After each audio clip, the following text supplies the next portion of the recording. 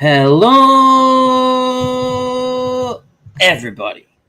How's everything going on this Labor Day weekend? It is a chat with Al. Hope all is well. I have Monday off. We did a wonderful chat on Dave Gardner's channel yesterday with the community. I thought we'd do a little Labor Day marathon chat. You remember back in the day when we were young, the Jerry Lewis telethon for muscular dystrophy? Hopefully I said that right. You know, that used to come on and run from Sunday evening until Monday. Well, we'll do a little Labor Day marathon chat. Jim L., how you doing? Hope all is well. Good to see you, my friend. What is new with you? And how do you do? So like I said, we're going to chat for as long as I can go, or until I have to use the bathroom. We're going to show off some collectibles that I have acquired. It's kind of fun getting those. Nothing expensive, but they're fun.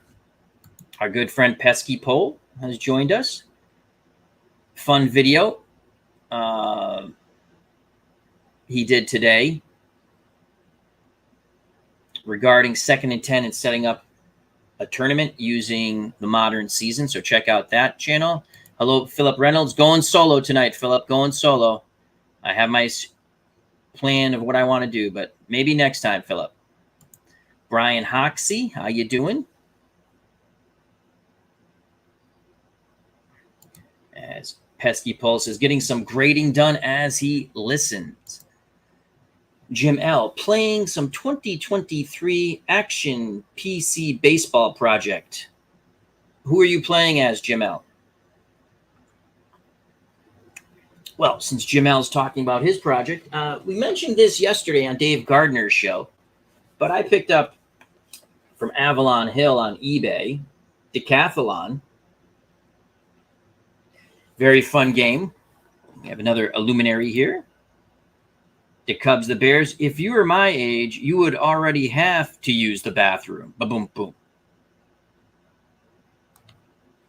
Jamel is playing as Atlanta. Cool. So, again, very fun game. You got to be a track and field fan. What you get with the game, in Avalon Hill, they have those very unique dice. So let me just open this up. I don't really do unboxings. I already unboxed it. I play with it. And if I like it, I show you. So it comes with, David Selinsky's here. Pesky Pole says, nice. David Selinsky, how you doing, my friend? He says, good evening, Al, and the chat. So they have a very unique, and I've actually been playing, and I do think there's a way to bring this to the channel to show it, but not the whole decathlon. But I've played, how many events so far? One, I did the 100-meter dash, long jump, shot put, high jump. And now we're almost done with the, we got to do the 400-meter run. And it has a little scoring sheet. And you can actually, there's one card that's blank and you can play. It's actually a really good card. But I'm going to show you. So first thing that's unique about Avalon Hill games, and I found this out, and I also have Pay Dirt down there. I'm going to show you that. 1979, so it's the 78th season. I'll show you in a moment. It plays just like Bull Bound. Philip Reynolds says, just started second half of Shootout, I believe, SCH, second season, Central City League. I think that's Shootout Hockey. Or Stone Cold Hockey, I'm sorry. Stone Cold Hockey, very fun game. Brian Hoxie, this chat is great. Watch and listen while I work on my driver bios for current red, white, and blue racing 2073 Scram season. Holy cow, you've been playing that for a while. P-Jet, how you doing? He says, hey, gang. So the thing with Avalon Hill, they have a very unique dice system. So with the decathlon game, you get 3 dice. You get a black die, which is a 3, and there's a 2, Let's find it, Al. And a 1 somewhere. Okay. And then you get 2, we'll say white dies, but they're and they're wood. They're wicked cool. They're wood dies. And they go 0 through 5. This one's 0 through 4. So this one's 0 through 4. Yep, 0 through 4. And this is 1, 0 through 5. And what you do is when you roll, this is the 10. And so if you had a 3,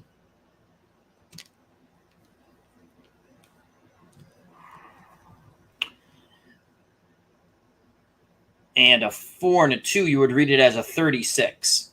So anyway, it's a unique sort of, they're not 1 through 6, the dies. So if you ever do get these games online, if you ever make sure they have the dice, or you can't really play, or you have to make your own dice. The game comes with, and again, it's a little visual thing, but each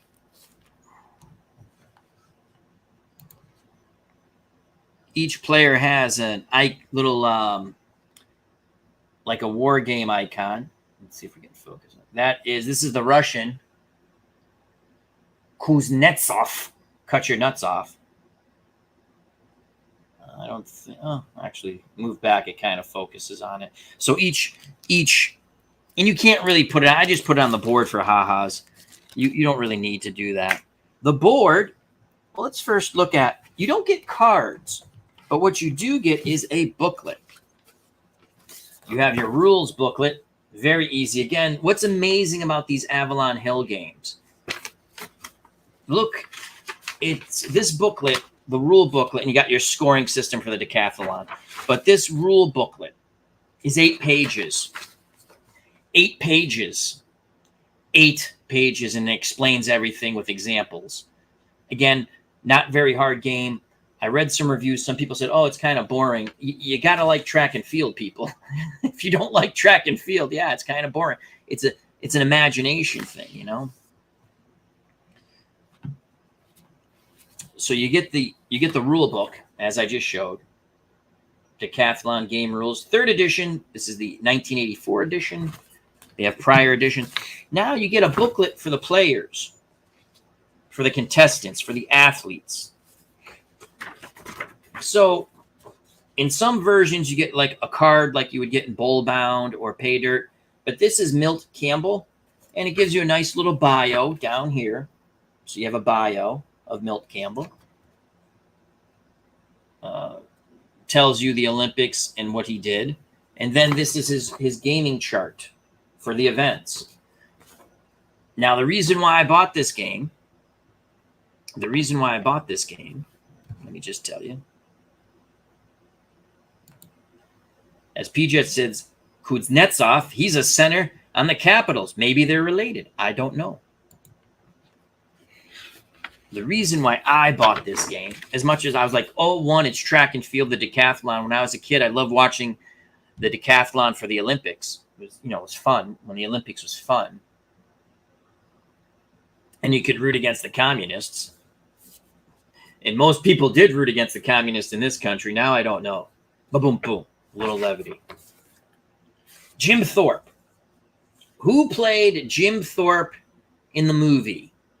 Way back when. I don't think they've made another movie. Who played Jim Thorpe? I know the Cubs, the Bears is going to know this.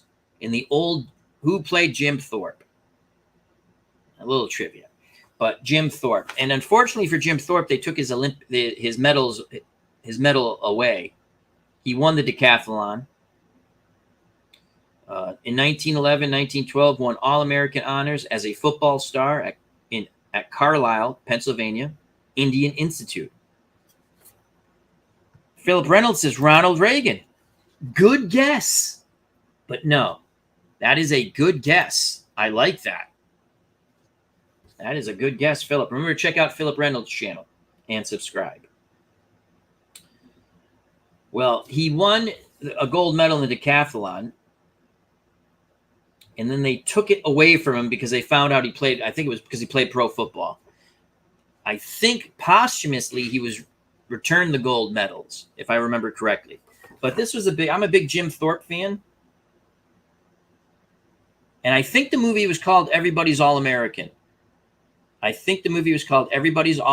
Who played Jim Thorpe? Great actor. He has since passed. Who played Jim Thorpe? And I want to say it's Everybody's All-American. I could be wrong.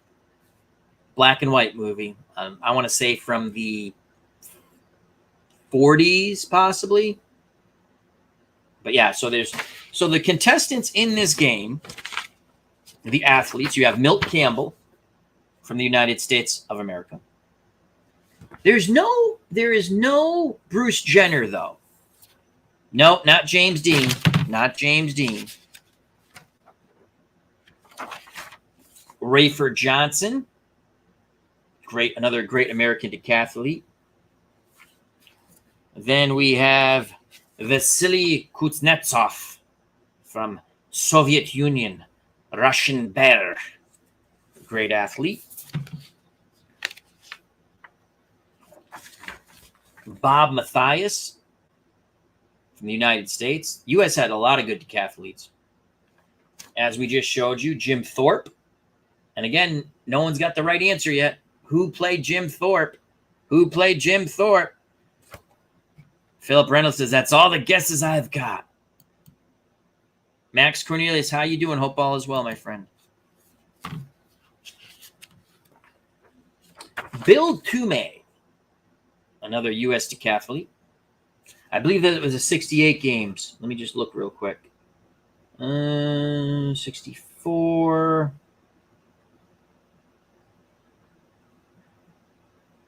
65, 67.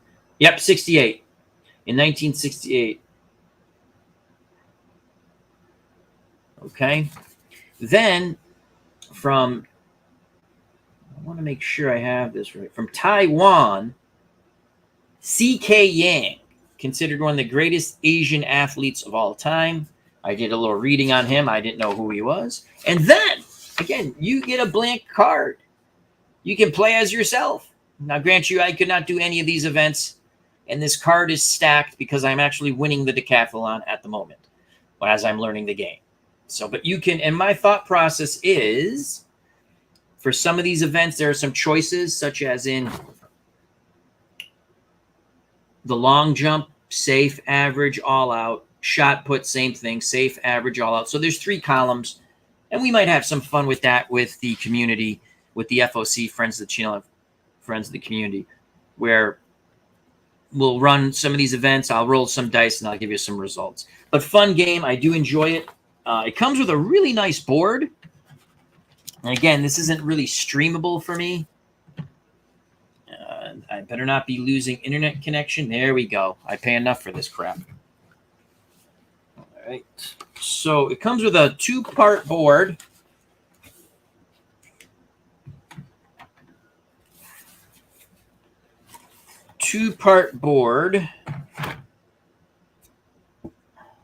And it has all the events. And you lay the board, like this. And it's really nice. This was in pretty good shape, to be honest with you. And I'm enjoying it. I play a little bit. I play a couple, 1 to 2. Let's see if I have this lined up right. Well, anyway, that's how it goes. But it's a nice board. Fun game. Max Cornelius says he's doing well. We have some more luminaries, good friends of the channel. So I'm enjoying this. And I was kind of laughing again at some of the reviews. Oh, it's kind of, you got to like track and field, people. If you don't like track and field, then you're not going to like the game. Let's put this back. And again, they have the dice, and I already showed you the little punch outs, like war game punch outs, I guess. And they're all the same. They just have the names on them. So this is like to me. And you can use it if you want. You don't really have to. But I thought it was cool. Very fun game. Enjoying it. Again, 8 pages. 8 pages, people. Sometimes you need more with directions and stuff. I get that. Sometimes the directions are the most important thing in how to play the game. So you want to really convey that. I want games to convey that on the ones I play. Who else has joined us? Oh, ST Patrick. Very fun game. The Squared Circle, check that out. Check out Sports Sim Magazine. He says, hi, Al. For anyone interested, we've reprinted the entire decathlon game in Sports Sim Magazine over multiple issues, and we have included Jenner and some more modern decathletes. Very cool. Send me an email on how I can get them. That is awesome. I did not know that. So they've reprinted them. I was wondering why Bruce Jenner wasn't in it. Great athlete, Bruce Jenner. And thanks to Tom McHugh for the work on that, by the way. Yes, thank you, Tom. What's coming up on the wrestling front, my friend? I gotta play that, get that game up on the channel again. Real life gets in the way of gaming, but you got to do real life first. Very fun game, Squared Circle. Very logical, and it's just fun. One price, you get a lot of wrestlers in their territory. So check it out. Uncle Dave Gardner says, hello, stay out of the water, especially if you're dressed as a seal. Again, Max Cornelius says he's doing well. That's awesome. It is a cool board. It's really a fun game. Again, I kind of went on an eBay kick looking for old games, enjoying them. So it's really a fun game. And it's in good shape. The box is a bit beat up, but I didn't care. I taped it up. I've always liked track and field. So I'm trying to get things I enjoy. Dan Burke is here. He says, good evening, Alan, everyone. Good to see you. Steeler fan 33, excuse me. I'm sorry. How do you like your Steelers this year? I'm a little iffy with the Patriots. Bill Belichick loves to save his money. Let's just go out and get some players.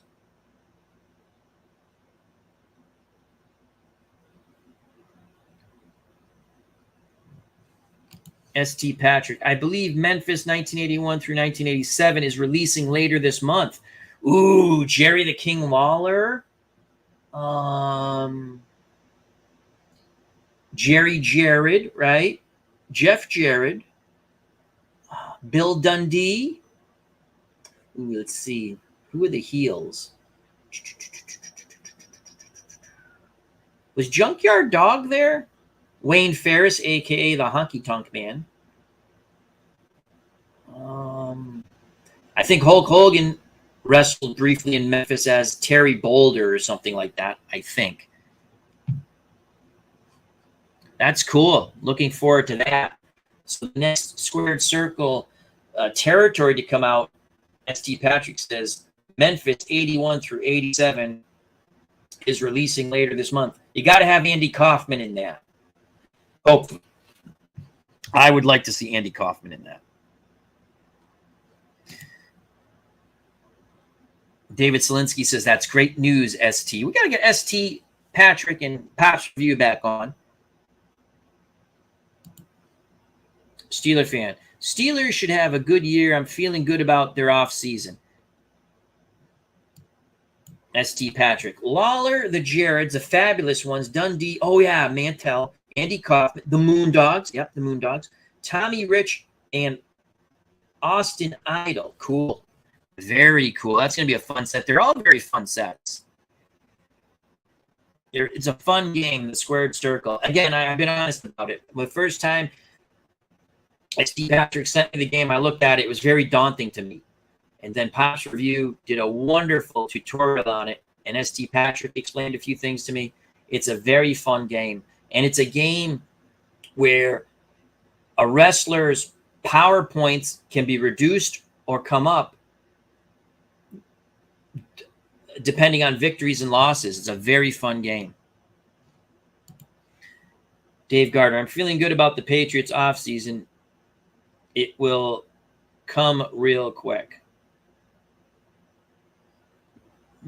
Not this coming Sunday. Next Sunday is opening day. I didn't like what the Patriots did to save money. Yeah. Let's cut our two young quarterbacks and hope they must have had a wink, wink, nudge, nudge deal with them to put them on the practice squad. But we'll see. We'll see. Bill Belichick really is going to have to, and again, very good coach. He's got to win without Brady now. I like Mac Jones. Hopefully they've squared away some things. Jones and Coach Belichick. Let's all get on the same page and win some games. David Selinsky, fantastic. Great lineup of wrestlers, ST. Such a great territory. That's the other cool thing. And again, I play Phil Singer games. I also like Tom Vogel's, my favorite PC wrestling game, not counting, Fire Pro Wrestling, which is a fun popcorn game. But Tom Vogel's Wrestling's Finest is excellent. Some people beef about the price point, but you get thousands upon thousands of wrestlers, and it plays very logical. The same thing can be said for the Squared Circle, the ST Patrick game. Extremely logical it plays. You buy a territory, you get a lot of wrestlers for a very reasonable price. I also play Filsinger games. It's a fun game. They're all fun. So there's a lot of fun games out there for wrestling, and there's probably more. There's I have another one that Mr. Utah Mike likes, and that's a good wrestling game too. A lower cost to it, so it might appeal to more people, but they're all good wrestling games. ST Patrick says, thanks, David. Max Cornelius says, nice, ST. Mark Russell, how you doing? I'm really enjoying the Squared Circle. Thanks for the demo, ST. Okay, so that's a great point, Mark. If you're not sure about the Squared Circle, you can email it. It looks, Mark Russell says it here. Get in contact with ST Patrick, and he'll send you a demo. And I think that's very important, that you can get a demo of a game to see if you like it. Dave Gardner, 500 for the Patriots.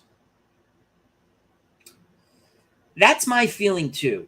And with some breaks, they could go above 500 to make the playoffs. Also, we're hoping to have a weekly show with our good friend JD the Dragon, a little NFL chat once a week. He's a Denver Broncos fan. I'm a Patriots fan, but we're going to discuss what we've seen in the NFL. Hopefully, we'll get that on track and have fun with that. So, and he went camping this week, and I hope he's having a great time. Our good friend, JD the Dragon. ST Patrick, you guys are all very kind. Thank you. So, ST, if someone contacts you, can they get a demo of the game so they can understand the game? Also, ST did a really good thing where he, again, to me, when I first got it, it was very daunting. I'm just being honest. And it's not that daunting. But it's such a big rule book. And it's not even just the big rule. It's not the rule book. Everything comes in the book. So it's a lot of pages. And when you look at that, you're like, holy cow. But he's also done a quick version of how to play, a quicker version of the rules. I have my cheat notes here, so I know what pages to go to. I was actually going to play some more offline this coming week because I want to put some more on the channel. But because I haven't played in a little while, I actually sometimes have to relearn things. So, but I have my little cheat sheet here, to help me out. And it's a fun game. I do enjoy it. After further review with our good friend Steve Tower, how you doing? He says, hello, Al, in the chat. Ready to continue our conversation about bringing back Battle of Network Stars? Yes, we are. I love Battle of Network Stars, though I don't watch network TV anymore. And I already shared it. I've shared it many a times. When we first started chats way back when everyone still hated me. Most people still hate me. That's okay. I don't care. Gabe, look it up on YouTube. I might even find the link and put it here. Gabe Kaplan, Robert Conrad, The Race Off. It was awesome. One of my favorite sports moments. I used to also like when they used to try to get Howard Cosell into the dunk booth and he wouldn't do it because he's a weenie. God rest his soul. ST Patrick. I like all the other wrestling games too. This should never be competitive. We all need to support all the creators. It's a great community. Always be positive. I agree. Sometimes I'm not always positive. I can be a bit, what's the word? Not positive. But I think when I do that, those people deserve it. H2 Hofield, good evening. Go Jets. How do you feel about your Jets, my friend? Do you think Aaron Rodgers will make a difference, or will the New York Jets continue to be the place where quarterbacks go to die? I mean that laughingly. Do you think Aaron Rodgers will make a big difference? Is it going to be like when they got Brett Favre? You know? So give us your thoughts, H2 Hofield, on the Jets. ST Patrick, absolutely. I have something called a care package. I send them a bunch of stuff, but I also have an open email policy. I love answering questions and walking people through it. You are one of the best at that. And again, what threw me off was I didn't understand when you sent me, and I bought other territories since, and I'm not lying. ST Patrick sent me a territory that you have to buy the first book. That's what you need. You need the first book that has the rules and the charts. Though when you get other territories, there's different types of charts, but you need that first book, and that gives you all the rules and stuff. I want to say that's the NWA book. I have it back here somewhere. I recommend the PDF because then you don't have to print everything. You can use the snippet tool if you want. You put it on Excel. You can roll your own dice or use Dice Roller. Very fun game.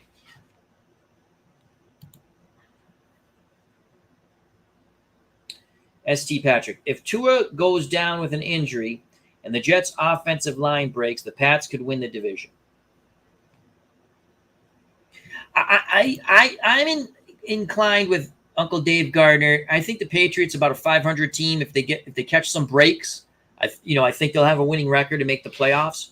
People forget when they had Cam Newton. I like that team. It was a fun team to watch. Before he got COVID, they're on their way to the playoffs. Okay. After he came back from COVID, he wasn't the same. Even then, they lost close games to Kansas City, and they lost like 3-4 close games against really good teams. But that's why they didn't make the playoffs. They were just below 5. They finished 7-9 that year. Mark Russell says, made it much easier to learn the care package. Awesome. Awesome stuff. Awesome. No one got the trivia question. Who played Jim Thorpe? And I believe the movie was called Everybody's All-American. Come on, the Cubs, the Bears, if you're still there. I know you know this. Everybody's All-American. Who played Jim Thorpe? Great actor. I'll give another hint. He was in From Here to Eternity with Frank Sinatra. Frank Sinatra played Maggio. Oh, you got to get it now. H2 Hofield. We're going to dominate the AFC East. They look like they have everything to go 12-5, elite defense, Rodgers to Wilson, may set records, not your same old Jets. Well, I wish you well, H2 Hofield. And I wish you an enjoyable Jets season, unless they're playing the Patriots. So it's going to be interesting. I mean, the Patriots kind of doing the same old thing. David Selinsky, the Bills will make the East interesting. Bills are going to be tough. Jets are going to be tough. Miami, again, if the quarterback stays healthy, they're going to be tough. Ooh, Sports Time Machine's here. Our good friend, Mr. Utah Mike, Steve McQueen. No.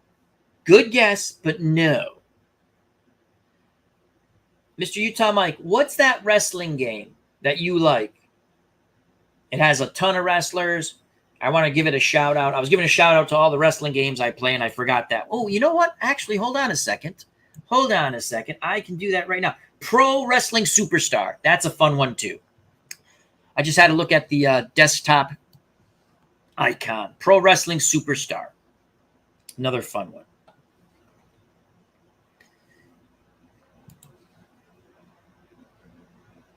Ooh, ST Patrick's got it. ST Patrick's got it. Mr. ST Patrick has it. He hasn't named the actor. He says he also played a major character in one of my favorite films. 7 Days in May is excellent. 7 Days in May is about a potential military coup by a general in the United States because it's very interesting.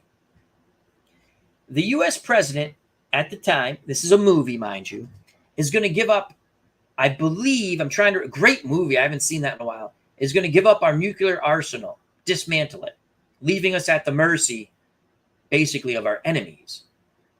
A general played by this actor who I'm going to name in a second because, well, we'll name it. We'll name it. Dan Burke. Burt Lancaster. You are correct, and so is S.T. Patrick. Let's go back to 7 Days in May. Awesome movie. We got to have S.T. Patrick on. If he knows about 7 Days in May, we've had him on before. So what happens in 7 Days in May, the general decides he's going to overthrow the government because this president's going to leave us at the mercy to the communists, if I remember correctly. And I think I do. And it's a very interesting concept. Which side is right? Which side is wrong? Kirk Douglas is also in the movie. Great movie. I have to say I was leaning towards Burt Lancaster in 7 Days in May because I do believe he was correct that the president was wrong. And there was a great scene when they go, you can run for president in November. He was a former general. He had retired, a war hero. And he said, there's not time.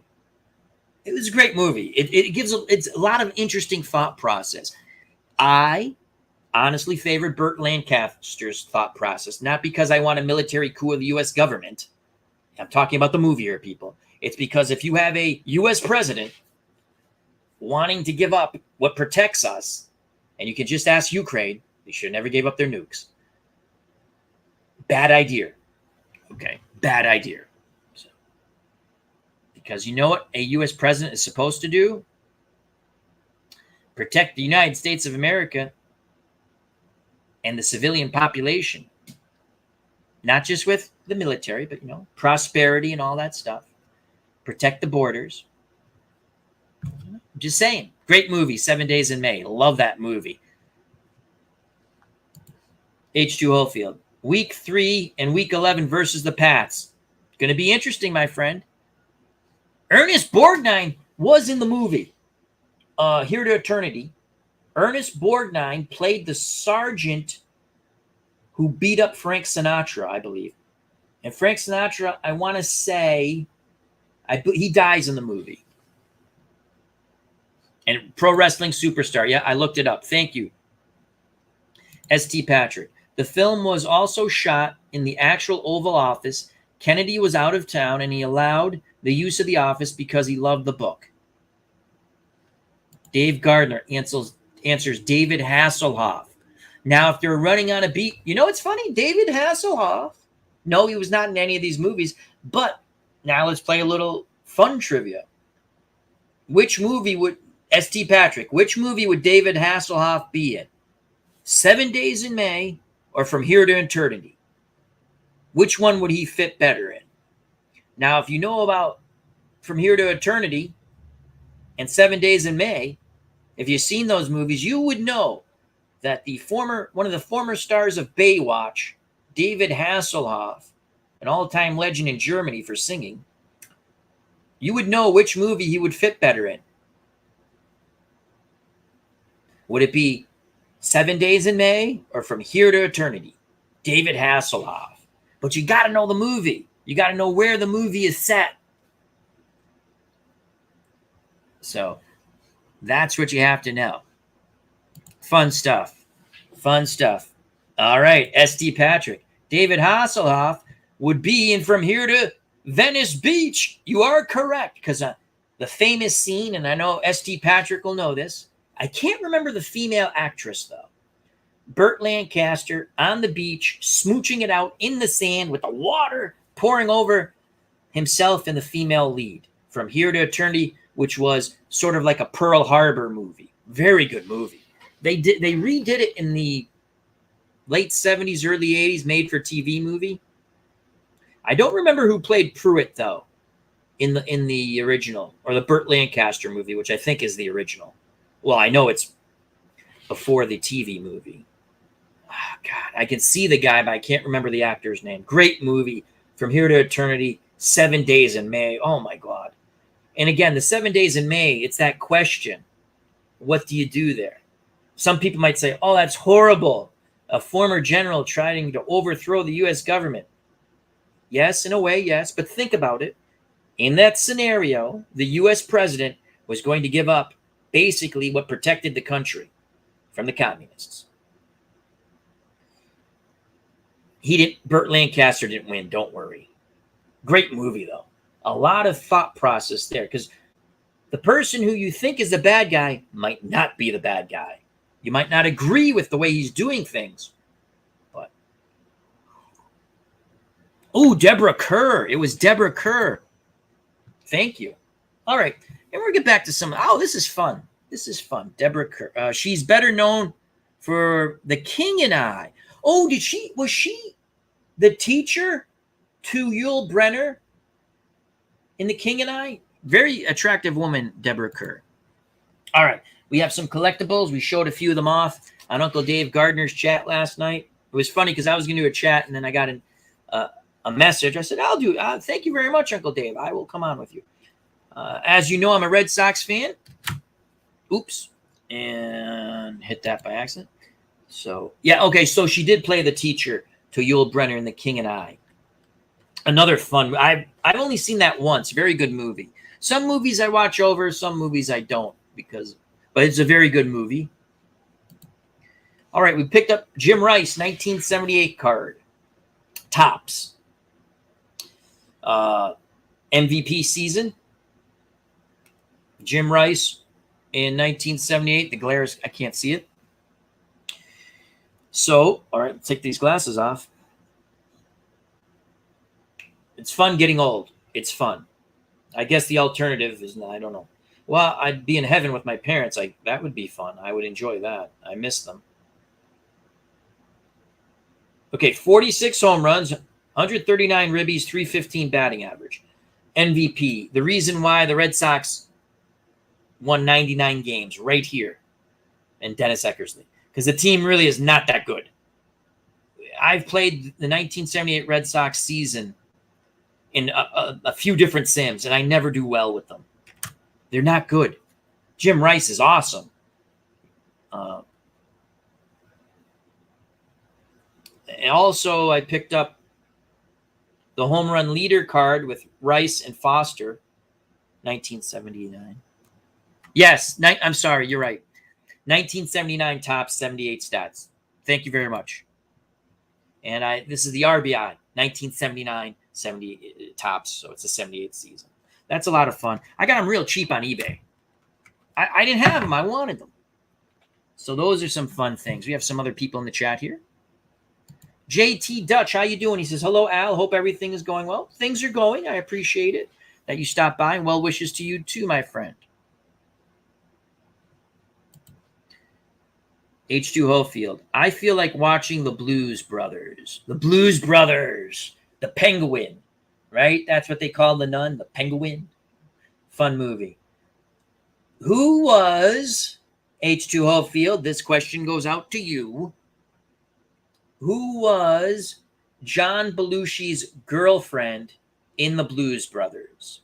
Much more famous for another movie series.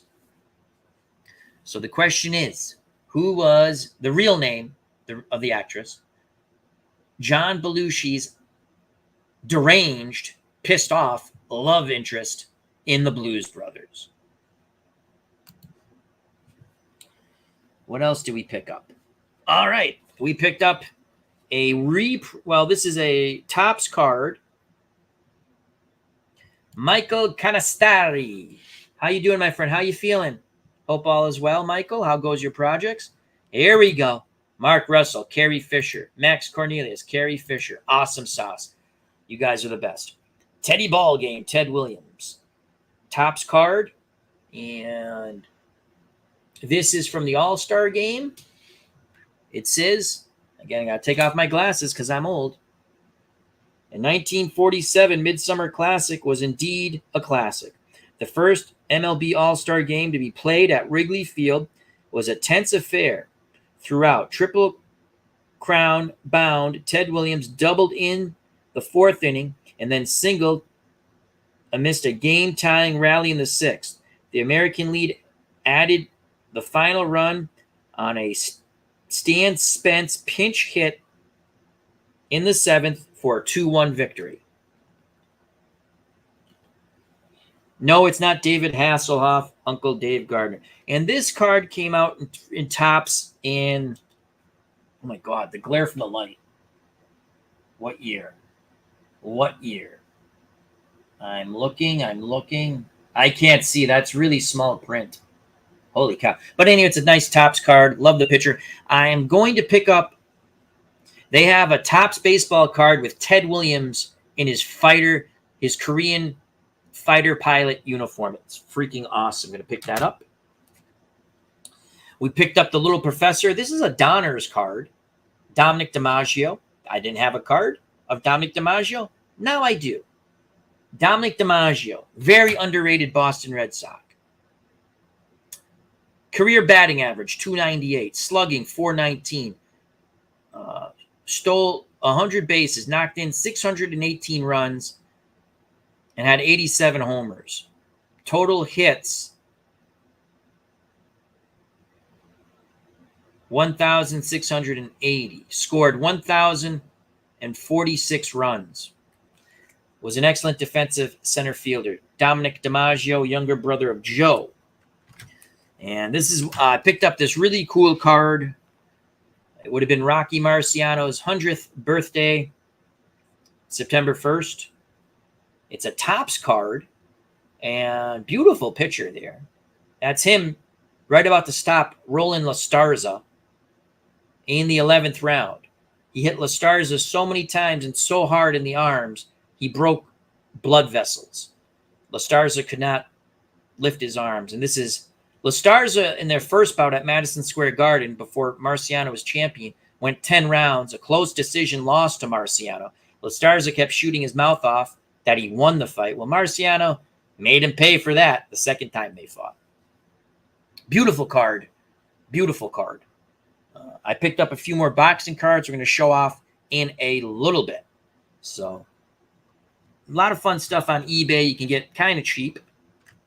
Never go with what they say. Put in your offer. And if they don't take it, move on. That's what I do. This is my offer. Take it or leave it. I finished collecting the 1976 Patriots. I have all the cards right here. Here's your checklist. So, again, this is 1977 Topps 76 Patriots. This is the checklist. I have that. Because I got so excited, I by accident bought 2 Julius Adams cards. So, we got Julius Adams, defensive end. And again, like I said, I didn't realize I had 2, but I did in the cards. Then we have the guard, Sam Adams. No, they didn't name the beer after him. Okay. And there's only 20, I think it's 23 cards in the set. I'd have to count it out. It's 20-something cards. I have them all. Don Calhoun, the human bowling ball at running back. In 1976, man, could they run the ball. Don Calhoun rushed for 721 yards, 5.6 yards a carry. 5.6 yards a carry. Don Calhoun. Then you had Sam Bam Cunningham. Why did you step out of bounds, Sam Bam? You should have put your shoulder down. Pick up those few inches. We win the game. But I still love Sam Bam Cunningham. 1976, 824 yards, 4.8 yards a carry, 3 touchdowns. Excellent safety, Tim Fox.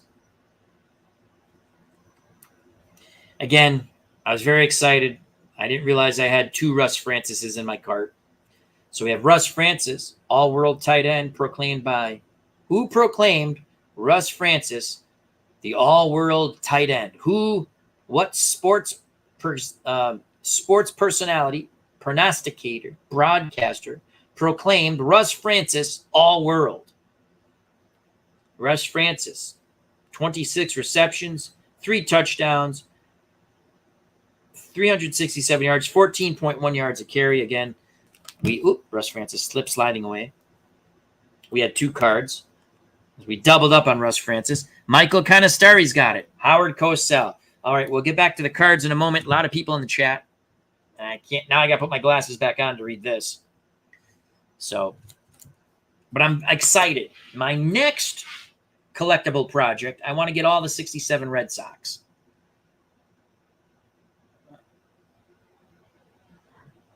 JT Touch about the 78 Red Sox. You're absolutely right about the 1978 Red Sox. They're very tough to win with. Or you can win, but you're not going to get that 90. I have never got close to the 99 wins. The pitching's not good. Eckersley's good. Other than that, the pitching's not good. The hitting's not that good. Rice is good. Rice is awesome. And what if a sim can't do, it doesn't, like I didn't win the close games. Michael Canisteri's feeling great. Another checkup in 2 weeks. God bless, my friend. Yeah, the other 2 DiMaggios put up some pretty good stats.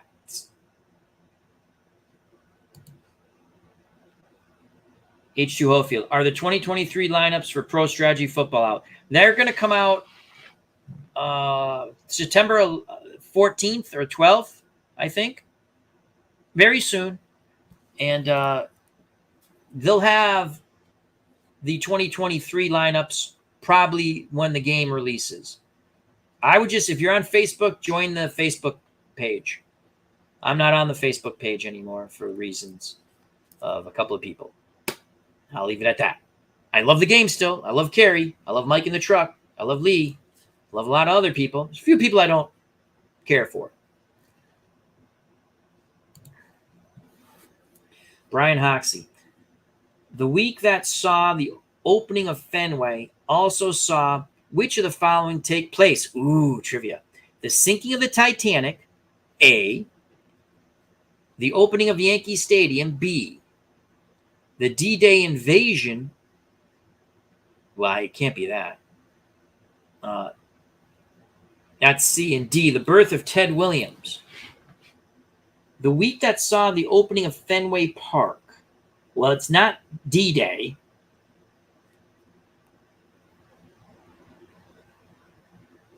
I don't think it's the opening of Yankee Stadium. Sinking of the Titanic. I think it's sinking of the Titanic. Is it Titanic in 1912? I'm going to say sinking of the Titanic. Oh, I love trivia. I'm probably wrong there. David Slinsky. Based on all the talk of the 70s and 80s TV series and movies last 2 nights, I might be watching The French Connection in 3 Days of the Condor before this long weekend is over. French Connection, Gene Hackman, Roy Schneider, excellent movie. Had that zigzag car chase in New York. 3 Days of the Condor, Robert Redford, CIA thriller. I remember when the postman walked in, they killed everybody. That was cool. That was cool. And again, Howard Cosell, you are correct. Clinton Parks, Russ Francis was a flake. He was a good tight end, though, Clinton. Hope all is well. Arnold Hunter, this chat is for you, my friend. Hope all is well. JT Dutch. I think the 77 Bo Sox better than I do too. I think the 77 Red Sox, had Ferguson Jenkins pitched a little better, and I love Fergie, they could have won that division. That team was tremendous. Man, could they hit. They needed one more pitcher. It'd be interesting if you took 78, again, just interesting, if you took 78 Eckersley and put him on the 77 Red Sox. Because that 77 Red Sox team was phenomenal offensively. Clinton Parks passed by my area yesterday. Awesome. Hope all is well. Clinton Parks is the sinking of the Titanic. That's what I said. Yepers. 1968 Top Set reviews the 67 series. Yes, so it's you need the 68 Top Set. And I have some of them. And we're going to get back to the other cards for the Patriots of 76. I have some already. I have Tony Conigliaro. Tony C. What might have been. I've showed these off before. I have I'm also going to collect, I think I want to get one of every Tony Conigliaro card each season. I have the Boomer, George Scott. Probably his best season, then 77's his next best season for the Red Sox. He had good home run seasons with Milwaukee.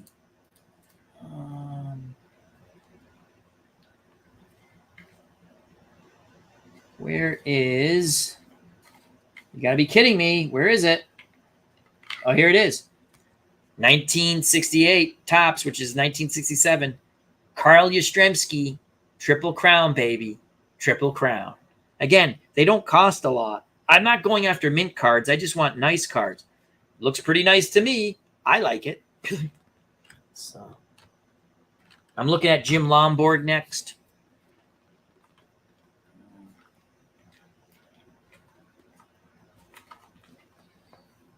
Let's go back to the chat in a moment. Let's get back to the 76 cards.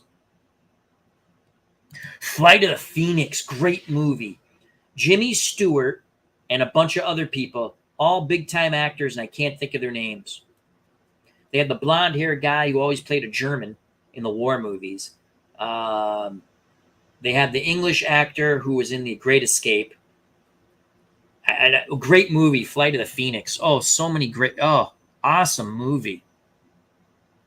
The Flight of the Phoenix is the plane crashes in the desert, and they have to get out of there. And what they do is they end up rebuilding the plane so they can fly out. It's an awesome movie. Spoiler alert, if you haven't watched it, it's too late now, right? But great movie, still worth it.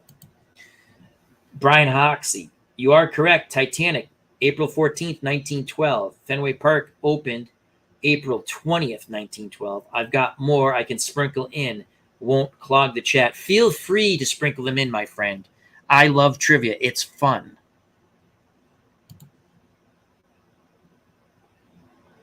The original Jackal movie. Tough movie, but interesting. Oh, that was the assassination, the attempted assassination, the movie, the attempted assassination of de Gaulle, right? That is a good movie. Oh, I haven't seen that. No, that is a great movie, Clinton Parks. Yeah, the Jackal. Doug Hunt. Hey, Al, watch any college football this weekend? I caught the fourth quarter of Colorado and TCU, and it was incredible. I enjoyed it. Back and forth in those 15 minutes. No defense, but it was fun. Doug Hunt says, good one on now with FSU LSU. What's the update there, Doug? Give us an update. I might put that on over here to check it out. But yeah, I watched Colorado. The fourth quarter, I was cleaning the kitchen. We had just eaten. I said, I feel like watching some football. And I always like college football for the pageantry and the fun. So Deion Sanders is the head coach of Colorado. He has two sons who play there. One's the quarterback, and the other is a defensive back, I believe. TCU has a hell of a quarterback themselves. It was a fun game.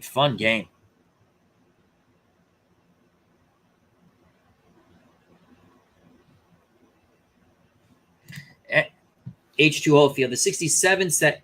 Do you mean the 66 season, 67 top set?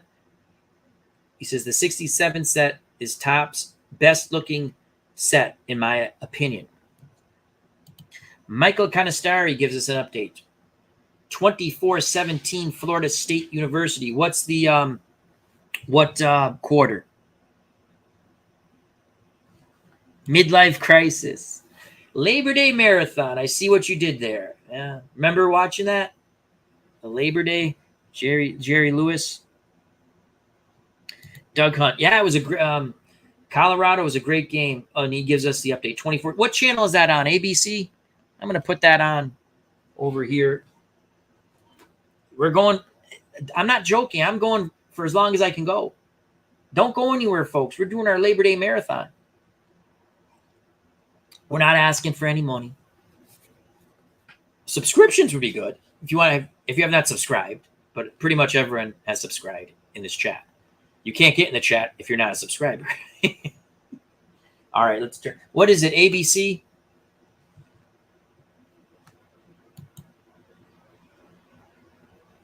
ABC, fourth quarter. Okay, bear with me a moment. I got to turn the sound down. Let's get this on here. Then we'll go through a few more things. Of course, see these glasses? They're for the computer, not for distance. The joy of getting old. These glasses are for distance. So now we'll squint our way. Bear with me a moment. Let's go down here, go up, go to the side. No, go back. It's gone. Input. HDMI 1. Okay.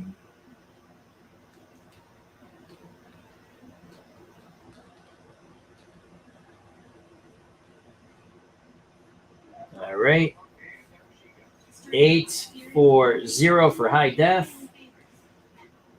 And let's turn this down so we don't get flagged.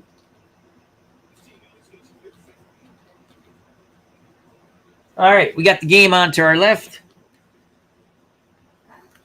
Remote controls. All right.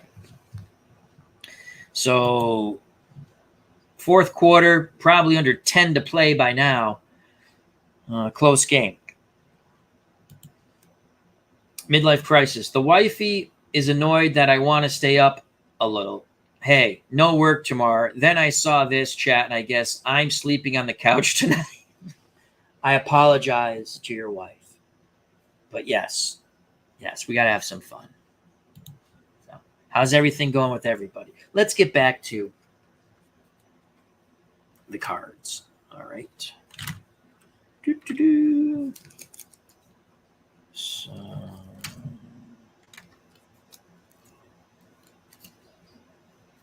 wait a second. Did some of the cards fall on the floor? Oh, there they are. There they are. They're over here. I was going to say, where are the cards? Okay, here we go. So then to continue with the 76 Patriots, again, I think it's 23 cards, 24 card set. Tackle, Leon Gray. As Doug Hunt says, LOL midlife. Steve Grogan, quarterback. And then I bought, this was when he broke the record for most rushing touchdowns. It has since been broke. I want to say it was, was it Michael Vick, Randall Cunningham? I don't remember. 14, I think it was 12 rushing touchdowns. Steve Grogan. Sugar Bear Hamilton, roughing the passer. All-Pro John Hanna, number 73. All-Pro rookie Mike Haynes. Veteran cornerback Bob Howard. Midlife crisis says, gosh, those cards bring back lots of memories. Yes, they do. That's why I got them. Sam Hunt, middle linebacker. Andy Johnson passed away, was it last year? A few years back? Was a quarterback, Georgia? Was he at Georgia? Let me look. I think he was a quarterback at Georgia, turned into a running back. Was a good running back. He got hurt. He finished off his career with the Boston Breakers, didn't play much because he was banged up. Loved Andy Johnson. Okay, it's 24-17. We have 11:28 left to play in the fourth quarter between Florida State and LSU. Florida State looks like they're looking to punch it in again. I think they're inside the 10. Yeah, it looks like a goal line situation here. They're in the spread. Well, not the spread, but the quarterback's in like sort of a mini shotgun. Handoff to the left, number 9, cuts back middle. He's going to pick up 2 to 3 yards. Brought down. If you kick a field goal here, you're going up 10. So you want to make sure you get that field goal, but of course they want to punch it in. Richard Atone, or Atone. My wife simply said, didn't they do this last night? What else is there to talk about? There's so much to talk about. So much. JT Dutch. I think Cam Newton was the quarterback with the rushing touchdown record. I believe you're correct. All right, here we go. Florida State throwing to the corner. Touchdown. Nice pass. Nice catch. Florida State's going to put this game away. Well, there's still a lot of time. And we know how they play defense in college football. Non-existent. So Florida State gets the touchdown. They're going to go up 30-17. I assume they kicked the point. Midlife crisis. So basic. I remember always being annoyed that they weren't fancy. I appreciate them a lot more now. Yes, yes. We'll get to that in a moment, Max Cornelius, CM Punk. Bill Linkaitis, the center. Prentice McRae, another excellent safety. Tony McGee, defensive end. Did he go on to play for the Washington Redskins? Tom Owen, backup quarterback. I did not realize that in 74 he played quite well. Extra points good. They're up 31-17. I didn't realize, just looking at the back of this card, in 1974, Tom Owen came off the bench, had 184 attempts, 88 completions, threw for 1,327 yards and 10 touchdowns. That's not bad. He never really did much of anything after that. Mike Patrick, the punter. John Smith, the field goal kicker. God rest his soul, Darryl Stingley. The Rabbit, Randy Vitaha, out of Stanford. Linebacker Steve Zabel. So those are all the 1976 Patriots. Couple of doubles because I didn't, like I said, I didn't realize I had them in the cart. So I had two of them. And an extra card, the Steve Grogan record breaker. And I did buy, I even got the checklist, so I have the whole thing. Pretty cool. I'm happy about that. We'll show you some more cards in a little bit. Lots of stuff we've been doing. Want to see. All right, a little wrestling talk. I like wrestling talk. Love wrestling talk. Max Cornelius, what do you think about CM Punk getting fired from AEW? He had to go. You had this wonderful pay. We watched it, myself and Nurse. I didn't buy the one tonight. I wasn't getting consecutive weeks. I watched the buy-in show, which was fun. And then I decided to do the chat. They had over 80,000 people in Wembley. The place was rocking and rolling. The matches were fun, regardless of what some ex-wrestling aficionados say. It was a fun card. Had a little bit of surprise to it. Good card. Entertaining. The buy-in was entertaining. CM Punk got into a fight before his match with Jack Perry because Perry wanted to use real glass. It was just a pissing contest. CM Punk, I guess, threw a punch or something, put him in a front face lock, and threatened other people. The rumor is he also threatened Tony Khan. Tony Khan is the boss. You're gone. CM Punk seemed like he didn't want to be there. CM Punk, I like his philosophy on wrestling. I don't agree with his views on other things, but it's America. You can have those views. I think CM Punk, I thought he did a good job with Collision. He had creative control, a lot of creative control. I watch Collision on Saturdays. It's a good show. I watch the Wednesday show. I watch the Friday show. I don't always watch them on those days. We watch them on demand sometimes, but the Saturday show was excellent. The ratings have gone down for the Saturday show. They went up when MJF and Adam Cole were on. Again, if I was AEW, I'd keep that tag team together for a while because it's fun.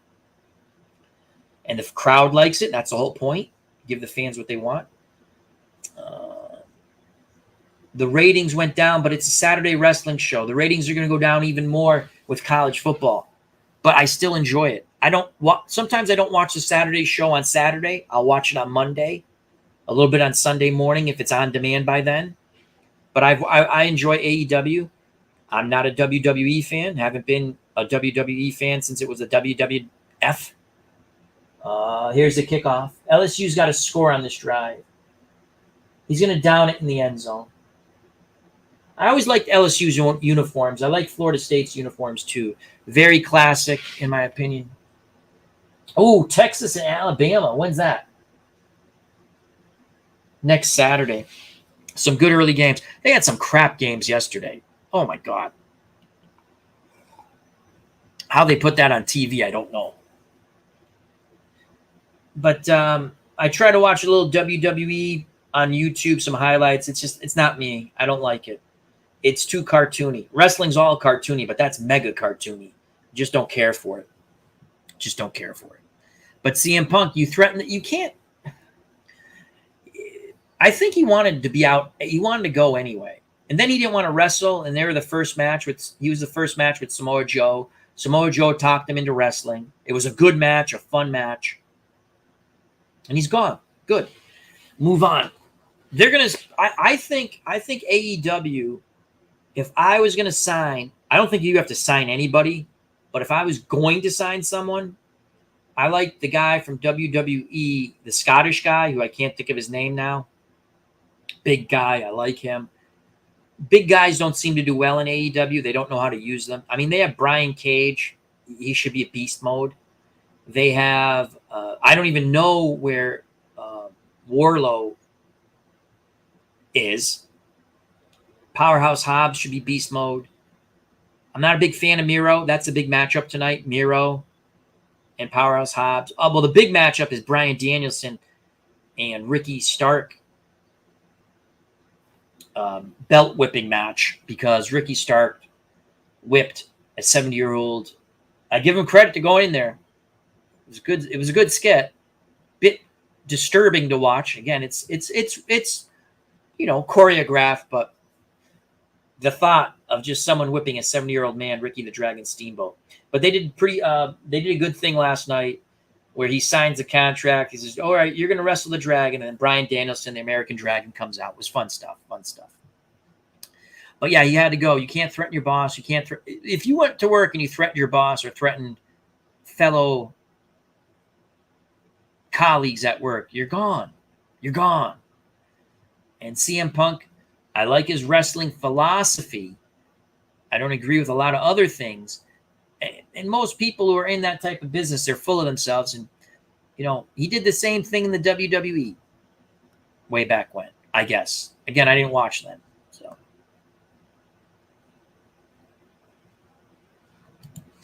JT Dutch says, yes, McGee won the ring with Washington in 82. Okay, I was remembering back. Doug Hunt. Hey, I just noticed I got that season 2. What season, Doug? Next week.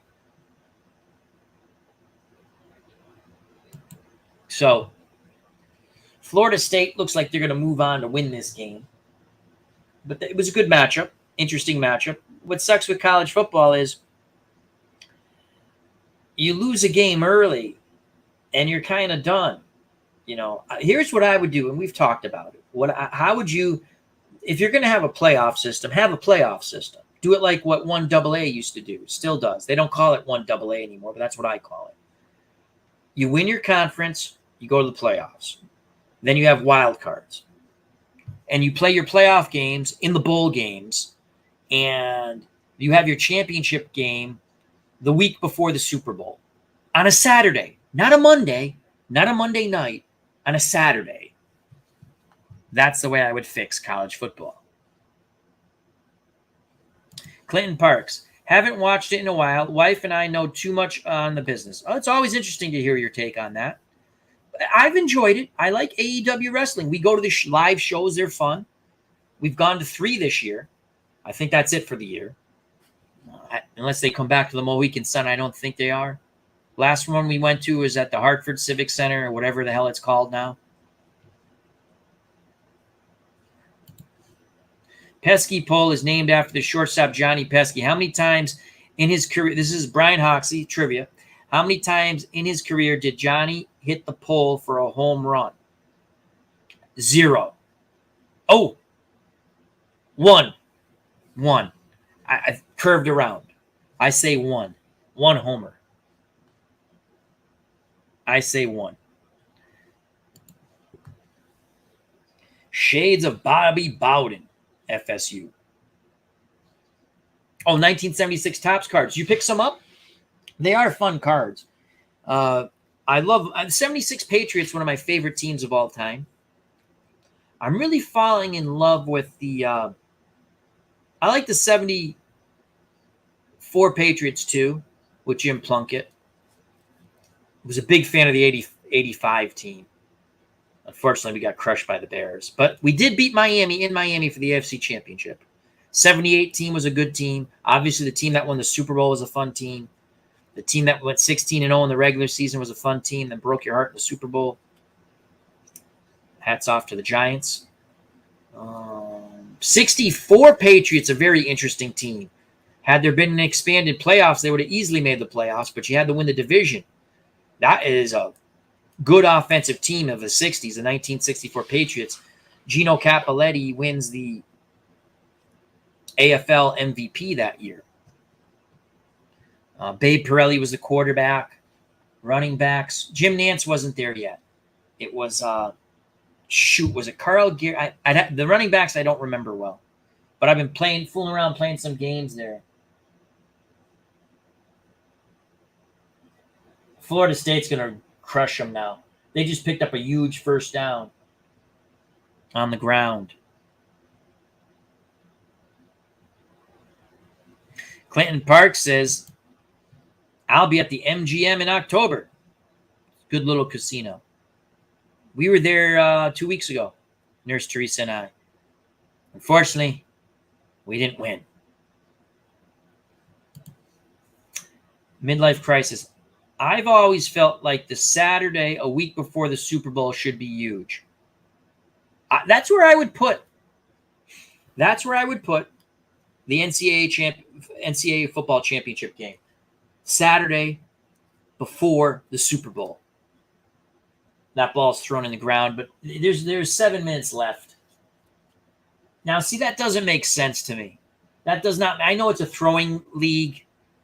College is throwing. You're up 10. You want the clock to keep running. Now, again, I don't know if they set the ball and the clock starts to run. I'm trying to remember. I don't know all the rules in the NFL or in college. I'm just watching now. But you want the clock to keep running. Take your time. They need 2 possessions to tie you or beat you. No. See, why are you throwing the ball in that? I don't get that. Now roll out left, wide open, touchdown. Beautiful play call. Beautiful play call. Play action. Quarterback rolls to the left, flips it to a wide open receiver. That was a beautiful play call and execution by the Florida State Seminoles, who have beautiful helmets and uniforms.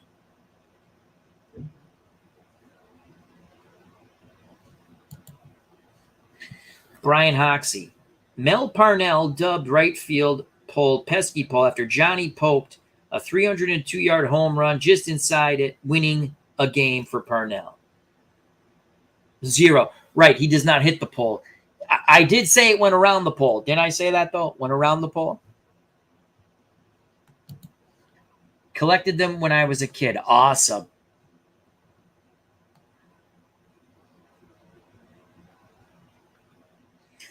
Clinton Parks has very good baseball knowledge, along with Beatles Eternally, along with Mr. Tate and others. Always fun to listen to them talk about baseball. Gino was around, I think. 1964, Cappelletti was. JT Dutch, 64 Pats. I want to say Larry Guerin was their top running back. Yes, Larry Guerin. I've been fooling around playing some games in 2nd and 10, Pro Strategy Football, and Action PC. Getting a feel for it. Not season games, just exhibitions, because I might do a project with them. I like that 64 team. They're a fun team. They're a fun team. Yeah, this game's over, folks. That was a great play. That was a great play call. That was fun to watch. Thank you for telling me the game was on. Watch a little college football, a little chat, coffee, water. It's Labor Day Marathon, people. I'm telling you, we're going a long time. It's 10:49. Get your coffee, get your alcoholic beverages, your snacks. We're going, baby. I remember as a kid, I'd sit up. I try to watch as much of the marathon, the Jerry Lewis telethon for muscular dystrophy. They'd have the little local thing, and then they go national. They had a lot of different acts on. I remember people used to raise money locally for MDS. MDS, right? But it was fun.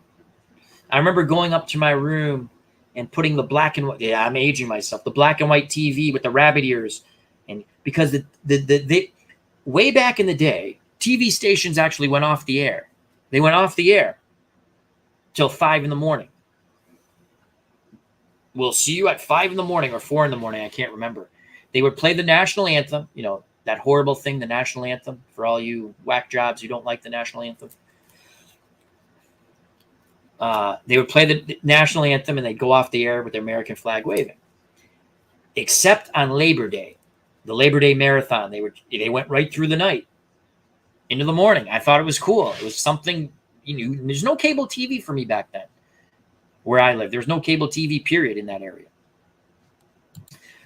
Midlife crisis. Number 8 versus number 5. Margin of victory is huge in the NCAA.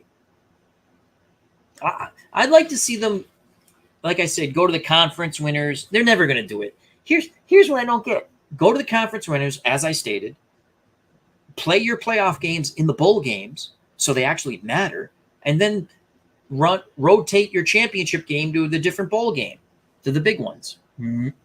How come one, again, my terminology, they don't call it. How come one AA can do that? How come every college division under major college football has a playoff? Or go back to the old way, because I don't like the 14 playoff. It's boring. Boring. The games suck.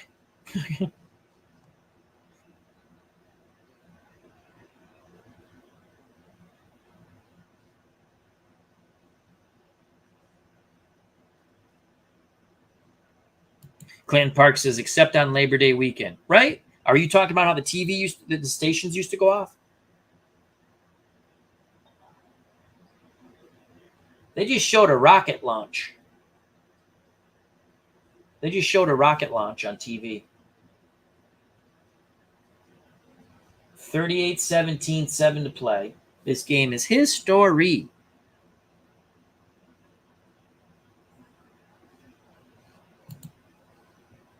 JT Dutch says they would show a rainbow color bar. Where I was, it was the American flag and the national anthem, if we're talking about when the TV station went off. Midlife crisis. Watched your Cotton Bowl. What if? I was curious and looked up the real 1970 game, thinking I may create a field image. Oh, the field was horrible. You could still see the original Easy logos. Yeah. I just made my own little field. Interesting. That's very interesting. The 1970 Cotton Bowl, which is a 69 college season. Penn State.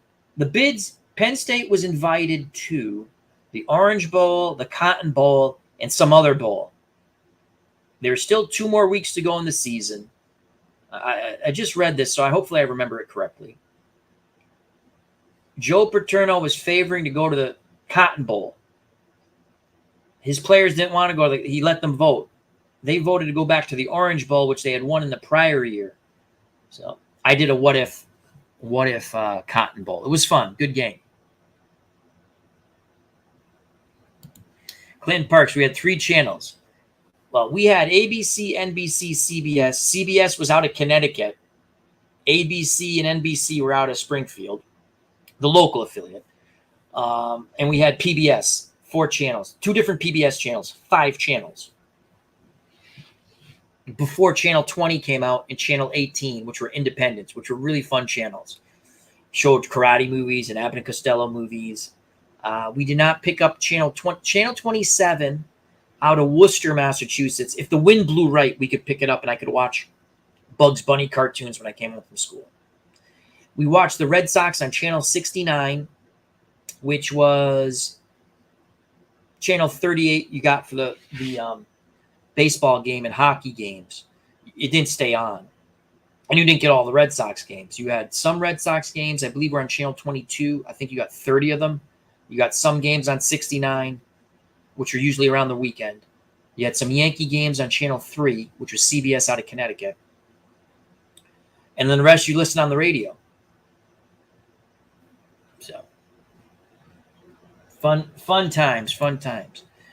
Doug Hunt. Jerry Lewis telephone on Labor Day. Remember that? Yep. Clinton Parks. You remember with baseball cards that you swore you always got the one guy in every other pack. Yeah. You know, it sucked when you got baseball cards? When you that piece of gum was on a good card and it left that sugary film on it, ruining the card. LSU throws to the out, tackled over the 50. JT Dutch. In Los Angeles, we had the main 3 networks, PBS, and about 4 other independent channels. Larry Harris, how you doing, my friend? I believe we had 7 channels, 4 of them UHF.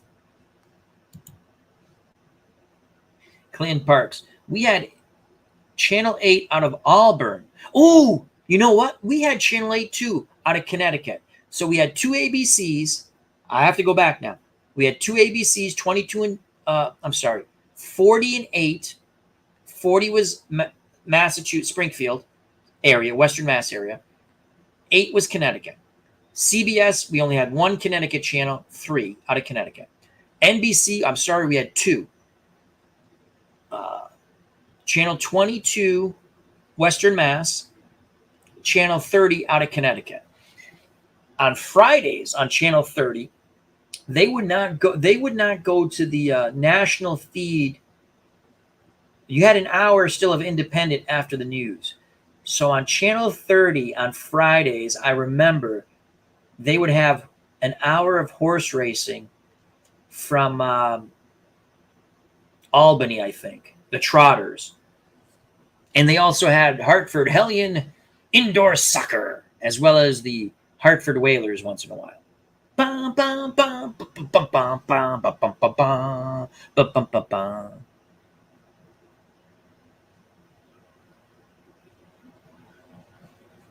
Clinton Park says, good thing for that transistor radio. That's right. Yeah, the Celtics were never on. The Celtics were only on national. There was no, I don't ever remember watching Celtics on a local feed. They would be on a Saturday or a Sunday, mostly Sundays. That's when you watch NBA basketball, was on Sundays on CBS, for me at least. And we listened to it on the radio. That's exactly right. Channel radio 56 AM out of Springfield. Johnny Most. Mike in the truck is here. How you doing, my friend? There was a question, Mike in the truck, regarding Pro Strategy Football. Someone asked, when will the 2023 season be out? I told him I believe it will be out when the game comes out. So, and again, if you have not heard, Pro Strategy Football 2024 is going to be out, I believe, the second week in September. A lot of fun. I'll be picking that up. We'll be playing that on our channel.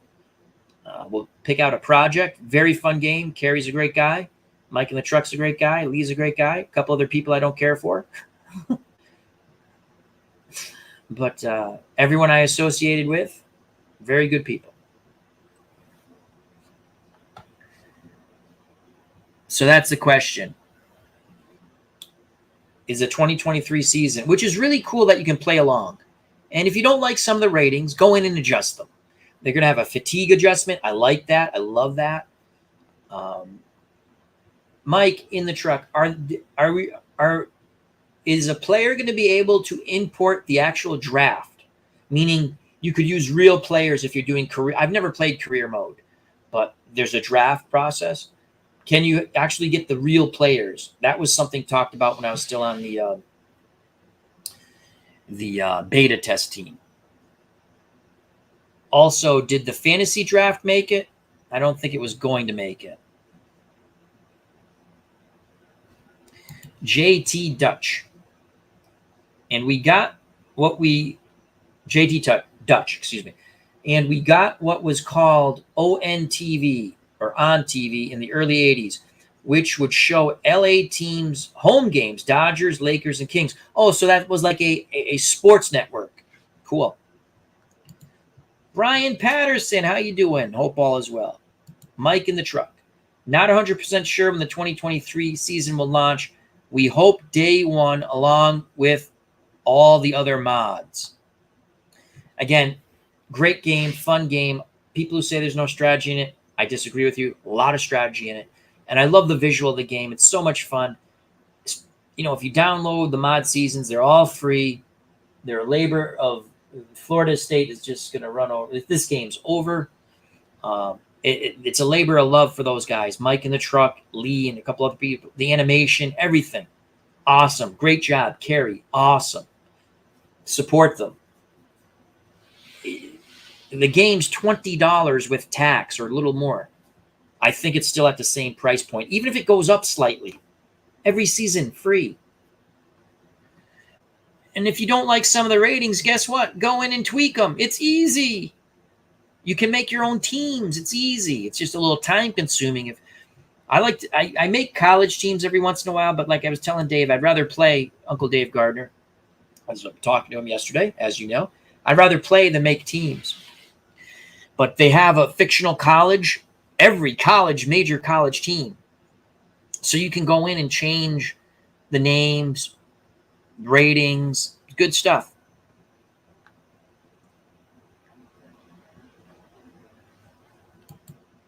So the On TV was a subscription channel. So like cable, you got the sports. Our good friend Tim, Cleve Baseball Fan 879, how you doing? Check out that channel and subscribe. Oh! Is he all right? Oh, he's all right. He got up. We'll be shutting this game off shortly. Mike in the Truck. Check out Super Bowl Tournament, a.k.a. Mike in the Truck's channel. And subscribe. We talked about the real player draft. Wanted to figure out a way to take actual draft and free agents and use CSV of future seasons to use actual ratings. That would be very cool. That's something that's really, to my knowledge, not offered in the game of that type. Football Mogul does a draft. And again, fun game if you like it. I've played it a bit. It's a fun game. I haven't picked it up in a few years. Maybe I'll pick it up this year. Football Mogul, Baseball Mogul. Our good friend Tim, Cleve Baseball Fan 879. And Florida State just put the icing on the cake. They sure did. Turn out the lights. The party's over. Dandy Don Meredith. God bless. Larry Harris is saying hello to Tim. Super Bowl Tournament, Mike in the Truck. Example, 1983 draft. We would use the actual 1984 ratings of all the players. So you'd get Marino in the 83 draft with his 84 ratings ready to go. I love that. That would be awesome. Did the fantasy draft make it? Ask Kara if you guys want to come on the channel and do the pre-show, the pre-talk about the game. I'm more than welcome to do it. I have nothing against you guys. I love you all. A couple of people in the Facebook group I don't care for.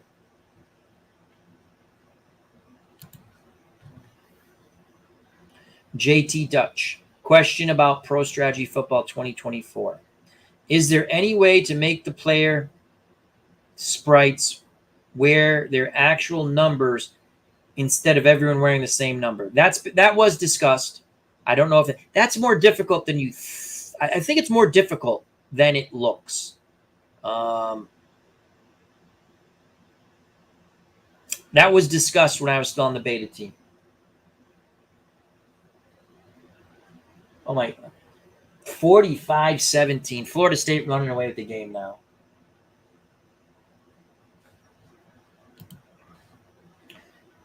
Didn't make it. No fantasy draft, I'm afraid. Oh, that would have been fun.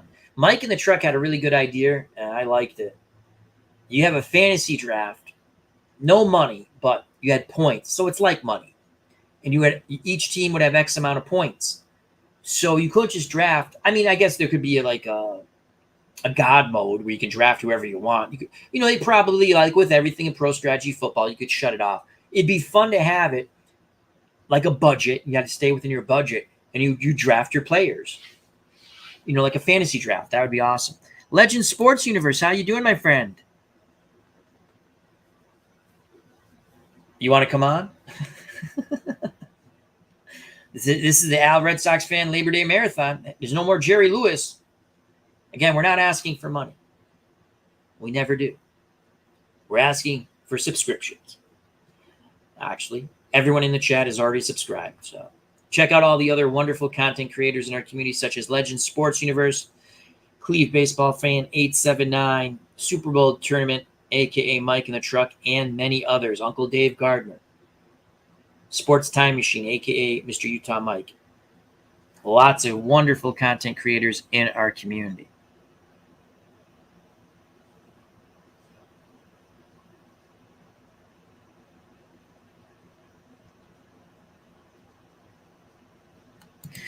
So Carrie is fast at work with squashing bugs, which there's always bugs, and Carrie does a wonderful job. He's serious about that in the AI. Yeah, the one thing, and I gave Carrie, I hate to say when I don't mean it that way. I gave Carrie my opinion. The AI down near the goal line, I don't know, maybe I'm wrong. I just don't think teams play zone down near the goal line. I don't. Maybe I'm wrong. Maybe they do play zone. But yeah, the AI is always improving. They always do a great job with improving it, and it's going to get better and better. The other suggestion I made was, again, I don't know how easy it is. When you're playing the older teams, you have to, in the game, if you ever try to make a team, you'll see it. I recommend everyone go in and try to make a team who has Pro Strategy Football, because then you learn the ins and outs of the game. The little things that you say, oh, why don't you do this?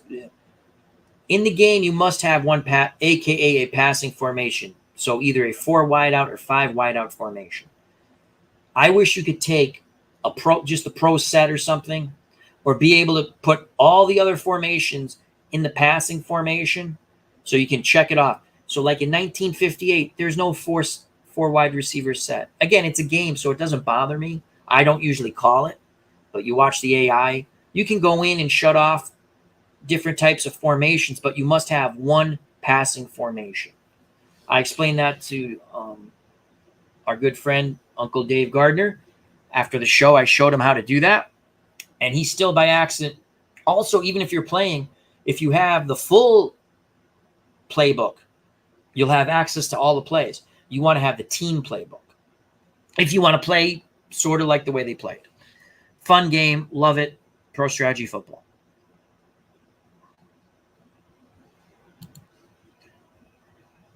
As Legend Sports Universe says, all good, sir, doing ratings at the moment. What are you rating? What sport? All right, so this football game is over. I don't know if they have any late games. Let's just go to let's go see what's on ESPN. Oh, the U.S. Open might be on. Tennis. Yes. U.S. Open's on men's.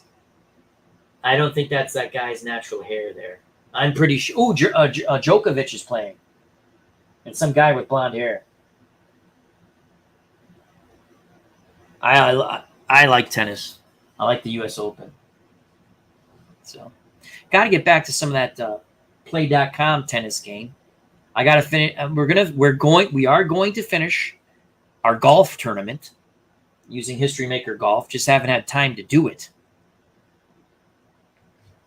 So Legend Sports Universe is working on rookies for year 2 of my franchise star baseball league. You do a wonderful job with that. That's tremendous how you do those ratings.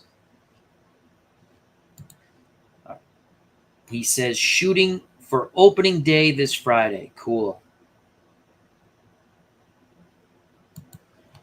So we have the U.S. Open on to our left.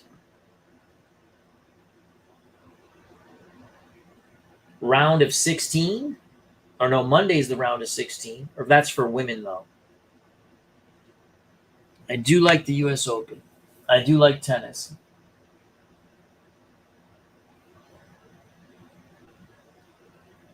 Yeah. Now, they must have 2 matches going on here. Or they're showing highlights. Anyway, we got ESPN on.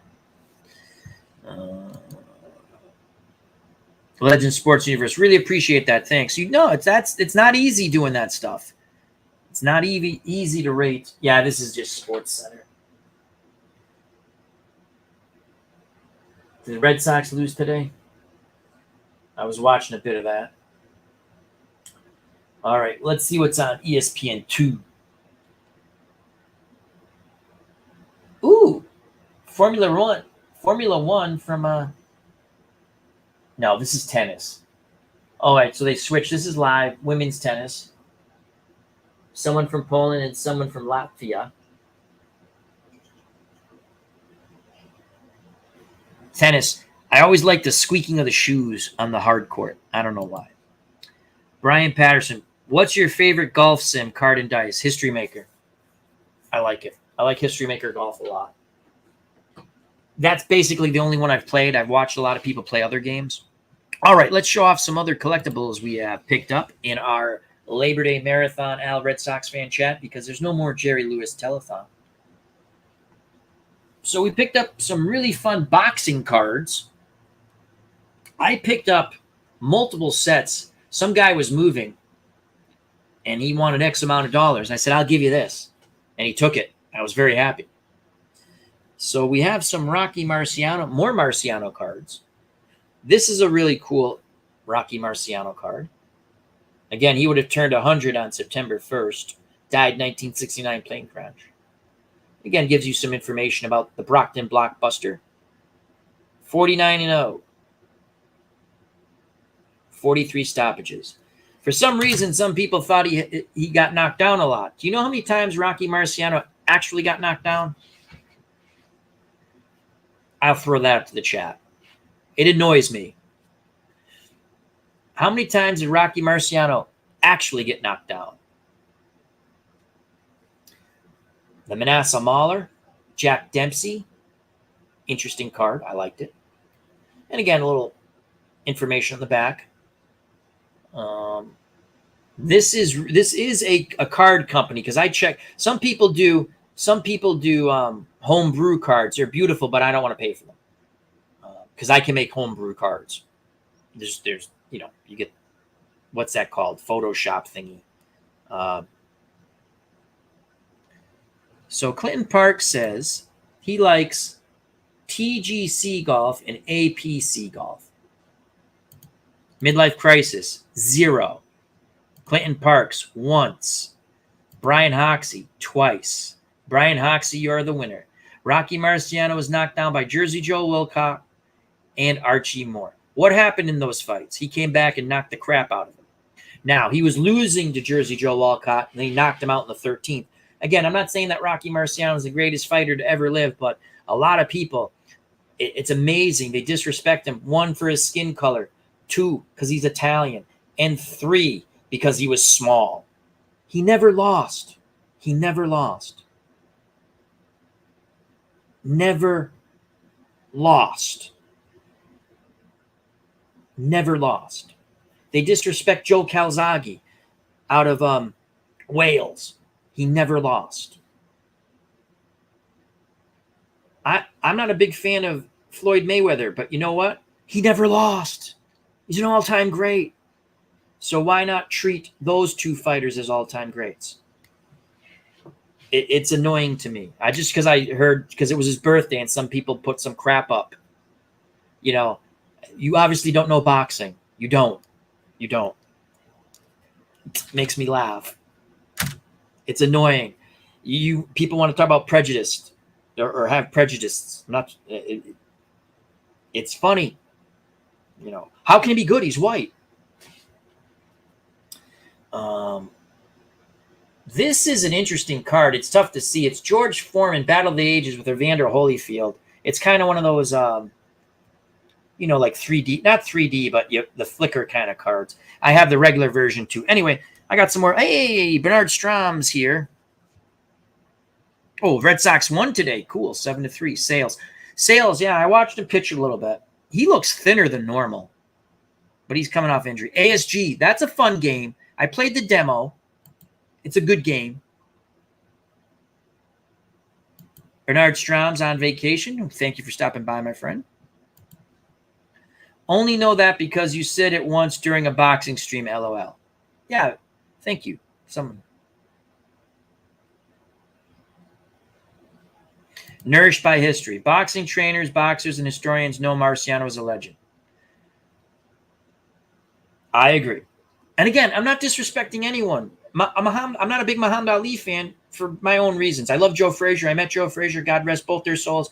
Joe Frazier, very nice man. I met Ali. Was not the people around him were not nice. I've said this before. The people around him were not nice. He was okay. Again, he was ill. God rest his soul. I've always said what made Ali great was he beat fighters in their prime when he wasn't in their prime. But when people, come on. He wasn't that good. Oh, he fought. Look who he fought. Hall of Famers. That's who he fought. Hall of Famers. Boxing was different then. It's I don't know. It's whatever. And again, the only reason I bring it up because people put up stupid stuff because it was his 100th birthday. You should read some of these comments. I'm like, it's just, what the hell's wrong with you? Oh, he's white. That's the only reason. Oh, well, shut up. That would be like, it doesn't matter what skin color you are for anything. If you're good, you're good. Whether in sports, business, life, and most important, as a human being. So anyway, back to fun stuff. I just had to get that off my chest. I'm sorry. It annoyed me that I had to read. And I try to ignore it, but it's just... So, I end up... Sorry about out of the picture. I bought... There's a bunch of... let's do this one. Muhammad Ali. These were interesting. I put them on my Facebook, whatever the hell it's called, page. These are interesting. Fascinating to me. Muhammad Ali. And again, Muhammad Ali, all-time great. He beat fighters past his prime when they were in their prime. Did he get, in my opinion, some gift decision? Yeah, but that's just my opinion. I never said he's not great. I don't, I'm not a big Floyd Mayweather Jr. fan. Guy's phenomenal. So, 64, 65, 66, 66. I don't know if one is missing. I have 1, 2, 3, 4, 5. But these are like metal. So 1964, and they're beautiful. They're beautiful. This all came, I got like 4 or 5 sets. The guy was moving. He wanted like a lot of money. I said, I'll give you this. And he took it. And they came beautiful, nicely packed. So these are really interesting cards. They're metallic impressions. I never seen these. Not that I would know, but they're really cool cards. And then 65. And again, it gives you a blurb on the back. They're really nice, beautiful cards. 66. Same type of, then some more information on the back. That's 4. I have them out of order. This is 1. I like this one. Oh. I like them all. I like this one.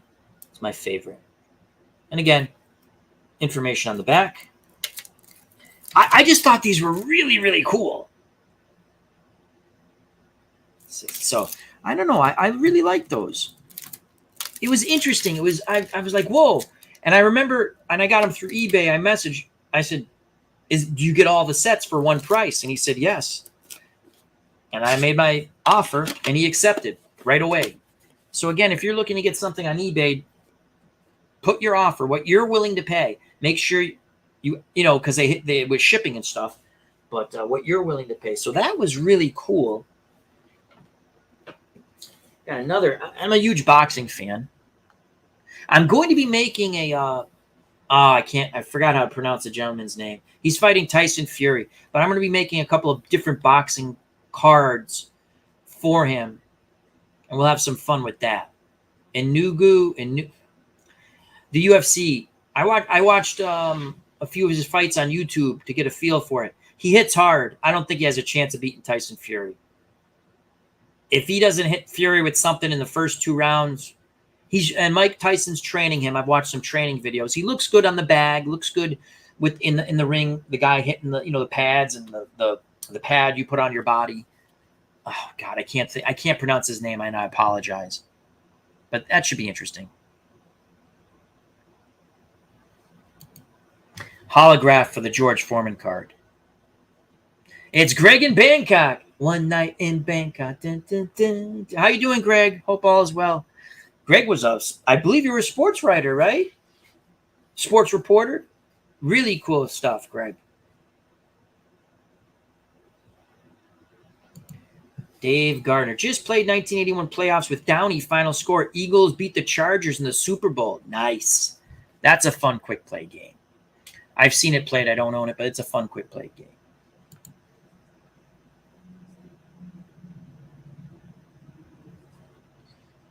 Nourished by History, our good friend from Thailand, Greg, an excellent book about Marciano is called Undefeated. I read one when I was a kid. I don't know if it was that one, but it was good. It went into his other stuff, personal life too. And again, no one's perfect. I'm not saying anyone's perfect, but it was interesting. The book was very good. I stay clear of Facebook sports groups largely for exactly this reason. No, I just had to get it out. I appreciate it. I'm done. I'm good. JT Dutch. Yeah, the decision in the third Ali Norton fight was not good. I thought Norton beat him that fight. I've watched that a few times. In fact, last time I watched it was a couple years ago on YouTube. YouTube, you can watch so many fights. It's awesome. But I watched the replay of that as a kid on ABC. I want to say they showed it 2 weeks after the actual fight. Because I think that was a, what's it called? Closed circuit. And they would show it 2 weeks later on ABC, I think.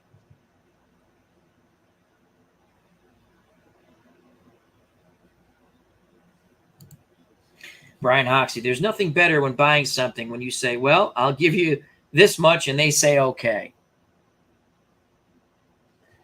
He still is a sports reporter. Awesome. It's always fun to watch Greg on his Facebook page group. Again, I'm not an aficionado of it, but interesting stuff. As always, he's in a lot of different sports groups, and I like when he talks about boxing and stuff, because I like to listen about boxing, about anyone who has knowledge of it, because it gives me knowledge. And some things I don't know, I'm like, oh, that's different. I did not know that. Take care, Clinton Parks. God bless.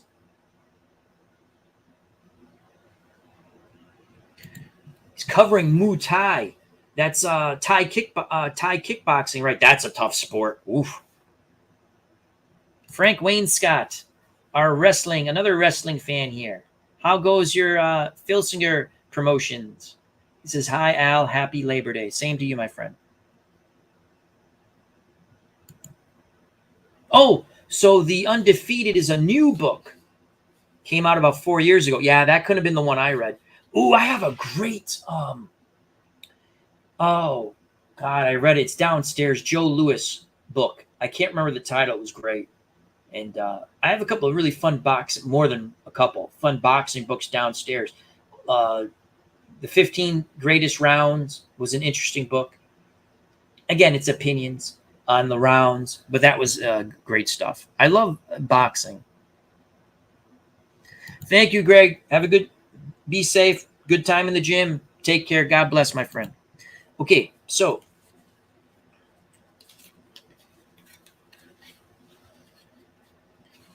these cards. This is a beautiful set, and I kind of nicked them on the way in, a few of these cards. These are mint. Well, except the ones I nicked, putting them back in. All World Boxing, AW Sports Inc. I love these cards. These are really nice. I love the artwork here. That's Sonny Liston, the first fight. And again, so this is like a checklist. Okay. And I want to say these are out of, I don't know. I'll have to look. Australia sticks in my head, but I'm probably wrong about that. These are the Ali cards. Love this. That's Joe Frazier, first fight, Madison Square Garden.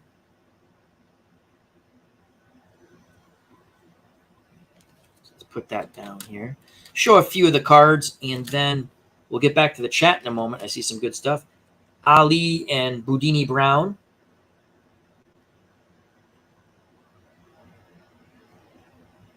This looks like this was the Thriller in Manila.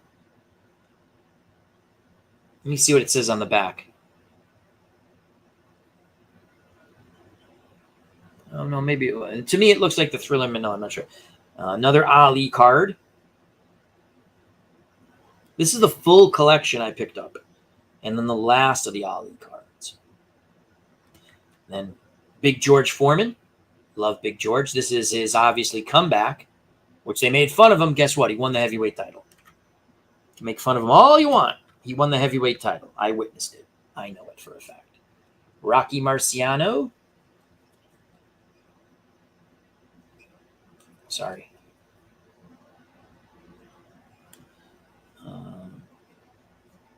Should do it like that. Rocky Marciano, Walcott 1. Jack Dempsey.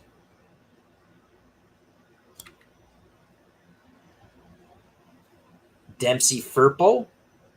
We'll show a few more and then go back to the chat. The Eastern Assassin, Larry Holmes. I think this is against, I think that's Lucian Rodriguez. I think so, because I think this fight was on NBC. The aforementioned Kenny Norton.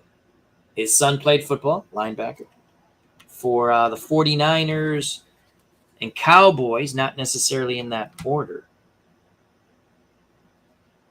Ernie Shavers, the Acorn. That's what Ali called him. All right, let's go to the chat real quick, and then we'll get back to some more boxing cards. All right, so let's put these over here for a moment. Get this off here, put that there. Have a sip of coffee. Let's get back to the chat.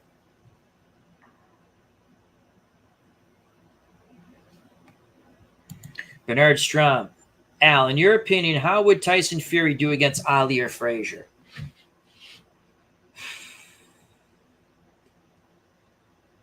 I think Fury would have a good chance of beating them both. Size. Size isn't everything, but he's very talented. I'm not saying he would. I think Ali could beat Fury. Ali was incredible. Now, we're doing prime here. We're not saying Ali in the 70s, because, again, Ali in the 70s, even though it was very good, was not in his prime. I think for Ali to beat Tyson Fury, and he could, he'd have to go in and out, punching range, move away. Ali hit harder than people think. Fury, what's Fury, 6'7"? 6'7", 270. Good jab. Very confident. Can get knocked down, but it gets up. Frazier could win if he catches him. And if Frazier gets on the inside, and if Fury played, Frazier's going to pound him. The thing with Tyson Fury, so Frazier in his prime was probably 205. Again, we have to go with the realistic weights, okay? Maybe he could get up to 210. I'm talking prime. He'd come in shape. He'd come ready to fight. Tyson Fury, we'll say, would come in at 265, 270, okay? In shape. Doesn't mean he's body beautiful, but he's in fighting shape, which is more important than body beautiful. And Tyson Fury, every time that Frazier would get inside, would lean on him. He'd put his full weight on him. And I saw him do this against a cruiserweight when he came, the first time he came to America. I think it was Stevie Cunningham. And Cunningham hit him with a shot. I thought he knocked him out. And Fury got up and just mauled him the rest of the fight and TKO'd him. Might have been a clean knockout. I'm trying to remember. But Cunningham knocked him down. And really, he was a blown-up cruiserweight. So when people say, oh, maybe Frazier couldn't hurt Fury, Frazier would definitely be able to hurt Fury. I think on the inside, Fury would just maul him, put his body weight on him, and that would wear him out. If Frazier's able to rip those body shots, I think, both hell of fights. I think Ali probably has a better shot at winning against Tyson Fury. I don't know who would win. It's fun to talk about it. I think Fury has a chance against anyone in history. He has a good jab. He's tough. He can hit. He's physically strong, mentally strong, very confident. And he uses his body and size well by leaning. Go back and look at people, or read about, if you want, Joey Maxim against Sugar Ray Robinson for the light heavyweight championship. Again, it's not a prime Sugar Ray Robinson, it's still a very good Sugar Ray Robinson. Joey Maxim leaned on him, and it was really hot in Yankee Stadium. And it's funny, Joey, again, they don't want to give Joey Maxim credit. Joey Maxim won on that night. They can say it's the heat. They can say it's this. Guess what? He had the same thing he had to put up with. Joey Maxim, guess what? He did hit Sugar Ray Robinson at times. Robinson was ahead in the fight, I believe. That's fine. But he didn't win the fight. So you when you're a bigger fighter and you start leaning on somebody, it takes a lot out of them. And I would think Tyson Fury would do the whole, I'm leaning down the neck. Fury has a very good uppercut. I think if Frazier could get inside, he'd have to get his punches off and then try to move to the side. But Fury's going to lean on. So those are tough fights. I think Fury can win both. I think Ali would have the better chance of beating Fury. I'm not saying who would win, but I think Fury could win both. I think Ali would have the better chance because Ali was the better boxer. Ali had very quick hands. His hands, I believe they broke it down one time, frame by frame. His hands were faster than Sugar Ray Robinson. Sugar Ray Robinson at welterweight and middleweight. Ali at a heavyweight, his hands were faster. I hope that those are my thought processes. I don't think Ali could get in Tyson Fury's head, that part. I think Fury would get frustrated with Ali, but I don't think he's still going to, because Ali would come in, hit him with shots, talk to him, come in, hit him with shots. I think what Fury would do when Ali did that, Fury would just grab him and try to walk him into the ropes and lean on him. And if he can do that, he would wear Ali down and thus give him the edge in the fight. If he can't do that, Ali's going to rat-a-tat him and possibly stop Fury. Because Ali could hit. He could hit. Joe Frazier has got to come inside. Bob and weaving, bang to the body. And I'd be interesting. Who's the tallest guy Joe Frazier fought? That would be interesting. Because, again, Tyson Fury, what's he, 6'7", 6'8", 6'6"? I think he's taller than Primo Canera, who was 6'6". So when Frazier would have to really loop his left hook. And when you loop that punch, sometimes it takes some power out of it. And he's punching up. Fury would roll with the punch. But Fury can go down. We've seen it. Just like I said about Ali, when people go, oh, well, someone who could punch could drop Ali. Henry Cooper dropped Ali. Doug Jones rattled Ali. Frazier dropped Ali. Ernie Shavers rocked Ali. And again, no knock on that. They're all good, very good punchers. But I give Ali probably a slight edge. But it's all who gets who. Again, if Fury can walk him back to the ropes or lean on him, he's going to wear Ali down. It's a big man. Good question. Good question. Fun to talk about. What are your thoughts on that, Bernard Strom and the rest of the chat? March 6'9". Okay, thank you, Mark. How you doing, Mark? I'm going to get back to the chat above Mark in a moment. 6'9".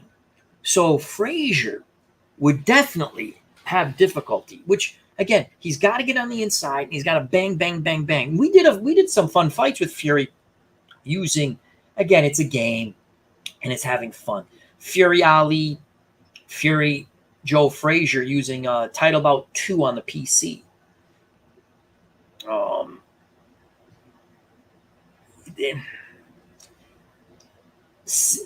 Joe Frazier was what, 6 feet tall, 5'11".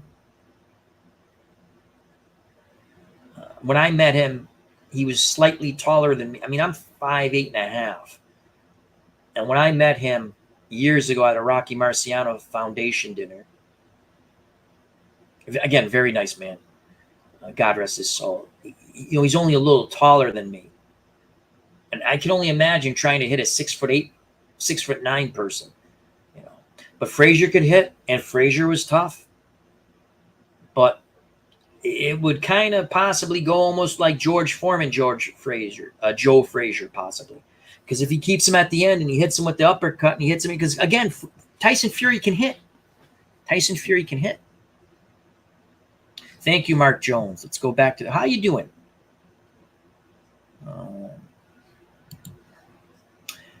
Bernard Strom Sports Replays. I attended the Foreman fight that night. He won the title for the second time against Michael Moore. That was in November. I think it was November 24th. And he hit him with a boom, boom. And it was all done.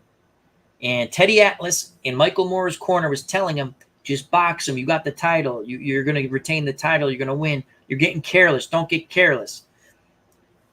In fact, I forgot who's announcing the fight. They go, I don't think Foreman has that right-hand power anymore. And boom, he hit him, and it was all over. Great fight. And I met Michael Moore. Really, I felt bad. I talked to him for like 25 minutes when he was still fighting at light heavyweight. That's the same night. Joe Frazier. It was a great Marciano Foundation dinner. Was Joe Frazier that night? But Emmanuel Stewart was there. God rest his soul. What a wonderful human being, Emmanuel Stewart. So much fun to talk to. Talk to him for like 25, 30 minutes just because they would mingle. Oh, so much fun talking to him. What a wonderful guy. And Michael Moore, good guy. But, yeah, the right hand got him. Love Big George.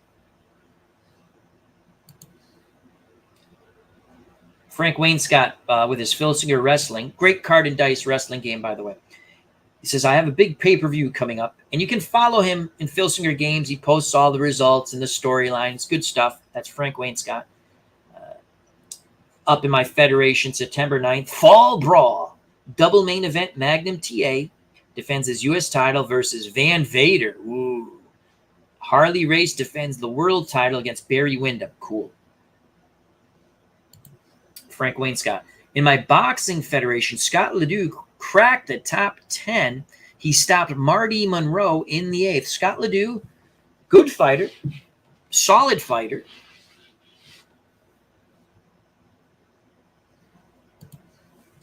Our good friend, Legend Sports Universe, Frazier, a generous 5'11". Yeah, again, when I met him, he's older, but he was only a little taller than me. Again, I'll say it over and over again to the day I go to heaven, hopefully. Very nice man. Very nice man. Bart. Frazier was demolished by Foreman, who was 6'4". Yeah, it would be tough against Fury. It doesn't mean he can't win because he can hit. But a 6'9" guy who can box, who's agile, strong, mentally strong, physically strong, it's tough. I think Ali has the better chance of beating Tyson Fury. Doesn't mean, again, I don't know who's going to win. Larry Merchant. Yeah. So Larry Merchant says, yeah, Foreman doesn't have the power no more. Ba-bing, over. And he knocked him out in round 10. In round 9, Foreman was getting a little closer with these shots. And that's Teddy Atlas is just box him, box him.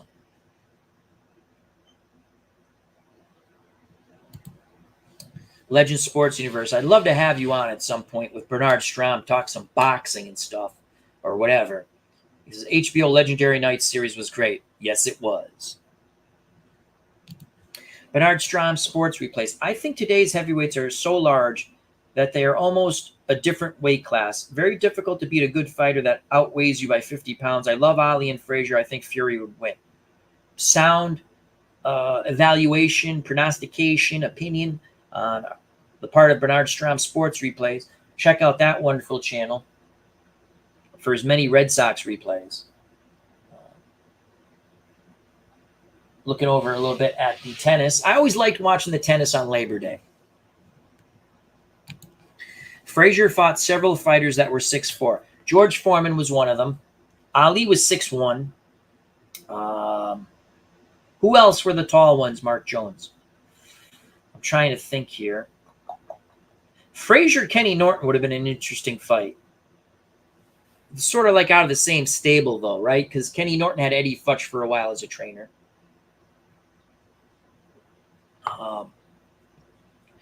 I'm looking forward to Fury. I think Fury, oh God, I can't. The UFC fighter who, again, tough guy.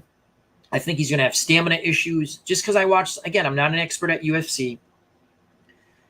I watched his fights. I watched the fight he lost against the, I want to say Croatian fighter or Eastern European fighter. And then I watched when he knocked him out. Those were the two fights I watched a couple of times. Because I'm going to try to make a boxing card in Glory Days Boxing and in Title Bout 2 and in, I just went brain dead. Legends of Boxing. Because you have an ability to make cards. And in Title Bout, in Glory Days Boxing, I have the PDFs. All I do is I do a snippet, and then I kind of copy it over. I'm trying to figure out what power I'm going to give. Like, for Glory Days Boxing, I'm probably going to give him a 5. And maybe the first round, I give him a first round of a 6, second round of 5, and then after that, 4. Because I think he's going to get dead tired. I'm just watching his UFC fights. He gets tired. And again, it's a tough sport. But there's a lot of, I watched the guy take him down. I watched the guy lean on him. What do you think Tyson Fury's, obviously not going to take him down. Fury's going to lean on him. If Fury's smart, he just keeps him on the outside and rat-a-tats the crap out of him. If the UFC fighter, and Nagundu, God, I can't pronounce his name. I've been practicing trying to pronounce his name. If he could get through 4 rounds, that's an accomplishment. If I'm Fury, you don't play. You don't try to hold the guy up or anything, because that would be an embarrassment if you somehow lost to that guy. A 10-rounder from Saudi Arabia. I don't know if it's sanctioned as a heavyweight fight, but it's going to be a heavyweight fight. I'm going to be honest with you. I think Fury would give him a difficult time in a UFC fight with not even knowing how to do certain things. He's so big and athletic. So,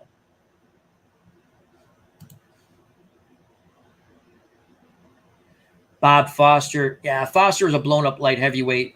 Frazier stopped him in 2, I think, when they did the light heavyweight championship fight. Tinny Doyle. Is it Tinny or Tony? Oh, Tinny Doyle Jefferson. I don't know who that is, Mark Jones. Tony Doyle. Oh, it is Tony Doyle. Okay, that I know.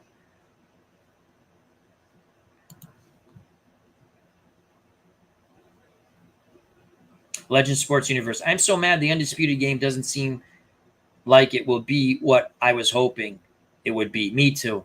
Oh, there it is. Thank you. Nagano. Again, I watched some of Nagano's fights on YouTube. They have the full fights because I'm trying to make a card for Haha's. Tough guy, athletic guy. He gets tired. He's going to get tired in that fight. Plus, the anxiety is going to tire him out. Now, I've watched some video footage of him training with Mike Tyson. He looks good. He hits the bag well. He hits the pads well. I have not seen sparring yet. I don't know if they'll show sparring. So he hits the pads and then the body pad. He does that well. He's athletic. I just think he's going to get tired. And Fury's going to hit him and hit him a lot. Here's the way. As long as Fury doesn't get old all of a sudden, as long as Fury doesn't take him lightly, which I don't think he will, because, again, it will be an embarrassment. Will ruin his reputation. And if Fury doesn't get caught, Nagano. I got to remember that. Thank you very much, Legend Sports Universe. Billy Daniels was a tough fighter, but Frazier beat all those guys. I think he has a very tough time would have a tough time with Tyson Fury. I love the what ifs. It's fun to talk about them. So, Nagano. I'm going to keep saying that to remember. Bart, the last heavyweight I was into was Evander Holyfield and Mike Tyson. Lost interest after that. Here's another good thing. Here's what I don't get. Again, I don't dislike Mike Tyson. Not a big Tyson fan. He was very good for boxing. Did some horrible things as a human being. That being said, I don't think he raped that woman just because of other things. I think he treated her rough. Just my opinion. But I give Tyson a lot of credit when he was sent to jail. He goes, I didn't do this, but I did a lot of other awful things in my life, so I kind of deserve it. So I give him credit with that. He's my point with Evander Holyfield, I guess, and Mike Tyson. Holyfield beat Mike Tyson not once, but twice. And he beat him easy 2 times. He outbullied the bully. He kicked the crap out of him in 2 fights. He beat him up so bad, I believe it was the second fight when he got his ears bit. When Mike Tyson decided, I don't want to get stopped again. I'd rather get DQ'd. Okay? But yet, people rate Mike Tyson as a better heavyweight than Evander Holyfield. I don't see it that way. Neither fighter in their primes. I get that.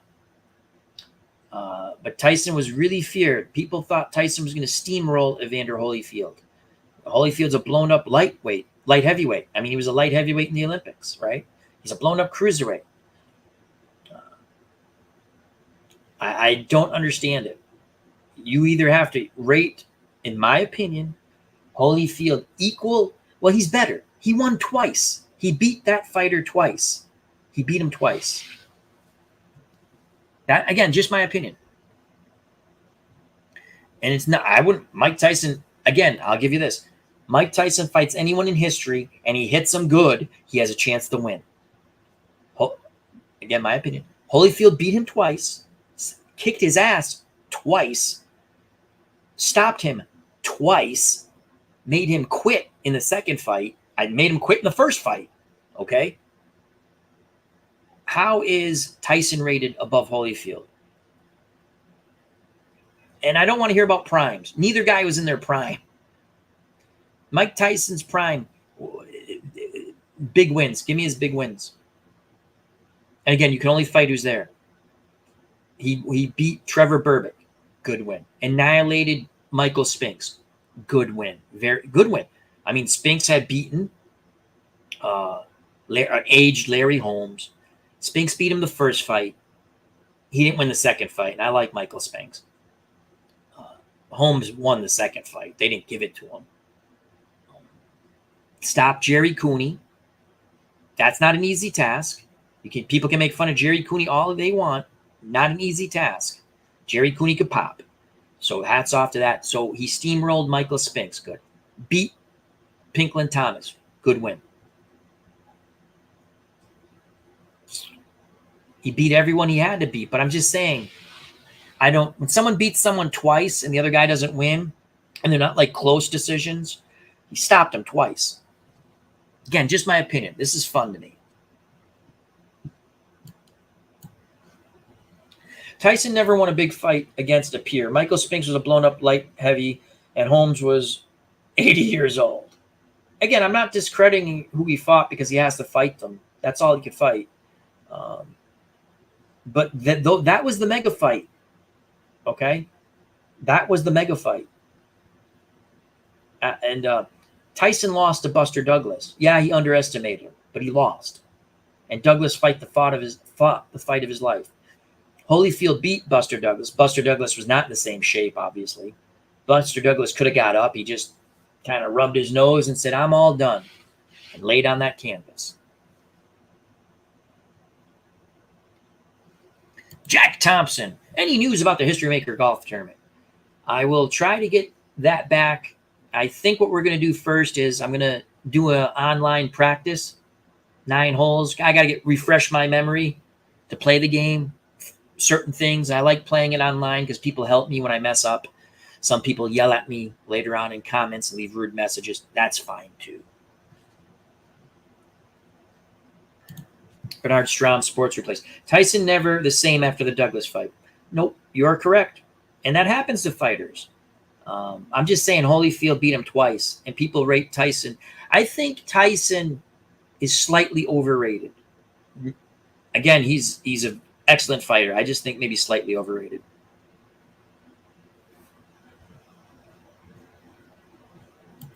Ooh, hi, Larry. Larry Mullins, 111. Hope all is well. Hello, Al. Thoughts on, we were just talking about this, Larry. So Larry asks, thoughts on these MMA fighters, he doesn't say MMA, taking on boxers. I'm happy for them because they're making good money, and MMA is tough. It's not the sport I watch. I watch once in a while on YouTube to catch something. They're tough. I watched the Iceman, was it Lindell? And there's another MMA fighter like Jackson. I like those two guys. And I think they actually fought each other at one time. The Lindell was a white guy. He had a mohawk. Jackson, African American. I think that was his last name. I apologize. I'm horrible with names, especially with the sport I don't really watch. Ooh, what is this here?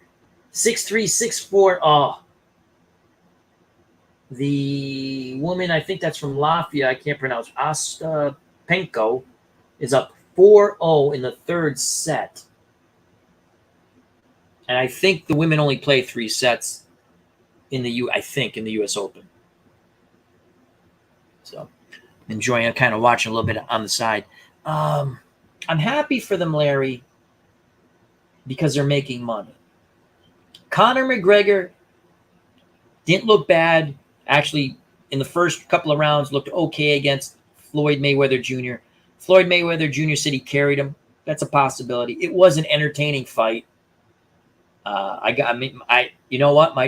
Their press conferences were priceless. They were hilarious. I mean, Conor McGregor says some really wow things, and he came to fight. He did the best he could. Conor McGregor's problem was no one taught him how to fight on the inside, and they kept telling him to go on the inside when he should have stayed on the outside. He didn't know how to fight on the inside. They didn't. If I was training Conor McGregor for that fight, if you get on the inside, hold him with one hand and just pound away with the other until the ref breaks you.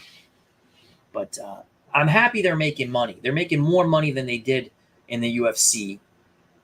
We were talking about the gentleman who's going to fight Tyson Fury, Nagano. He can hit a bit, but his punches are sloppy. And again, I've seen some training footage with him and Mike Tyson. He looks sharper, but you know what happens when you get hit? You forget all that stuff.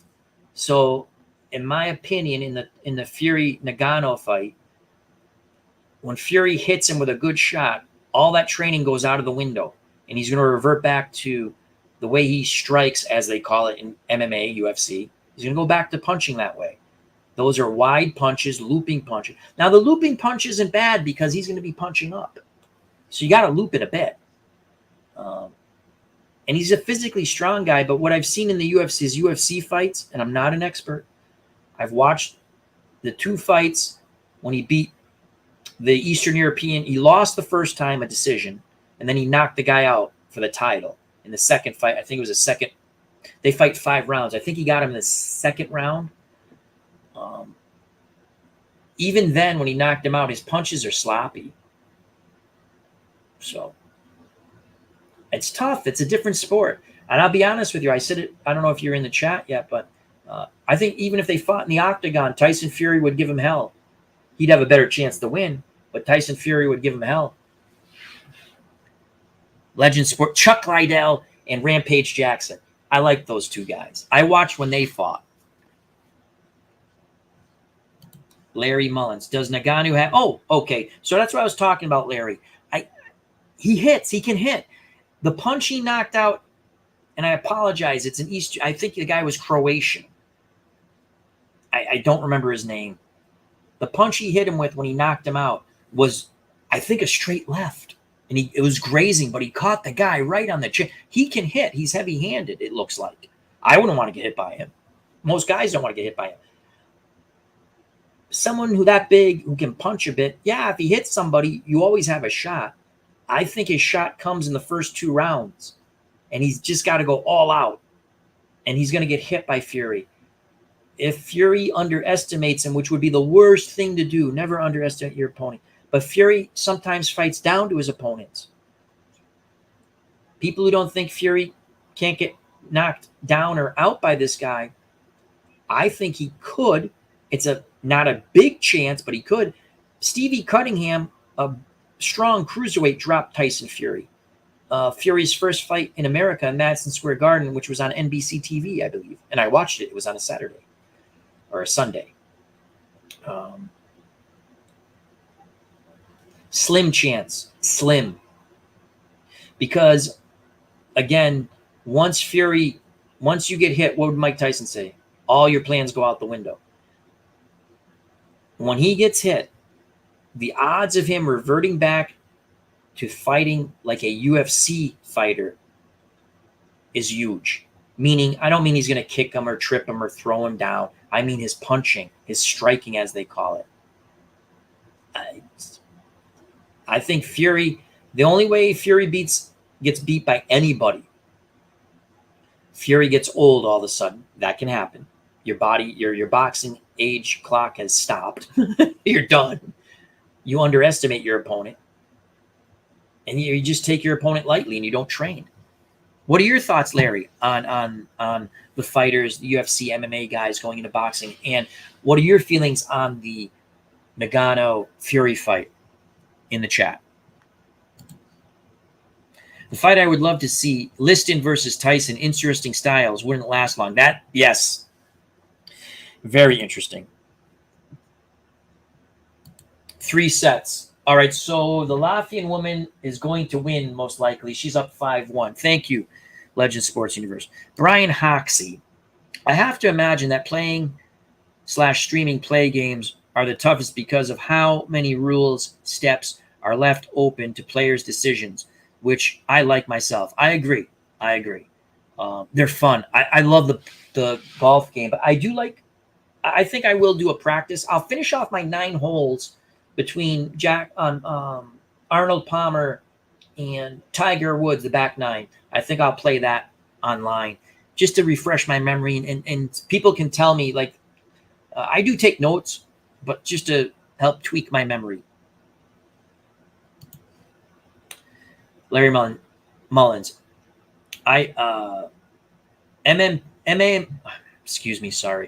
MMA people think Ngannou punches harder than Wilder. It's ridiculous. He doesn't.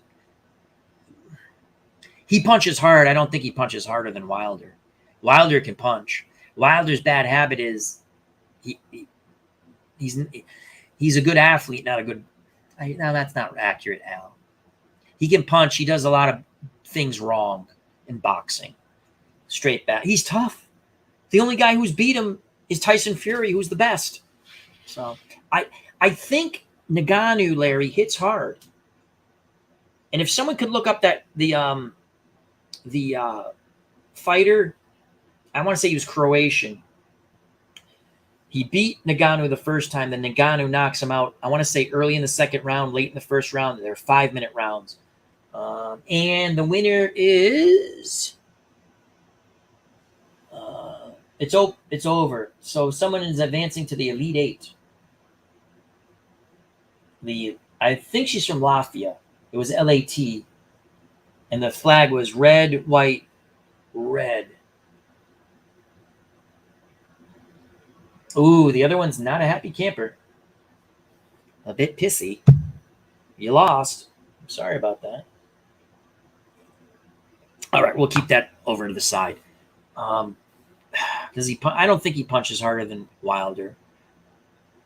Again, hats off to him to take the fight. Hats off to him that he's going to make the most money he's ever made in his life when it comes to combat sports. Fury's going to make a lot of money. Oh, there it is. There it is, right here. Stepi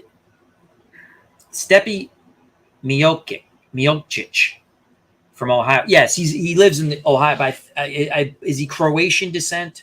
I think he's Croatian. I kind of remember people waving Croatian flags in the crowd. I think. But yeah, so, and again, I apologize. I do not know how to pronounce I believe it's Miocic. He beat him the first time. Ngannou put Ngannou put some hurt on him in that first fight. His eye was all puffed up.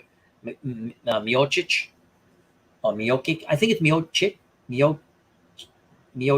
I think the C. Well, there's no Miocic. trying to think. There's Sergo. There was a boxer from Croatia who had a he fought. Crap. Who did he fight? Maybe one of the Klitschko brothers. I don't remember. And he had a similar type name. I think it was, and the C was a ch like that. But the second fight, he knocked him out, and it was a grazing. It looked like a grazing left hand, straight. You know, like, and he was kind of off balance. I mean, Nagano when he threw it, because he looked dead tired already when he threw that punch, and he knocked him down, and he jumped on him. They stopped the fight. Again, here's the thing: in MMA, you got a guy hurt, you get on top of him, you pound him, they stop the fight. In boxing, you got a guy hurt, he goes down, you get a 10 count, you get the count. So he's not going to be able to take Tyson Fury down. Obviously, it's a boxing match. I just don't think it's going to be, you know, it's interesting to look at. We're getting the fight. Nurse Teresa and I, we've already talked about it. We've already penciled that in October. Hopefully it's a good undercard. That would be nice. But we're looking forward. He's entertaining, Tyson Fury, and he's a good fighter. I just watched AJ fight a couple of weeks ago against Helenius. Good knockout. Struggled with him, but a good knockout. If I'm Anthony Joshua, you go right at Wilder next. Let's make that fight. Not that he has it. Could he lose? Yeah, he could absolutely lose. Could he win? Yeah, he could absolutely win. I wouldn't take any type of tune-up fight, especially against Dillian White. You're there to max out for the most money. And I think an Anthony Joshua, Deontay Wilder fight, a lot of fun. Bombs away. Don't blink. I would favor Deontay Wilder in that fight just because he's more natural. Even though they're both not natural boxers, seems a little more athletic. At times, Anthony Joshua is like he's painting by numbers, you know. But he can hit. The shot he knocked out Helenius with, and Helenius puffed him up. Helenius, you know, he puffed up Joshua. So back to the chat. Larry Mullins believes he is Croatian. I believe that's what that means. Larry Mullins. Speaking of overrated, Conor McGregor, 3 wins, 4 losses in the last 7 since March 2016. What a joke. Yeah, he's done, I would think, right? Still a very popular figure, and you can always make money when you're a popular figure. It would have been interesting. This is my take on Conor McGregor. He has some anger issues, but it would have been interesting if after the Floyd Mayweather fight, had he took boxing a little more seriously and got back in the ring, not with the level of Floyd Mayweather. And again, Mayweather was older then, but someone he could have beat or had a good chance of beating, and you could have made money. You take a couple of those fights, and he could have been in another big money fight with somebody. But yeah, Conor McGregor in the UFC, his record is a losing record, as you stated, since 2016. He was in the he was at the Anthony Joshua fight in the audience. Hopefully he saved his money, but he made a lot of money in the Floyd Mayweather fight. I think more money than he made in UFC. So again, the question when you asked it, Larry Mullins, what do I think? I'm happy for those guys. Look, combat, any sport is tough. Physical sports are tough, and boxing and UFC, those type of combat sports are life and death. So when you can make your money, make your money. But also know when you need to get out so you don't get badly hurt. Larry, does he have a fight scheduled? Excuse me. Still have a little more coffee. Let's have some water. All right, let's look at some more boxing cards. As we await the what fights would you guys like to see? Or what fights, the what-if fights would you like to see? Like our good friend Bernard Strom and Sports Replays. Remember, check out that wonderful channel and subscribe. Liston Tyson, Mike Tyson would have been, that could be a fun fight we should do. This is for our good friend Beatles Eternally, one of his favorite fighters. Beatles' 2 favorite fighters Muhammad Ali, our good friend Beatles Eternally. Check out that wonderful channel. And the Cinderella Man, James J. Braddock.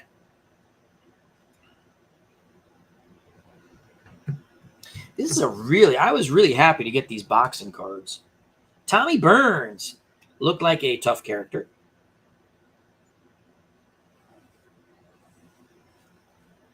The Giant Jess Willard.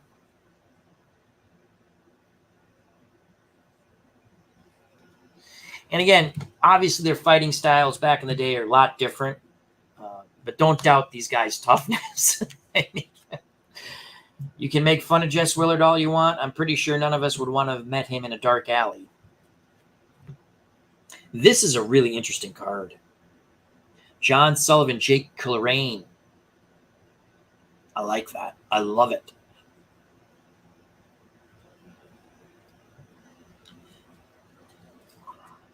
John L. Sullivan.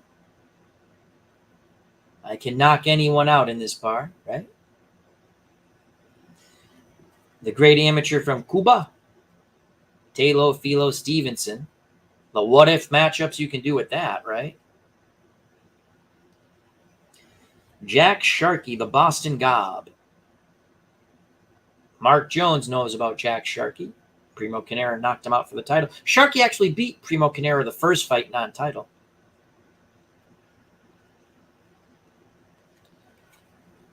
Max Schmeling had two. Max Schmeling is the only person to win the heavyweight title on a foul. They called a low blow on Sharkey. And then in the rematch, Schmeling lost to Sharkey, and most people, from what I read, thought Schmeling won. The first fight, Sharkey was, from what I read, was doing quite well. And Sharkey thought it was a legit punch.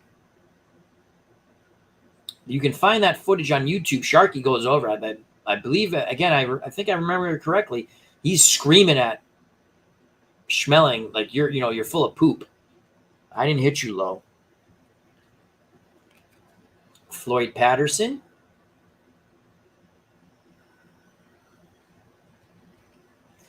The great Archie Moore. If you have not watched the first Yvonne Durrell fight and Archie Moore, go watch that on YouTube. Really soon. What a fight. Archie Moore, Yvonne Durrell, the Canadian fisherman who could punch a bit. Jersey Jaw Walcott. Bart, I saw Floyd Patterson train for his fight against Sonny Liston. Very cool.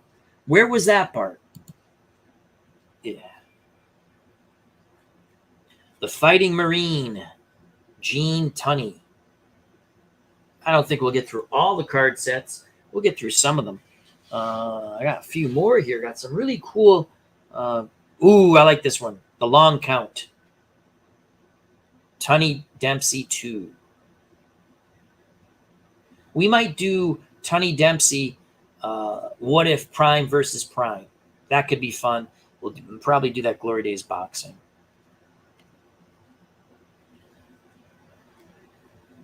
The Wild Bull of the Pampas, Louis Firpo. Catskills, that's right. So Customato was training him. Was Customato the first? Yes, was Customato training him? Yeah, he was still probably training him then. Customato did not want, he didn't want anything to do with Sonny Liston. This is kind of a fun card. James Figg. Born 1695. Let's read about James Figg. James Figg,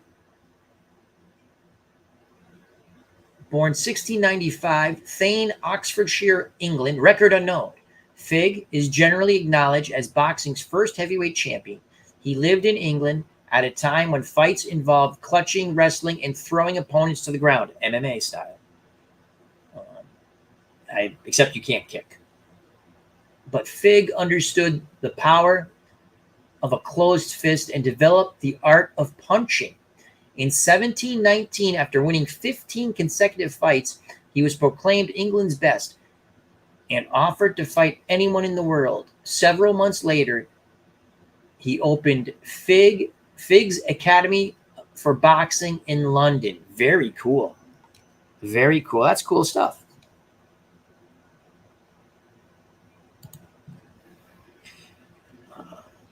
The Brown Bomber, the great Joe Louis. This is an aged Joe Louis. Most title defenses. Heavyweight title. This one's a little marked. But that's okay. Sonny Liston.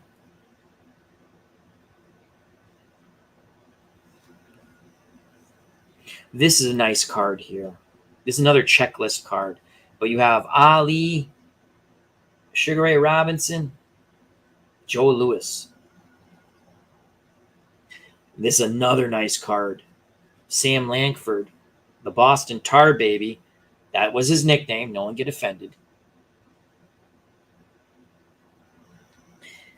I don't really like this Jack Johnson card because this is a really, really old Jack Johnson, but still. He fought, what people don't realize, oh, they don't have it on here. I want to say he fought until the early 40s or something like that. Something ridiculous. The Galveston Giant. Jack Johnson. I got to look that up. If someone can look that up really quick, I want to say he fought. I got to look that up after. The Hammer of Thor. Ingemar Johansson.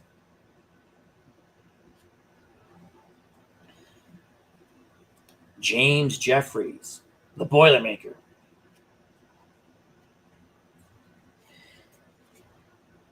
Smoking Joe Frazier. Bob Fitzsimmons was middleweight, light heavyweight, and heavyweight champion. You're going to ask, but Al, the first light heavyweight to win the heavyweight championship was Michael Spinks. You are correct, because he won the light heavyweight championship after losing the heavyweight championship.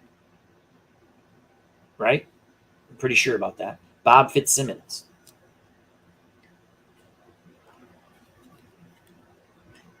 Bob Foster, one of the greatest light heavyweights, went into law enforcement.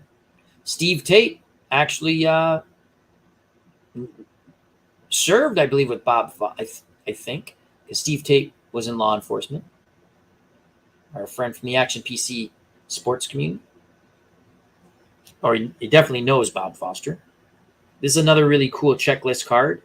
The great heavyweights from the 70s, 60s, 70s, 80s. Mostly 70s. Norton, Foreman, Holmes, Frazier, Ali. Some really good Ali cards. Ali or Cassius Clay, Sonny Liston, before he was Ali. Ali Foreman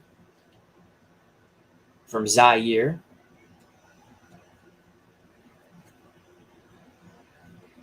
Ali Frazier 3, the Thriller in Manila. Now we have some live racing going on here. Is it live? Turns 1 and 2. I don't think it's live. No, it can't be live. Italy's ahead of us. 6 hours ahead in Italy. Joe Louis knocking out Max Schmeling, Yankee Stadium, round 1. In their second meeting, Schmeling had knocked out Louis in round, I think, 13 in the first meeting with a right hand.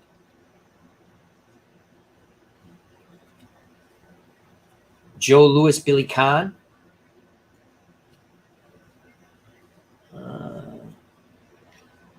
Jimmy Ellis, Louisville heavyweight champion from Louisville. And we got Primo Canera, Dupree.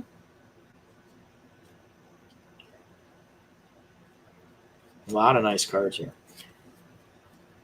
Ezra Charles, the Cincinnati Cobra.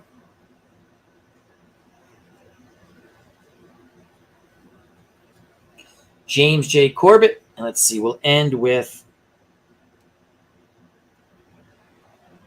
these last couple here. But there's more, but I'm not going to show. Buster Douglas, greatest upset in boxing history, greatest upset in sports.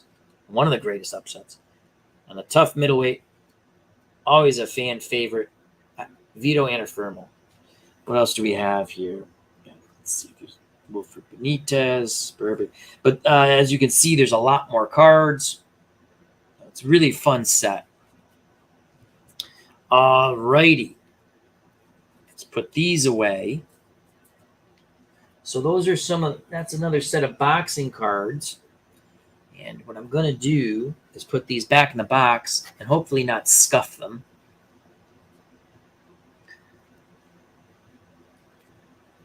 Mark Breland. Ooh! As a Salvador Sanchez died very young. Car crash. Put his sports car under a truck. I believe, what was he, 24, 22? Really a fun, and what I like to do with these is when I'm Nino Benvenuti. What I like to do with these is when I'm playing a Glory Days boxing card and dice boxing game, which can be purchased at SidelineStrategies.com. The creator of that wonderful game, our good friend Anthony Crooks, also has Glory Days College Football, which can also be purchased at SidelineStrategies.com. I like to put these as a visual when I play. So I was happy. There's a lot of different fighters. Oh, Sumbu Kalabe, middleweight champion. I just saw Jake LaMotta. It's a lot of this. This is really a fun fight set. So, all right, let's put those away. 12:17 a.m. Still have 16 people watching. Greatly appreciate that. Let's put these back. What else is going on, folks? It's a marathon. Help me out here. We've gone almost 3 hours. Marathon might be pooping out. No, I'm kidding. Let's see what's on. I finished reading a fun book on the Anglo-Zulu War. I like history. I'll show you that in a second. Also picked up a Planet of the Apes book, Conquest. Showed that off a bit on Uncle Dave Gardner's channel, but we'll get a little more into that in a moment. We'll continue to talk sports, collectibles, and what you are playing if you are a gamer. Whether PC, card and dice, sports or non-sports, all are welcomed.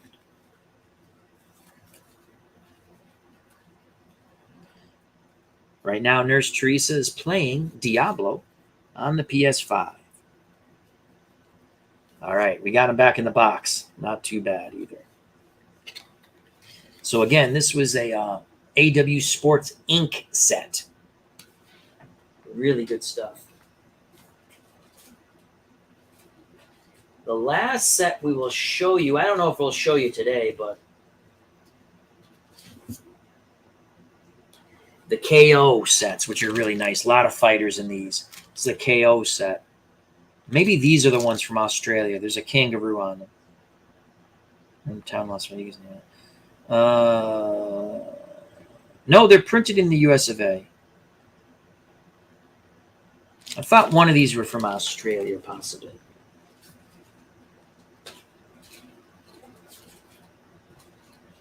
Alrighty, hold on. Oh.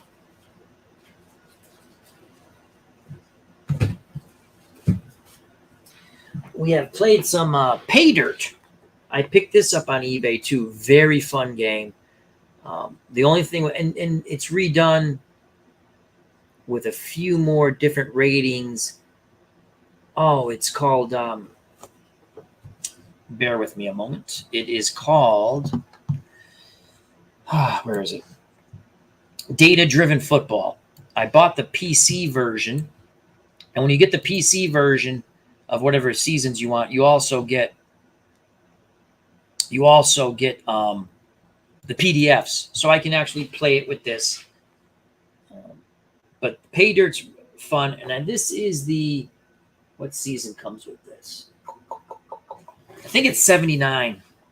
I'm pretty sure it's a 79 season. Let's just open it up and see what you get. Again, the box was in pretty good shape. It's a football game. Arnold Hunter, did you order the heavyweight supplement 3 set? Yes, I did. I did. There was an issue with pricing. I got my, by accident, it was $10 too high. I've already got my credit back. So that should be coming to me shortly. A lot of fun fighters there. We'll have some fun with that. As always, love Glory Days Boxing, Card and Dice. Bring it to a tabletop near you. Brian Hoxie. Long identified by the colors silver and black, what were the Oakland Raiders' original colors? Ooh.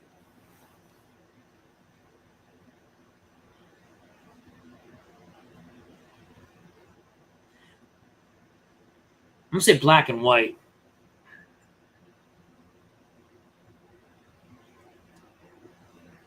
Silver and white. I'm trying to think of their helmets. They haven't changed too much.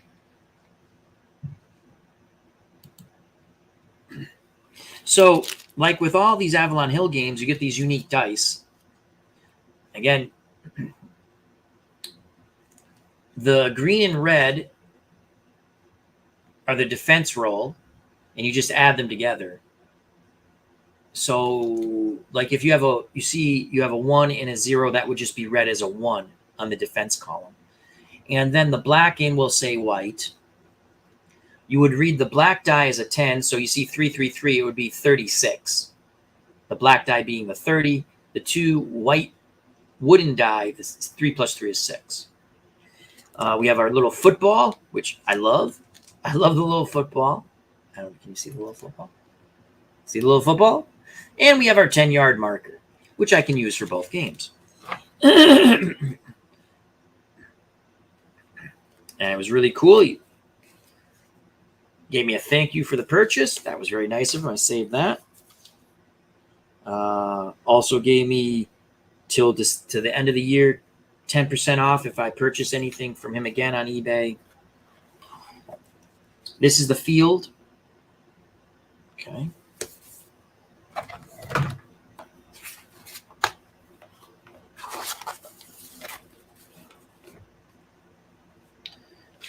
You have your rules and how to play. It was in good shape. And it's color-coded with black and red. They give you examples. Again, very easy. Rules set. Look, it's not really thick. Things I like. Now, unlike Bull-Bound, the charts are not with the board, as I just showed you the board.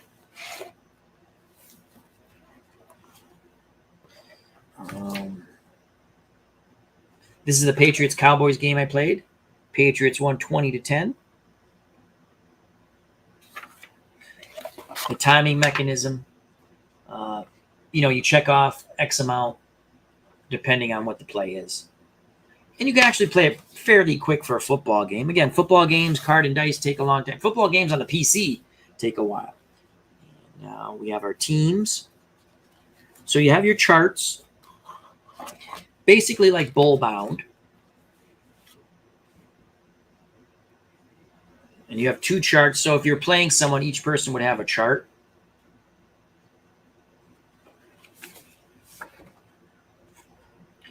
And one chart has the so on one side, same chart, you have a legend giving you your little cliff notes on what everything means. And squib kicks, onside kicks, and then your priority chart and timing mechanism. So each person, when I play, obviously I'm playing solo. I have my own little solo method of how to play, which I tweak now and which I'm tweaking to make it more fun. So let's go here. And of course you have your teams. 1979 Patriots. Again, the downfall to this game, not the downfall, but there's no individual stats. you can kind of think who's doing what. And that's the way I do it.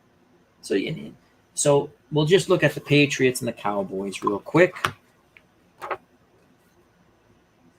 On one side, you have your offense. Red is bad. Green is usually okay. Yellow, penalties. Black is incomplete. And white just means you didn't have any effect on that play on offense. On the back, you have the defense and their special teams. And we played the Cowboys and the Patriots. The Patriots won. I was happy. Larry Mullins, do you play? I do not have any APA games. I've thought about it, Larry. What are your thoughts on APA? Do you play APA? It's a fun. I've watched people play APA. What game is that? It is Pay Dirt. It's an old Avalon Hill game. It's football. Dice. They're the unique. Again, you have to have the unique dice. As I showed.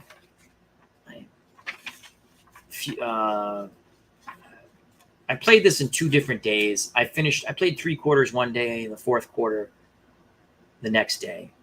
That's my Patriots game. So it's football, and you have to have the unique dice. Again, if you're buying any of these Avalon Hill games, make sure the dice are there. Make sure it shows it in the picture and ask if you're not sure, do you have the original dice? Because you need the dice. And I guess you can buy these dice online, but they're like $15. Not a lot of money, but it's going to add to your expense. Let's just put this back. So I do not own any APA games. I've looked at APA. It seems cheaper to buy the new APA game than trying to buy it online because people are charging a ton for anything old. These Avalon Hill games, you can find decent ones for a decent price if you want to get them. And I'm enjoying them. So I have 3 Avalon Hill games: Bull Bound, Pay Dirt, and the Decathlon.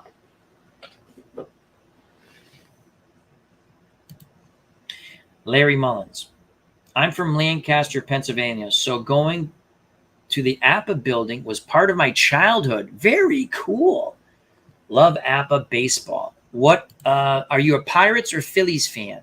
Maybe you're not a fan of either. I would assume you're a Pirates or a Phillies fan from Pennsylvania. We'll do a little, what's that called? A little detective work. I would assume Larry Mullins from Lancaster, Pennsylvania is a Pirates fan for baseball. Football, I would assume Lancaster, Pittsburgh Steeler fan. I'm going to stick with Pittsburgh. Hockey would be, if he likes hockey, would be a Penguins fan. See the trend here? I would think he likes the Easton Assassin Larry Holmes from Pennsylvania. Maybe not. I don't know. Basketball. This is an interesting one. Philadelphia. Oh! Now let's see how good of a detective I am. Not so good. Neither. Was an Expos fan as a kid. Andre Dawson. Very cool. Love the old Expos uniform. You know, I love the multicolor red, white, and blue with the M. I think it was the M, right? Andre Dawson, the Hawk. He won the MVP with the Cubs. We just had a discussion about that, myself and my friend Chris Anderson at work. I love Andre Dawson. When he won the MVP, the Cubs were the last place team. And our discussion was, you know, Mike Trout's probably the best baseball player of his era, right? If top 5, if not, right? And he's won some MVPs. He beat Mookie Betts that year when the Red Sox won the World Series and they finished last or next to last. I know he had some slightly better numbers. They weren't that much better. So that's always a question.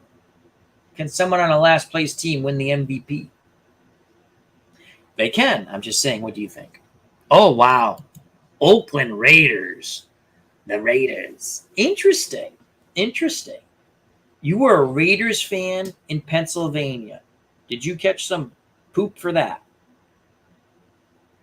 What were your thoughts on the Immaculate Reception? or are your thoughts on the Immaculate Reception? Wow, that's interesting. Who did you like in basketball? I said the 76ers. And hockey, I said the Penguins. Now I'm looking at that. You might be a Montreal Canadiens fan.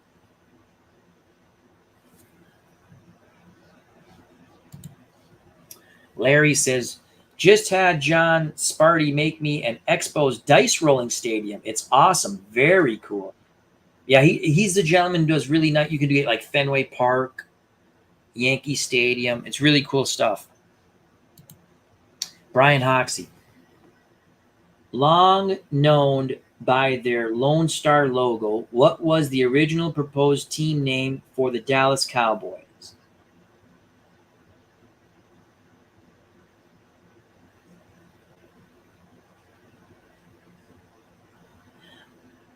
I know the original Chiefs were the Texans. I'm going to say Texans. I'm going to say the Dallas Texans. I'm going to say the Texans.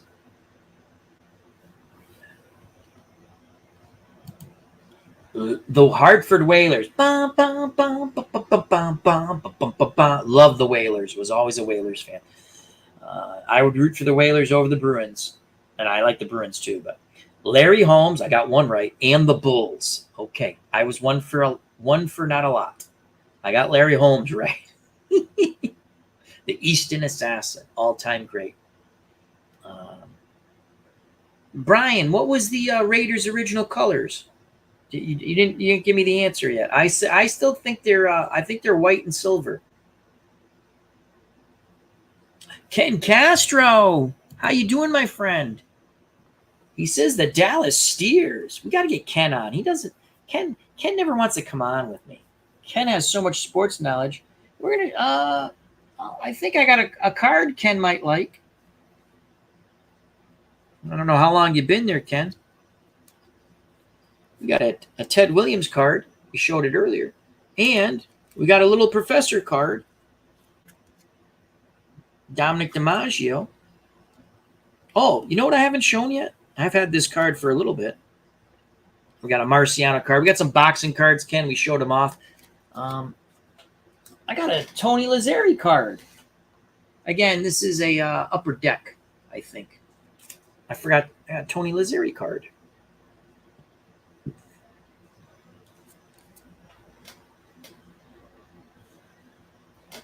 Let's get back to the chat.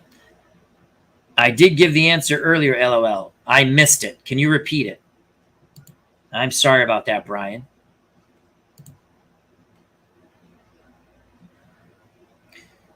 John DFW. Dallas Steers, Dallas Rangers, and Dallas Cowboys. Interesting. Ken says, nice looking cards. Oh, yeah, I've been on an eBay kick. They're not that expensive. I completed. I don't know. I'm not going to go through it. This is the whole 1976 Patriots set. I completed it. I went. Brian Hoxie. The Raiders held on to their black and gold color scheme until 1963 when they changed it to the familiar silver and black. They also added a Raider with cross swords to their helmets that season. Thank you very much, Brian. Sort of a Pittsburgh color look then. But yeah, I got all the 1976 Patriots tops, which is a 77 card set. Again, this is our marathon. We're just going until I can't go no more, or everyone leaves.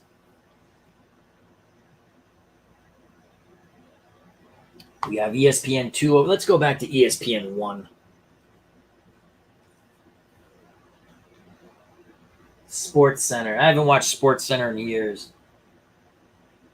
Press conference. Florida State.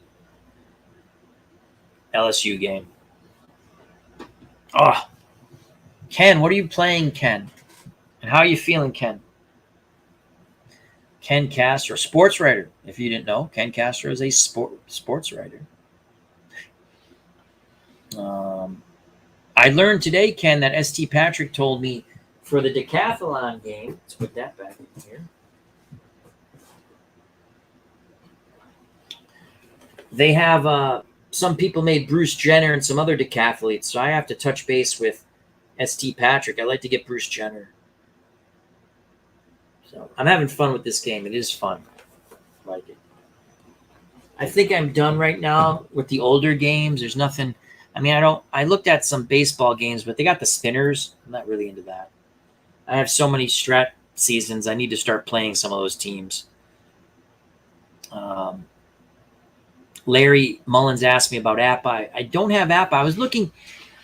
My friend Chris Anderson at work keeps asking me if I want his old APA board game. I think about it, but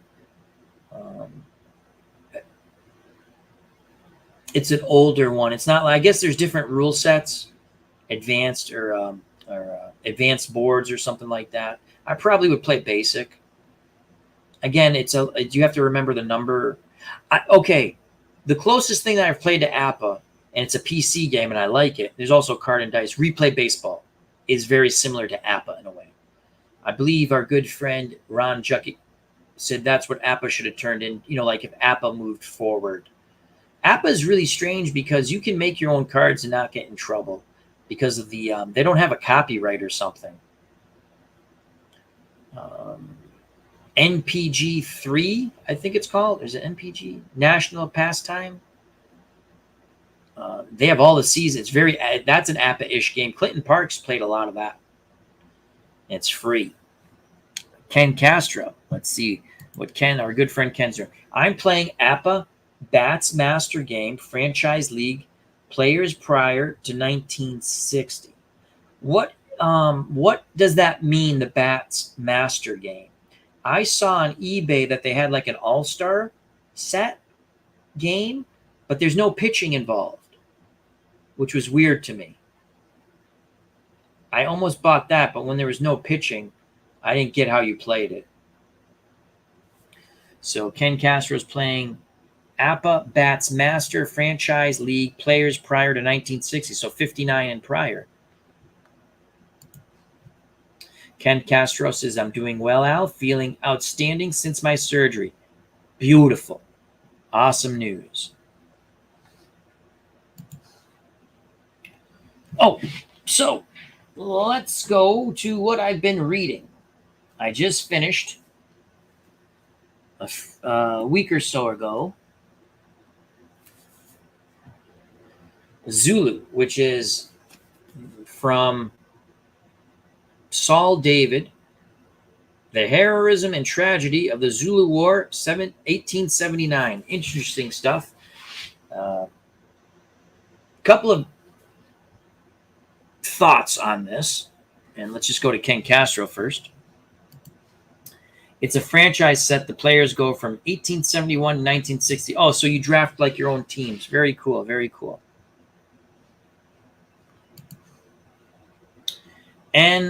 NONG Plus is a predecessor of APA. PC Replay was invented as an easier version of APA Master Games.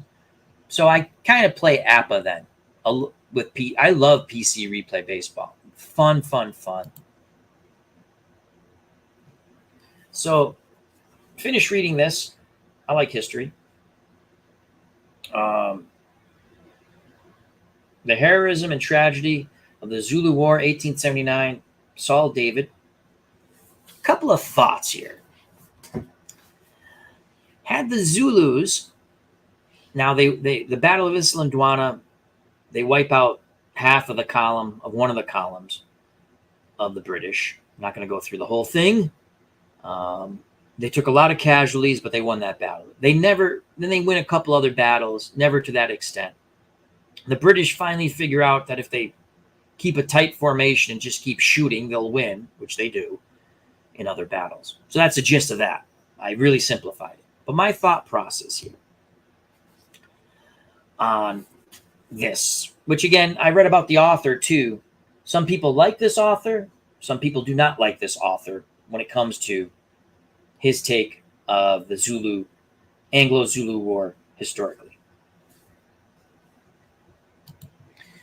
Brian Patterson, Zulu and Zuludan, great movies. Yes, they are. So the Battle of Isla was a total foobar by the British, but it was also a foobar by the Zulus. My point being, had the Zulus just waited for the column to move out, start to move out, and then attack them. Now, the reason why the Zulus attacked because they were discovered. Okay. Now, because they were going to fight them the next day, not that day, but a scouting party discovered them, and then they launched the attack. Some historians say it was the young warriors just went forward and, didn't listen or something. But anyway, they win. My point being is, if you think about it, the king told them, do not engage the English if they're in a set defensive position. Engage them when they're, like when they're moving. Try to get them when they're in a column. They didn't listen to that. Yes, they win at the Battle of Isla, took heavy casualties, were never the same. They win a next couple of battles, not to the same great extent. And then again, the British figure out, if we just keep a tight formation and keep firing, we will win. The battles after that, the British basically annihilate the Zulus. Again, I'm simplifying it, but it's true. My thought process was, it would have been interesting, thinking back, playing Monday morning quarterback, had the Zulus listened to King Ketchawea, not attacked them, and waited for them to move out into a column. They should have attacked. I mean, they don't know Chelmsford, which column he was in, because he split his forces like 3 times, including his own column once. Had they attacked them and wiped out those 2 columns when they moved, the English would have been done. That's just something I thought. So it's a good book. I like it. Again, some history buffs do not like Saul David from what I read in comments on things. But I enjoyed this book. It was a fun book. As Brian Patterson, Victoria Cross by Worthington Publishing covers Iswandana and Rorke's Drift. Great game. I've been looking at a couple of those games. I have the Battle of Iswandana. The game is oops. Where are we going? Okay. It's called Zulu Dawn, and it's from Digital Games or something. I also picked up from that same company, Rorke's Drift. I've shown the Battle of Iswandana on my channel. I haven't done Rorke's Drift yet, and I think I'm gonna. It's fun. Again, it's fun. You can set your parameters, but I was looking at some tabletop games. The reality of me playing them, though, with my space, and I have my Axis and Ally games I still haven't finished. Japan's pretty much on the end in my Pacific game. I'm just going to probably declare them the losers and put a different Axis and Allies game on there. So, but really enjoyed this. If you're a history buff and you're interested in the Anglo-Zulu War, I think it's very good. Again, some people have different opinions on Saul David from what I read. I enjoyed the book. I'm not an expert. No one's really an expert. You weren't there. The one thing I disagree is when they go, well, there were really no European survivors. There were 75 European survivors. The people who were on horses got the hell out of there. One of them was part of the artillery battery. I don't understand how he couldn't. He kind of tells they should have got much more information from that guy, or they just ignored. Like they said, oh, we didn't really, there weren't that many European survivors. There were 75. I didn't even realize that. I got it from watching documentaries on YouTube and reading this book. So I've always been interested in the Anglo-Zulu War. My next thing, I might pick up another book on this. My next, I'm looking for some good books on the Battle of Dien Bien Phu, the French Indochina War. That's what I'm looking at. What I'm reading now, a little science fiction. We touched a little bit about this on Uncle Dave Gardner's chat last night. I'm reading Conquest for the Planet of the Apes. It is the adaptation of the original screenplay, which got changed. and it's really good. Short book. I can actually probably finish it tomorrow, but I'm reading a little bit and enjoying the flavor of it. And I might be picking up some other of these. Again, good sci-fi fun. I also picked up the Blu-ray. I own the regular DVD, but this Blu-ray from 2005 or 2008. Where is it? I can't see it on here. Anyway, it has the original cut, which was much more violent. And this is a pretty violent movie. I watched it. It is wow. Enjoyed it. I will watch this again. Again, I own all the Planet of the Apes movies. Originals. The only Planet of the Apes movie I do not have is the Tim Burton one. I have the two new ones. I think there was only two new ones. 1, 2. Yeah. They go in the woods. 3. No, I have 3. The third one was the Woody Harrelson one. I think I have that one too. Brian Patterson, Great Britain's worst defeat and greatest victory in the same day. Yes, and some people say no about the greatest victory. Rorke's Drift. Some people say it was overplayed. I don't think it was. When you have 3,000, 4,000 Zulus coming at you and you're about 100 guys. You know, I found out a lot about Rorke's Drift. 1, the commanding officer leaves before the battle to supposedly find out what to do. 2, the commanding officer starts to come back with reinforcements, looks at the battle going on, turns around, and leaves again. How that guy did not get in trouble is beyond me. I never knew that. I never knew that until I read the book. Okay. 3, the commissariat really was the hero on saying we should stay here. He was a veteran soldier, and he went back into the military when he went to South Africa. Again, I'm trying to remember the book I just read. In the movie, they give a lot of credit to the both lieutenants who, again, they stood, they fought, but it was really someone else who said, hey, we're better off staying here because if they catch us in the open ground, we're done for. The other thing was, I believe at Rorke's Drift, it was a supply depot along with like a small makeshift hospital. I want to say they had 30,000 rounds of ammunition.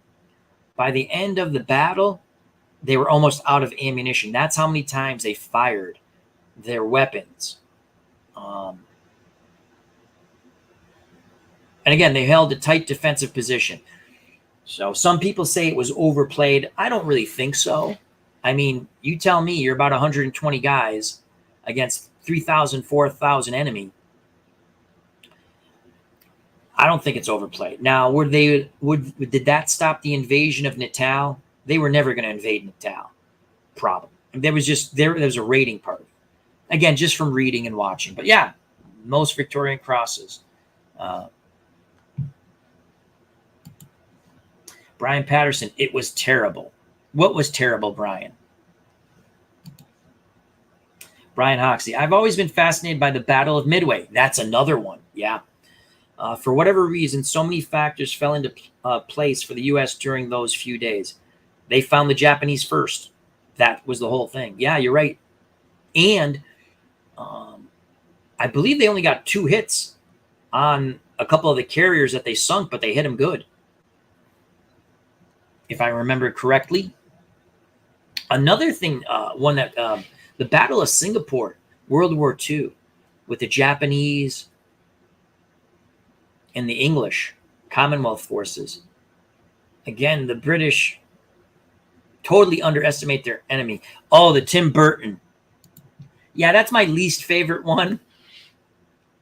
Yeah, I don't own that. I should own it, though, just to complete the set. Fun book. Like I said, I'm just reading a little bit here and there. It's only about 200 pages. This, holy cow, there's a scene that they cut Governor Breck executing a guerrilla point blank with a revolver. Pretty brutal. Yeah, the Battle of Midway is another fascinating historical event. Battle of Singapore. Always was interested about that. I think it was the History Channel or the Military Channel had a show every Sunday. It was called Commanders at War or something like that, where they would talk about the strategies used by both sides. And it was really, really, that one's one of my favorites. Plus, I read about that when I was much younger. The British had every numerical advantage. Now, their airplanes were horrible. The aircraft they had were horrible. So the Japanese really had that. But when it came to ammunition, supplies, manpower, why the British didn't have tanks, I don't know. It's pretty stupid.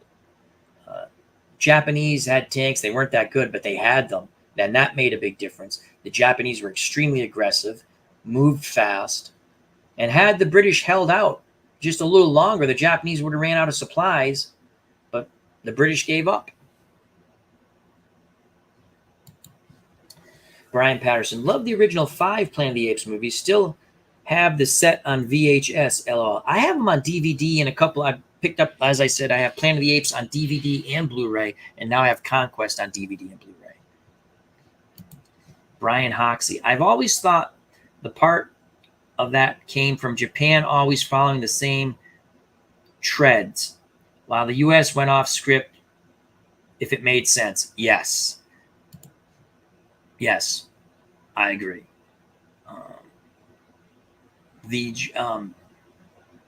Also, the U.S. had a way, I'm trying to remember it now, like they had a better way of containing fires on their carriers and ships, where the Japanese also had some confusion whether to go after Midway or go after the battle fleet. So they got caught, if I remember right, they got caught trying to change from bombs to torpedo bombs. They had planes on deck. And again, I think the U.S. only hit the target twice, but when they hit it, and those ships went down. And the Japanese also made a mistake thinking that they had sunk 2 of the carriers, when in reality they only did 1 in another battle. Maybe the Battle of Coral Sea, and they didn't realize the U.S. had 1 more carrier, something like that. The original Grognard, our good friend Devin, did I'm trying to still do it. We had planned a long time ago to do a chat with Al discussing the Battle of Midway, which he's very knowledgeable about.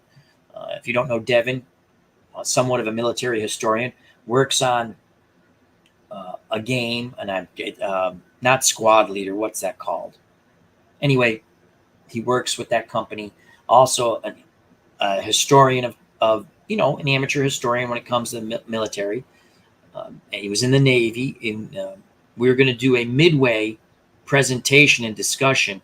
And, we've talked about it a couple of weeks ago. That was a few years back. Let's try to do that. So hopefully we can do that.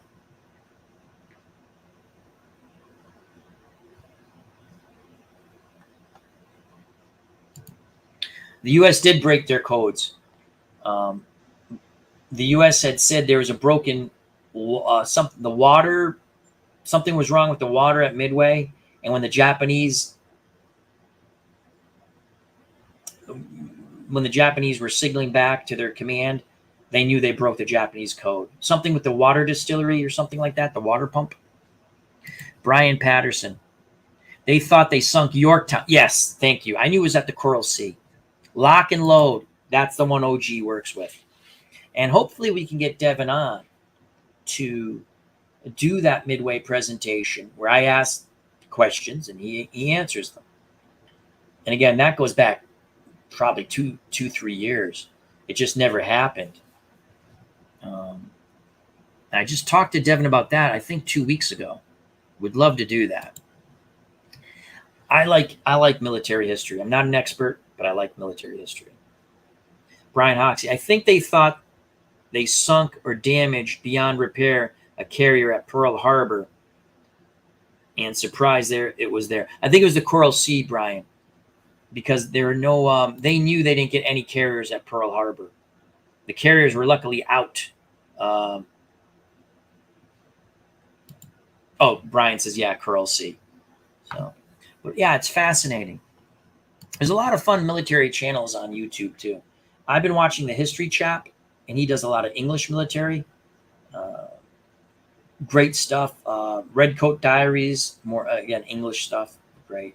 There's a lot of good YouTube gamers who play the military strategy games. Uh, Todd. What's his? Oh God. Todd's YouTube channel is Wardrobe. Oh, Wardrobe plays World War II. Good channel for that. And there's others too. You have ID Gesture. The War Room, they do that chat on Saturdays. That's a lot of fun. I like catching that once in a while. And again, I'm not an expert at any game, whether sports or military strategy, but it's fun. And when you think about what would you do differently, I like to think, I've played a couple of, I played Desperate Glory. That's another one of the games from that company. Digital games, digital war games, where I got the Zulu games. I've been playing a John Tiller. It was actually a free download. A John Tiller game, The Little Bighorn. And I've been fooling around with that because John Tiller has a Battle of Dien Bien Phu game. I've watched some videos. There was a guy who really explained John Tiller games well. The thing with a John Tiller game, they're long. I'm still maneuvering my custard troops, the cavalry, because I'm not doing what they're going to do. I'm going to play it out my way. With the Desperate Glory, I sort of did what Custer did, and we got massacred. And then I did it my way. Again, hindsight. And we didn't win. We lost a close battle, but we didn't get massacred. The Native Americans, the Indians, we didn't force them back on the reservation, but we didn't get massacred. We inflicted pretty decent casualties on them, and they quit. They retreated, but we were a slight defeat. That's what the game said.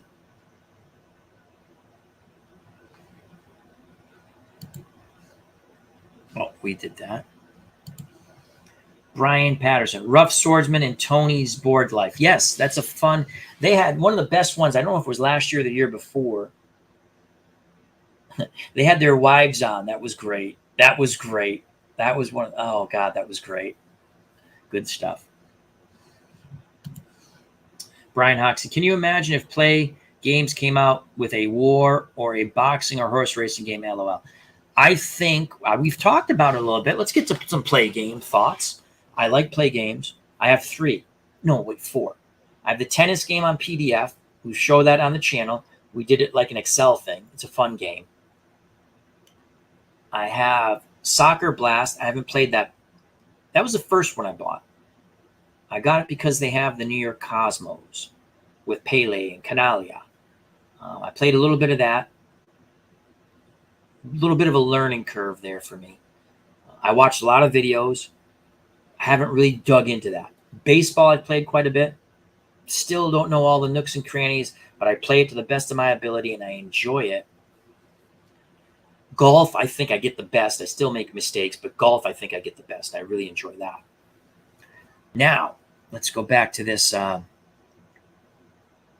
here. Brian Hoxie. I think you could do a boxing game. I think they could do it quite easily if they have someone who knows boxing. I would not use the wrestling game as the engine. It would not, in my opinion, that's not good for boxing. You can use the golf engine or a similar type engine for boxing and horse racing. Because for boxing, again, similar to Glory Days boxing has 9 segments. Well, if for play games, maybe you go 3 segments to a round for boxing, right? And, use the engine, similar engine to how golf does it. I think it could work. For horse racing, it would be a quick thing, right? You come out of the gate, the turns. So maybe you go 1 out of the gate, 2 turns, and then down the stretch, 4. Or 1 out of the gate, turns, down the stretch, 3.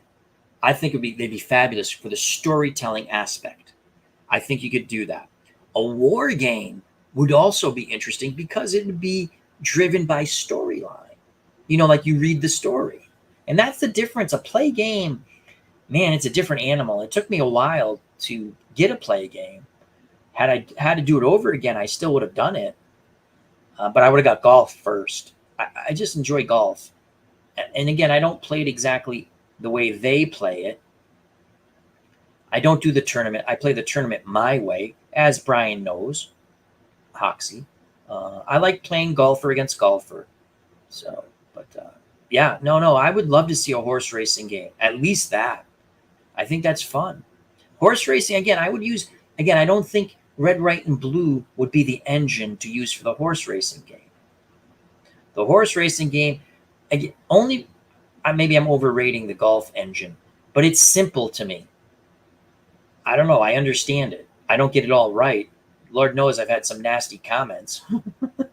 Jeez, just playing the game. You should read the rules. I did. Anyway. Yeah, I'd like to see it.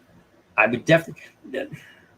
Like the wrestling game I've looked at, I don't know if I would enjoy it. I like watching people play it.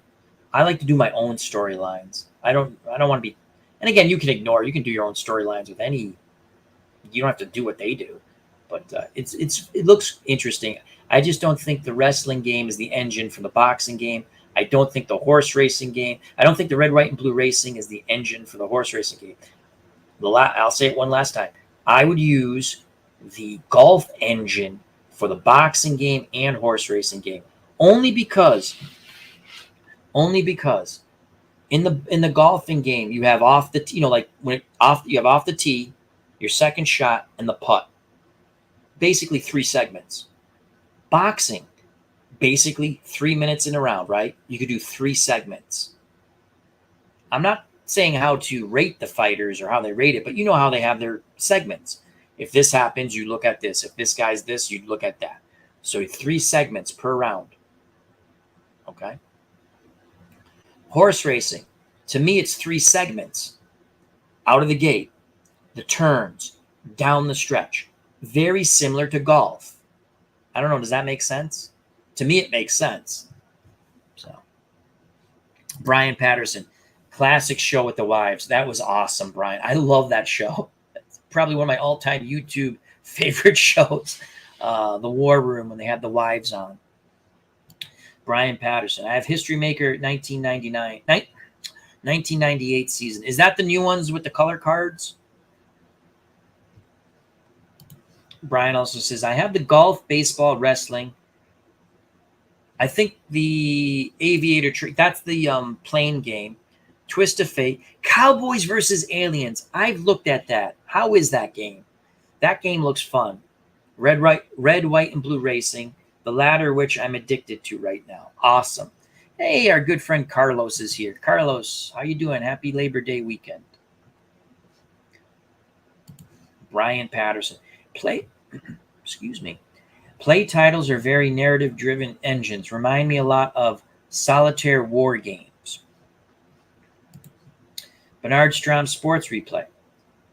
The History Maker game engine would be a model for horse racing. I agree. That would be so much fun because you go and down the stretch they come. It's a storytelling. And again, the way I look at it is it's 3 segments. Out of the gate, the turns, down the stretch. Golf, the way they have their golf, off the tee, second shot, putt. That's the engine you should use. It's there. The engine's there for, again, maybe I'm oversimplifying it. The engine, he should have made that play. Just watching some highlights there. Baseball. The engine is there for golf and boxing. I don't know how they would do a war game. I would get it because I think it'd be fun. As long as they don't okay, no one get mad at me. The baseball game. Do you think there's too many nooks and crannies? Some of them I ignore. Like when I play a series, I roll for weather once, and if I don't like it, I don't use it. Usually I use it. I'm not rolling for every game for weather. I pick the hot and cold player. I just pick them, right?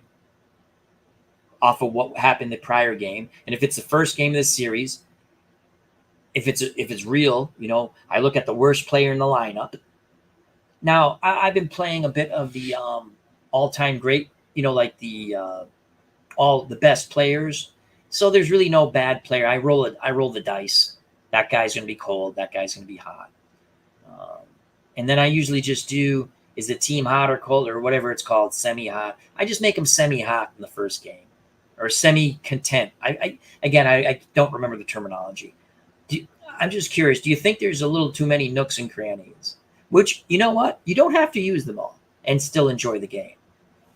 So I use the ones I remember. And with the pitching, I use my judgment. Sometimes if a guy's cruising, I can't see him being tired. I just, again, I have fun with History Maker Baseball. Do I play it exactly right? Probably not. Do I play it within pretty much the rules? Yeah. Brian Hoxie. I describe their games, talking about History Maker Baseball. I describe their games as they paint a picture for you, but you also let you add different colors to it. I agree.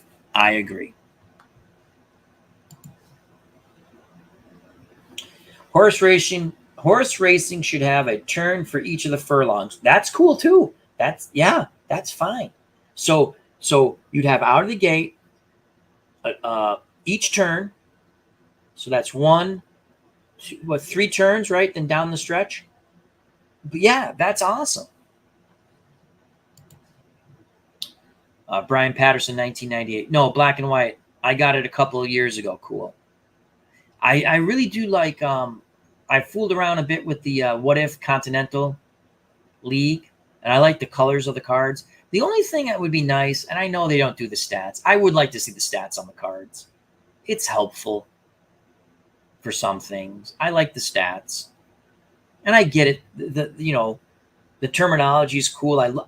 Some people say, "Oh, I don't read out like they don't read all." I love reading the terminology. Is he a sad sack? No, yes, I love it. I'd like to see. It probably would cost more, but oh shoot, it's over there. Huh. Hold on a second. Rolling chair. Where is it?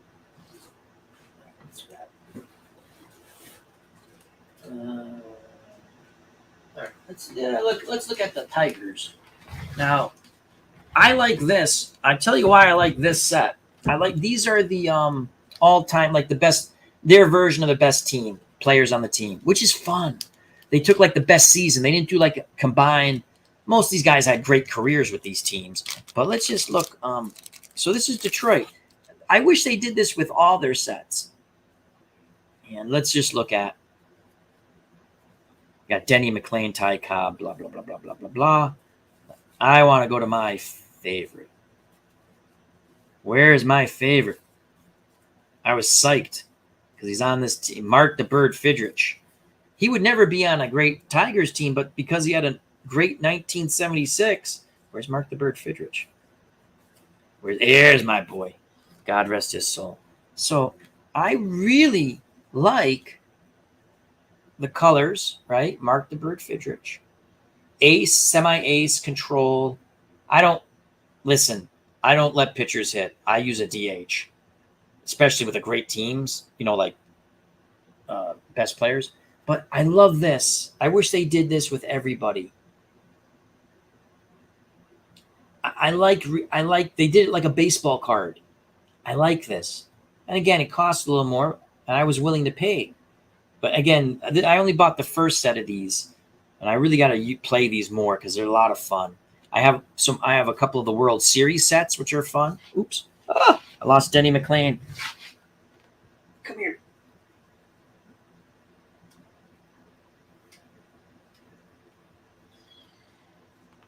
Dizzy Trout.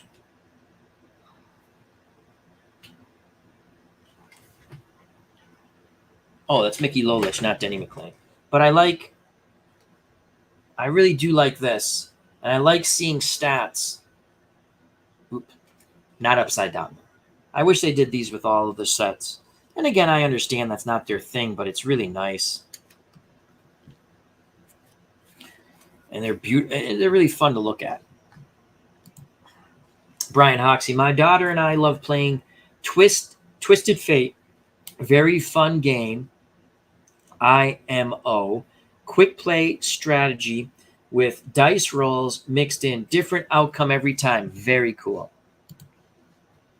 Brian Patterson, I like that History Maker Baseball takes the intangible into consideration. Very interested in the 2022 Guardians team. Stat-wise, they should not have won 92 games and the division. Yeah, and something like that, Brian, in any type of sports sim is very difficult to accomplish. Like the 1988 Red Sox, they went on that run. Larry Parrish, who got released, I believe, by the Texas Rangers, he was a big part of that run for, I want to say, a 3-week span. And then he didn't do anything. So, I mean, if you look at Larry Parrish's card, say if you looked at Larry Parrish's strat card or even his stats in 1988, I think that's his last season, to be honest with you, he's not that good. He has that 3-week span, a month span where he's hot. He helped the Red Sox win games. How do you duplicate that? So that's going to be interesting. Yeah, how does the sim engine do that? It's an intangible. Obviously, they win close games. Part of it's luck, part of it's execution at an important time in the game. But you're right. Should they have won 92 games? That's a great point. And that's always something very difficult to. I'll give you my interesting thought process on that. I have Vince Lombardi football I picked up, fooling around with that a bit. But I had before that, played a lot of it, Fran Tarkenton football. It's back there, same thing, right? I've made teams for Fran Tarkenton football. I don't want to make seasons. I make teams I like. I wanted to replay the 1958 championship game. When you look up the New York Giants, you wondered how they beat Cleveland 3 times. They don't do anything special. Quarterback play is not good. Okay. Running games, it's average at best. Defense, you'd think their defense was outstanding. It's okay. Nothing special. But they had an intangible that they won. When I played the game, the first half is on my channel somewhere. I never even finished the game. The Colts were kicking the crap out of them. I was like, wow. How do you get that intangible in? Somehow teams just win, So, good point, though.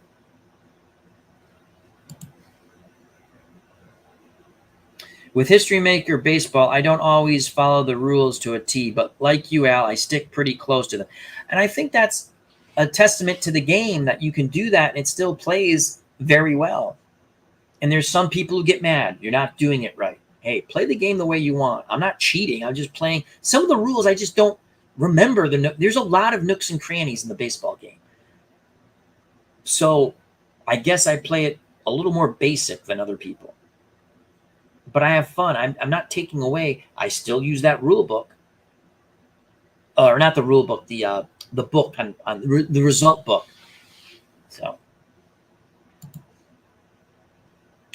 Bernard Strom Sports Replays. The problem with developing games other than baseball, football, I know where he's going with this, basketball, hockey there are so few sales, it would take a company years to break even. No company's interested in making the games. You're correct. I do own 2 horse racing games, both from, there's a sale. ASG has a sale for Labor Day if you're interested in ASG games. I have 2 ASG horse racing games. Which are card and dice games on the PC. I enjoy them, but again, even those, even though they're PC games, I kind of have to go back. I haven't played them in a while to relearn them. And the PC does the heavy lifting, but I like to know why. Like why things happen. Brian Hoxie, that set showed with the Tigers is outstanding. It's a fun. And I have so many projects and things I want to do on the channel or even offline, but real life gets in the way. That's fine. So we're doing our chat with Al. We're on 3 hours and 40 minutes in less than 10 seconds. It is 1:15 a.m. This is our Labor Day chat marathon. I'm almost out of coffee. I got more coffee out there. This marathon ends when I have to use the bathroom. Carlos asks, do I collect sports cards? Carlos came in late. Do I collect sports cards? Rocky Marciano.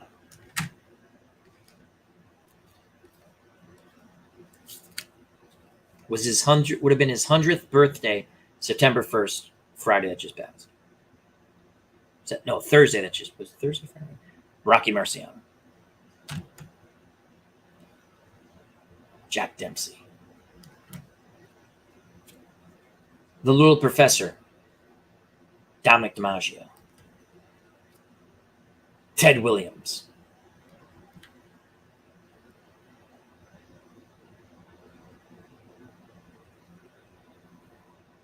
Jim Rice, MVP season. Runs batted in, American League leader. Jim Rice, 1978. 79 cards, 78 stats. Home run leader, American League. Jim Rice.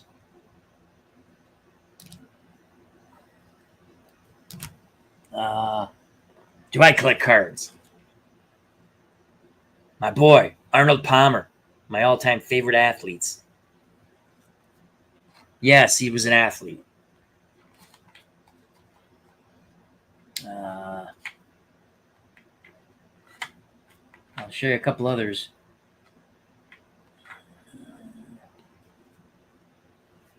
Bobby Orr, number 4, score, Bobby Orr. Al, you're a big homer, they're saying. No, I'm my boy. Wilt Chamberlain, the GOAT. Wilt Chamberlain, the GOAT. And then you have that back part. This is a cool card. There's a couple others. Kind of too expensive, though. I mean, ooh. This, I've shown it before, but this is for Carlos. I am ecstatic to get this card. Mark the Bird Fidrich, 1977 card, 1976 stats. Mark the Bird Fidrich. So, yes, I do collect cards. Who's one of my all-time favorite football players? Chat, please tell Carlos, who's one of my all-time favorite football players, who I would invite over to dinner. You have that card? Cool. All right, let's put those. Let's not mix up the boxing cards. I got to put those back with the boxing set.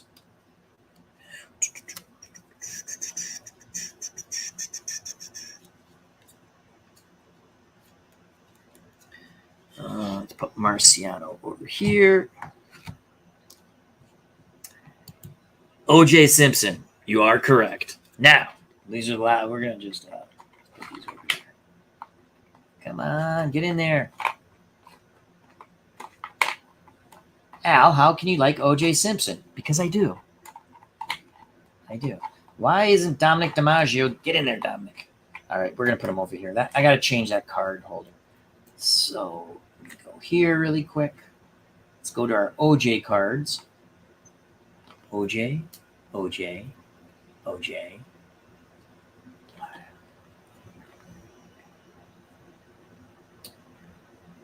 This is from 1974.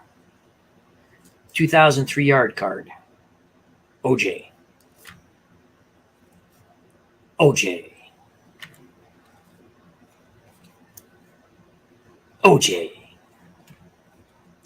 And our good friend down in Florida, MP Fox, sent me this. OJ, I got to send him something. He's a Rod Carew fan. I got to pick up a nice Rod Carew card for him. Anyway, those are my cards. And again, just Carlos. This is the whole 1976 Patriot team. I bought singles of them on eBay. None of them are mint condition. I'm not spending a gazillion dollars, but yeah, I do like to collect cards. It's kind of fun going. You be careful. It's very addictive. So that's cool. All right. Anyway. Carlos says, oh, shoot. Oh, Ken, good night, Ken. Good morning. He says, thank you for the kind words before Al. Off to the rack. God bless, my friend. God bless you, too. I'm glad everything's going well after your surgery. Uncle Dave Gardner, I told you it's a marathon. Until I have to go to the bathroom, we're going. Bernard Strom Sports Replays. Both ASG horse racing games are fabulous. TRG Racing is a direct descendant of APA Racing. I think that's the one I like better. I wish that you could make the track bigger, you know? And you can do it by finagling your screen, but I don't want to do that. Carlos says, Marciano was one of my dad's favorite boxers. Brian Hoxie, real life gets in the way. Ha, ha, ha. I had a half-finished race on my table for a week until yesterday. Who won? Carlos, I'm thinking of getting back into collecting cards. Which card did you have? The OJ card? Oh, Sweetness. I have that. I have Sweetness. I have that. I got a couple of was it one? I thought I had two. This is the one he 275 yards, 1977. Walter Payton. Wonderful human being. God rest his soul. Left us way too young. Oh, I have it. Where is I thought I had another one. Maybe not. Maybe I was looking at one. I got to get a better system here. I just put him here. Oh, the Fidrich card. Cool. I just come in here and I just look at them. They're kind of here, there, everywhere. Here, there, everywhere. I think. Yeah. Let's put these dudes back here.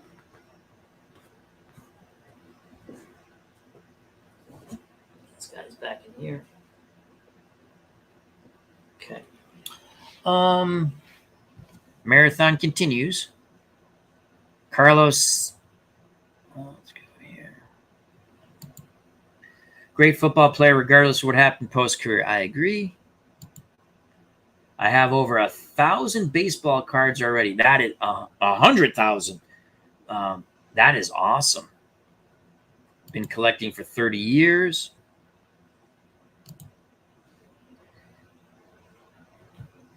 Bernard Strom's replays. I enlarged the tracks for TRG Racing and ordered mats from Ink Gaming. Oh, you okay, cool.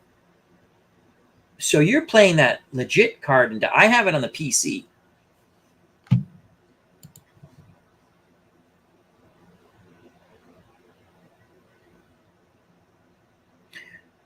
Also, Pewter racehorses from eBay really make the game pop. Oh, you mean the colored horses, the different, yeah, with the little riders on it? I saw those. There, some guy was selling some Apple ones. I almost just bought them just because I liked the way they looked. Then I was like, nah. But yeah, I like horse racing games. Sports games are fun. The what if factor. All right, now. So, told you, I like history. Been reading about this. Always watch the movies, documentaries, whether on the military channels or YouTube. There's a lot of good, again, YouTube military historians that I enjoy. But so I saw something on eBay. Now, I didn't realize the size of these things, but I bought a bunch of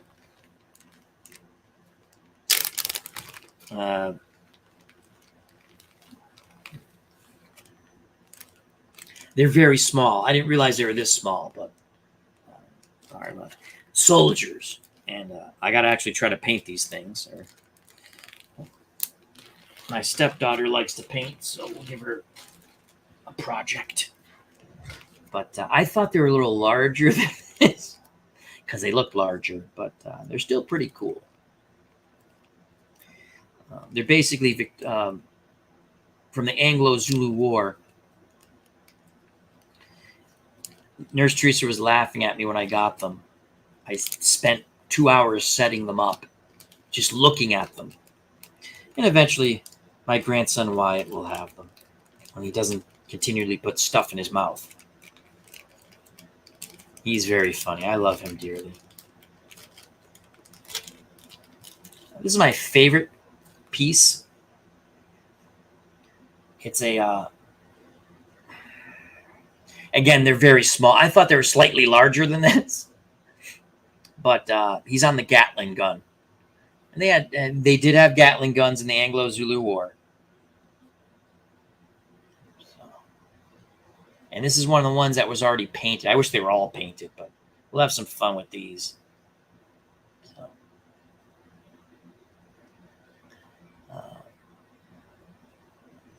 that was another purchase I made. I think like the black powder guys are much bigger. I'm pretty sure. Maybe I'm wrong. Maybe they're not much bigger. Maybe this is the size. I thought these were a little bigger.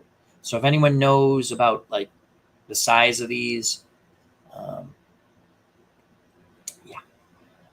I did put in another bid that they were already painted, but someone outbid me by like a freaking $1. I thought I was being clever, but that's all right. Wasn't meant to be. And they had the British and the Zulus already painted. I was like, oh, that's cool. I'd like that. But that's my favorite piece. Got to touch up the paint there a bit. But I don't even know how small of a paintbrush you need for these things. Then they have two guys. Like when I set them up, I put like a guy on each wheel. The way I looked at it was, like they had their hands like, like that you would rotate if you had to, quickly move it, I guess. But it's a fun little piece. Yep. Zulu, great movie. It is a cool piece. I do like. I mean, I'm not going to show you them all, but I didn't realize they were this small. I should show you the dice I bought one time. They were like huge and like, holy crap! I didn't realize they were that big. I mean, it's small.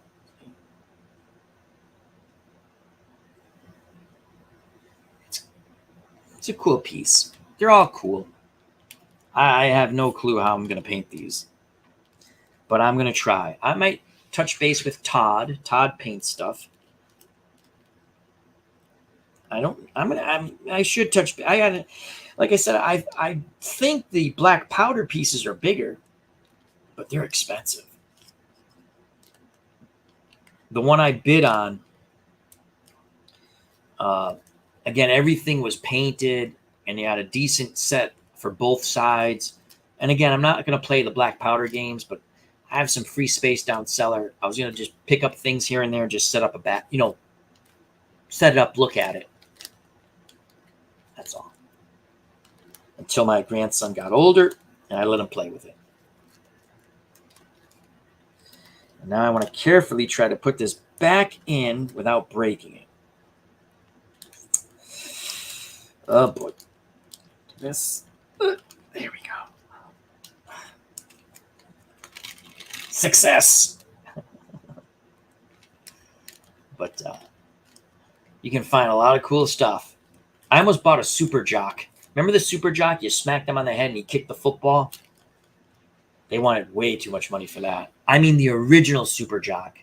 Not the one they came out with the 80s. I mean the one in the 70s. From I think it was 76. I had the basketball one because they ran out of the kicker guy.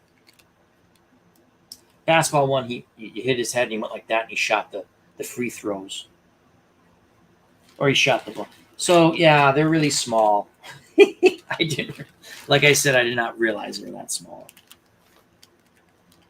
They have some Scottish units, which I really don't think they were in this. I don't know. But, this one's not bad. Got to touch it up a bit. Bayonet. But again, they're much smaller than I thought. But the price was pretty right. So that's about it with the stuff I have collected. Put that back.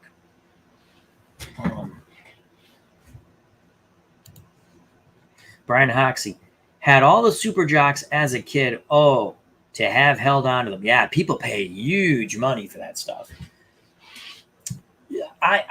Okay. I had the basketball one. What football game's this? Florida State. No, Florida Gate. Oh, they already went to another game. That's USC. Run for your life, Charlie Brown. Oh, wow. Touchdown. Oh, they're showing great play. This was a hell of a game. This was a hell of a game. Colorado, and they're showing the highlights of TCU. That was a hell of a football game.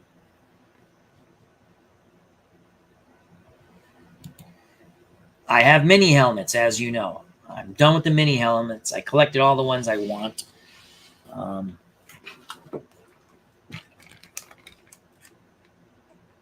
My mini helmets.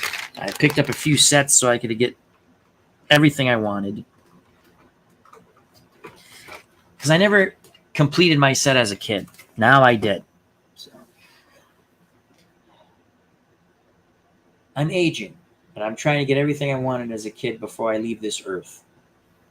Within reason. Within reason. Within reason. We're almost on 4 hours of our Labor Day chat marathon, and we still have 12 people with us. That's awesome.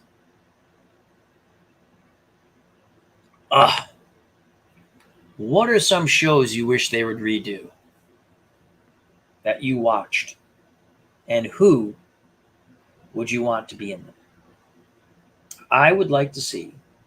What was a fun show? Carlos says, the Colorado game was great. Prime time, shut some critics up. He can coach. I like him. He was an arrogant player. I never disliked. Well, he was I don't really like arrogant players, but he can coach. His 2 sons play for him. I guess some people are kind of miffed about that. I don't know why. It was a hell of a game. The quarterback for TCU was phenomenal too. It was a fun.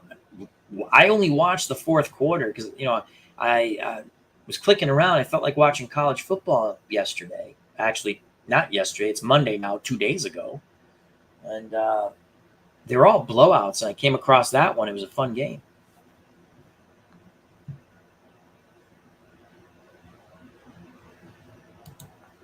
Carlos says the one guy played both sides of the ball, old school. All in the Family. I don't think you could redo All in the Family. Not with the, not with the way things are now. That was definitely not their terminology now. I hate using it. Politically correct, but it touched on a lot of things. Archie actually, in my opinion, Archie always did the right thing at the end. Great characters, a lot of fun. They touched on a lot of subject matter. I just don't think they could do. They did a one-off with Woody Harrelson playing Archie. Teresa and I watched it. It was okay. They did the one where the friend comes over and his son had passed away in the Vietnam War. That's the one they did, and they just did that. I think my dad had just passed away. What, 3 years ago? But they redid it, like one episode. NBC was doing these things. NBC, I think. Someone was doing, could have been CBS. They were taking the old shows and just doing one episode with, new actors and stuff.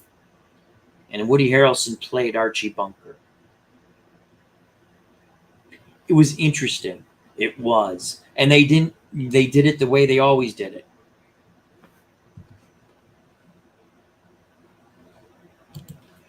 Carlos says, Fringe would be nice.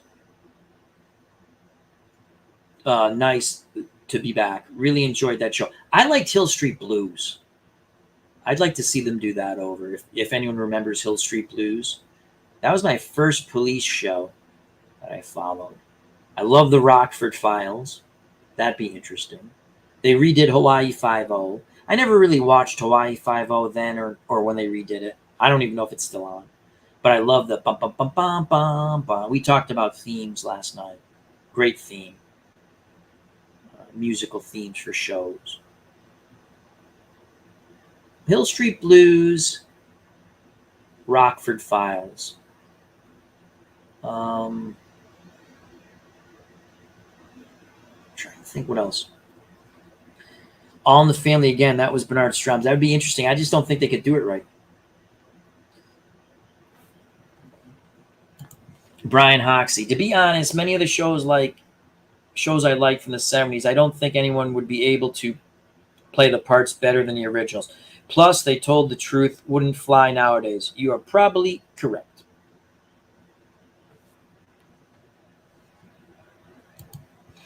Mark Jones is still with us. Homicide. Life on the Street was a great cop show. I don't recall that one.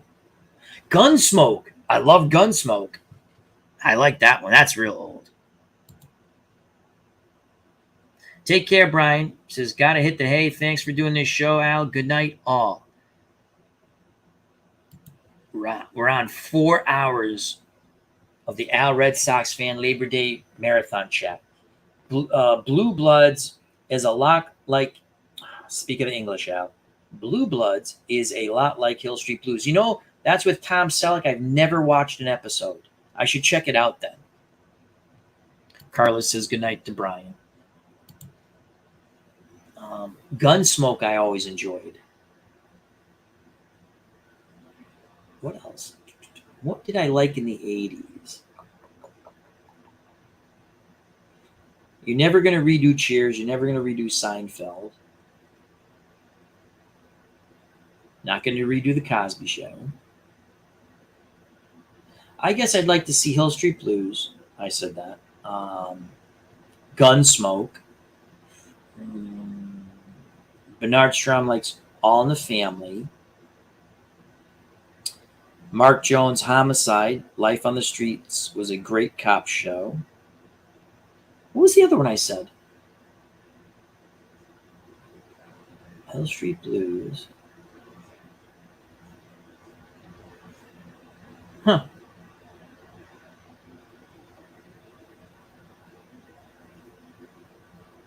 Didn't they redo SWAT?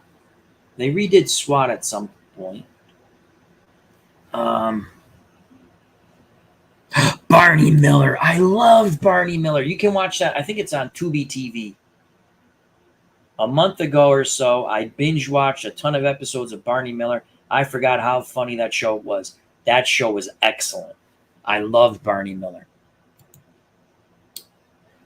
Bernard Strom Sports Replays. I watched Gunsmoke, The Rifleman.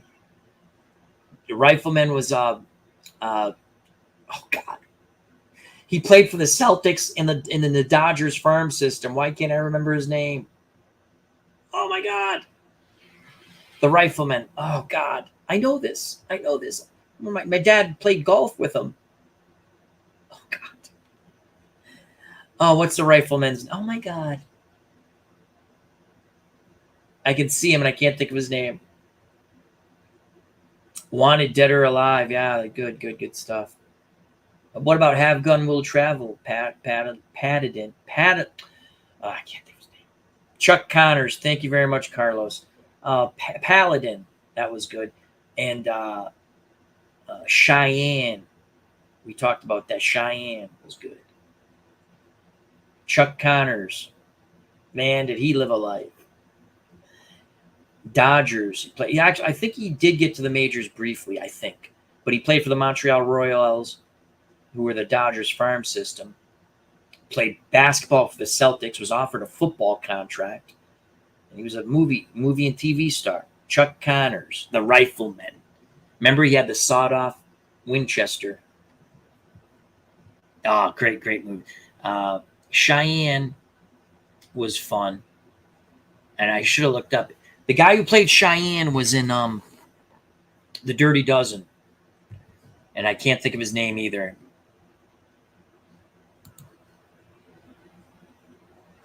Brian Hoxie, he'd fire off the rifle 6 times and gave that grin to the camera. Yes, he did. Now, my favorite Gunsmoke, I really did like Cheyenne too, though. Cheyenne was great. After seeing those at an older age, older because my dad loved all the Westerns. I would sit and watch them with him, especially when he was ill with cancer. We were taking care of him here.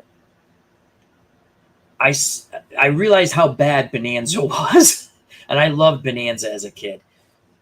Thank you, Clint Walker. He was a big dude. And if you didn't see the chat with Dave Gardner last night, he was discovered. He was a bouncer at a nightclub in Hollywood, like a restaurant nightclub in Hollywood. And that's how he was discovered. I love Clint Walker.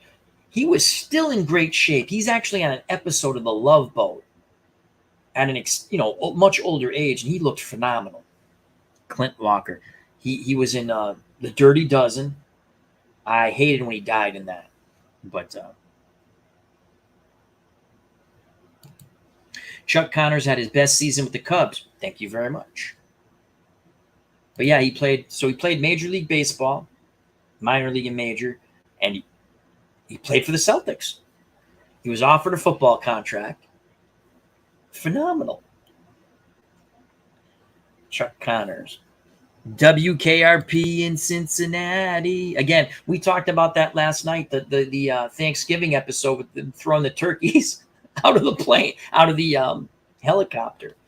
It was hilarious. I mean, you don't see that. You just hear Les Nessman describing it like the Hindenburg, which you can find the Hindenburg newsreel with the guy telling what horrifically happened, sadly, to the Hindenburg. Clint played Posey. Yes, he did. In The Dirty Dozen. I love the scene when Lee Marvin put him down. Yeah, because he wouldn't hit Lee Marvin. Fun movie. The Dirty Dozen. The U.S. lost to Lithuania in the FIBA World Cup of basketball. Does that knock them out? No, now they play Italy on Tuesday. Italy's decent, but they should beat Italy. All right, so they advanced. They advanced anyway. So they were 4-1 out of group, it looks like. Oh, boy. The Rays. Was that the Indian? No, that's the Rays in Cleveland. That was a shot for a homer. There's a base hit. I like those Rays uniform, baby blue tops. All right. O.J. Simpson was a Hall of Fame football player and also was a movie star after his football career ended. Commercials, movies. He was in one of those. He did the Naked Gun movies, but he also did. He did a cowboy. Did he do a cowboy movie? And he did a disaster film movie. Yeah. Jim Brown. Jim Brown was in The Dirty Dozen. Jim Brown was in a lot of fun Westerns. Some of them would be classified as spaghetti Westerns, I guess. Jim Brown made more money as an actor than he did a football player. Brian Hoxie, thanks for that spot report, Les. For those of you who've just tuned in, the Pindale Shopping Mall has been bombed with live turkeys. Film at 11. Johnny Fever. The Hertz ads. Remember running through the airport? Yeah. I'm petering out, guys.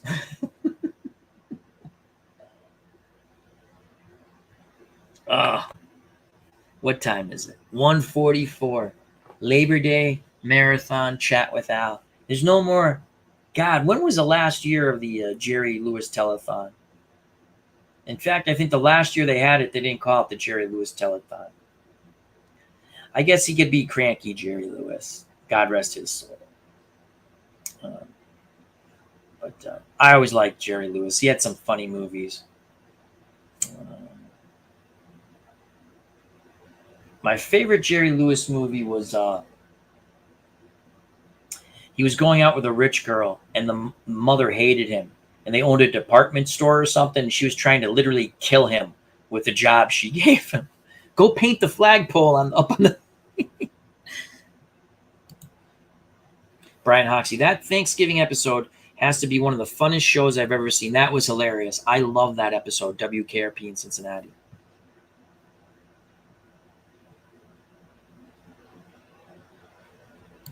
Am I doing coffee with Al in the morning? I did that once, right? Well, we are. You're right. We're doing coffee with Al in the morning. I don't have much coffee left. A lot of coffee left out there, though. Jennifer or Bailey? Why do we have to choose? Can't we just be the meat in the sandwich?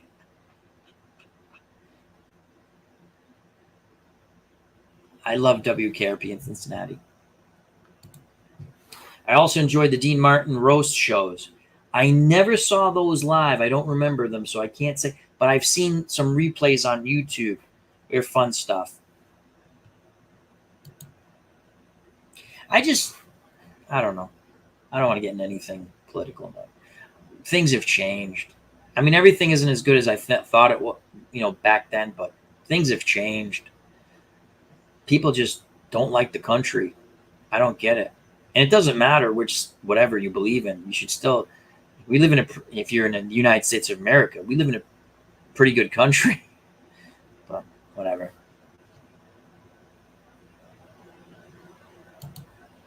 Lots of great sitcoms in the 70s, Mark Jones says. All in the Family. Three's Company. Oh, that was the late 70s, early 80s.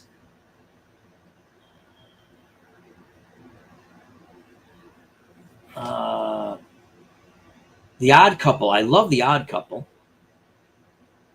The Jeffersons.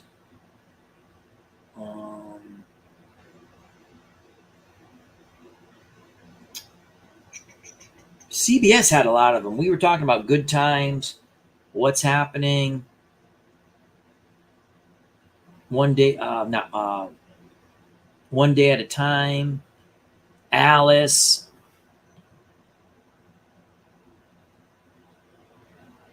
What are some other ones? I'm forgetting a lot. Yeah, sitcoms. They had some good TV. I don't know. The 80s had a good run with shows too. But again, I watched more TV then. Sanford and Son, Jeffersons, Archie Bunker. Well, All in the Family, then Archie Bunker after. Mary Tyler Moore.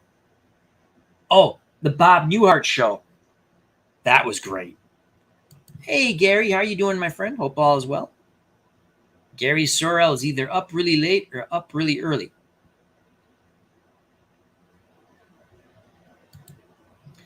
Carlos says, I was forced to watch Little House on the Prairie. I liked Little House on the Prairie. My favorite episode was when the kid was playing football and he had a concussion. They kept putting him out there to play, and finally the father, Michael Landon, was it Michael, the lead actor? Was it Michael Landon? Was his Michael Landon? Yeah, right. He finally pulls him out of the game because he's had enough. Moonlighting was in the 80s. That was fun. We talked about that yesterday. Bruce Willis, Sybil Shepherd. Detective Agency, yeah. Well,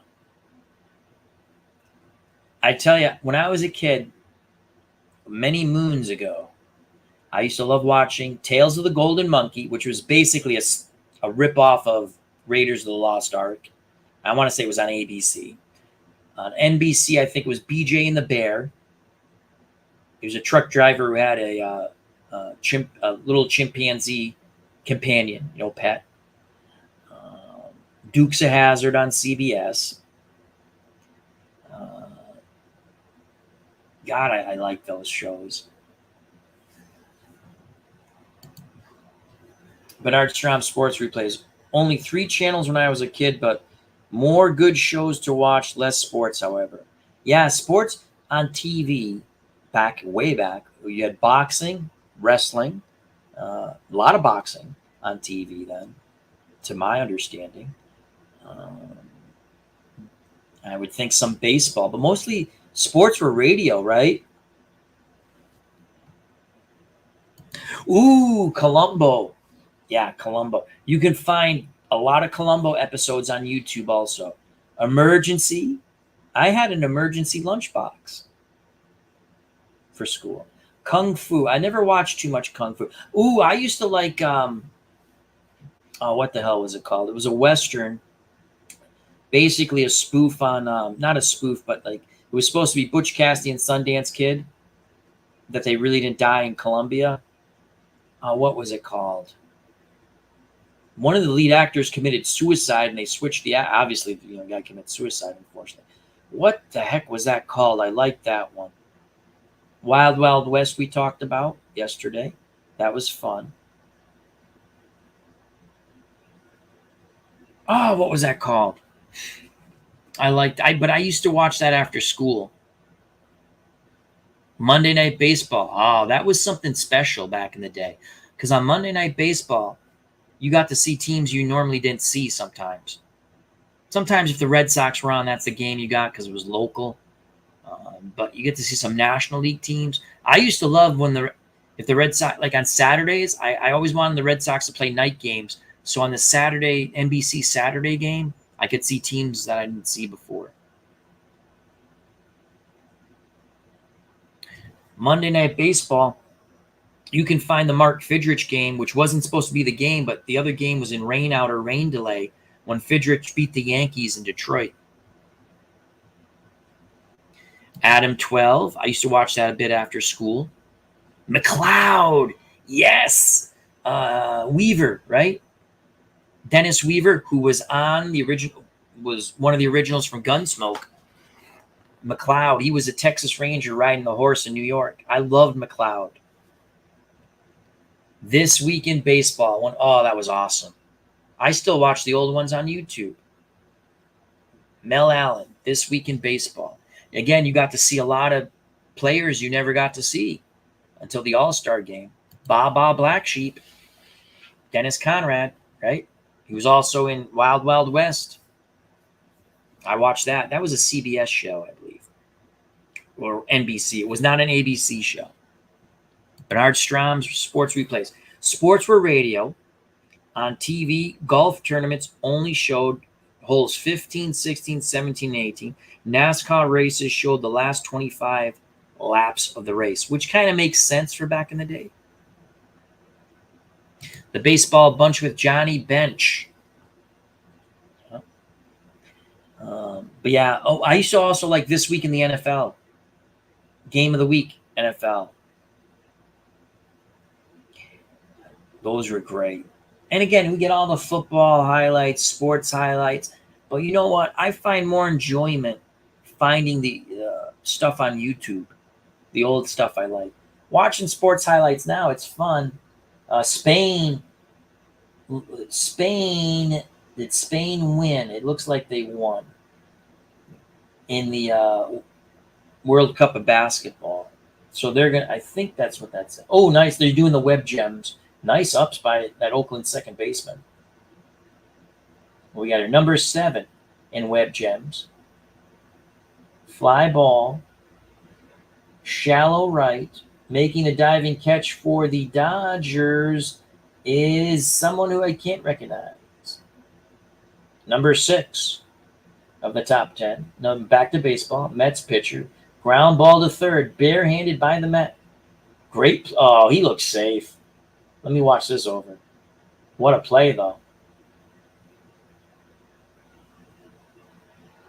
Ooh, it was close. I thought he was safe. Carlos, Bernard Strom Sports Replays. I remember Wide World of Sports showing beginning of NASCAR and switching to figure skating and coming back later, LOL. Wide World of Sports. The thrill of victory, the agony of defeat. Bum, bum, bum, bum. That was a great theme. That was a great start, right? And you see the French dude wipe out on the ski jump.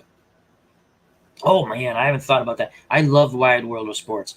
On Wide World of Sports, I used the lumberjack contest. I used to love when they on the log, right? And they always had good boxing on Wide World of Sports. They had that crazy motorcycle racing on the ice, sumo wrestling, cliff diving from Acapulco. This is Keith Jackson from Acapulco, and this is cliff diving. Fun stuff. NBC was Sports World, I think. That was their version of Wide World of Sports. They didn't do all the crazy sports. Not crazy sports, but sports you didn't see normally. The World Cup. The World Cup final, I believe, was on Wide World of Sports one year when Italy beat Germany. Paolo Rossi with 82. I remember watching the World Cup, the games on PBS. My, how things have changed. PBS, Soccer Made in Germany, I think were the ones who were showing the World Cup. And they showed you, there are no commercials, right? So, because it's PBS. Then when they're showing the World Cup, you know, I think they showed the finals, like I said, I remember watching on, I think it was ABC. And, you know, they're going to commercial during a soccer game. I remember when ESPN got the rights to the World Cup, when they first had it. They're going to commercial. You can't go to commercial. Now, you know, they put the little commercials on the side and stuff. But, yeah, PBS had the World Cup. I watched a lot of games on PBS for the World Cup in 82. Let's keep going. Bernard Strom says, in Boston, the Patriots never sell out. So, again, they were blacked out on TV. Right. If you lived too close, you weren't going to get the games. I remember when they were supposed to move to Hartford, I was happy when they didn't. I go, they don't sell out. We'll never see a Patriots game again. This is, you know, before.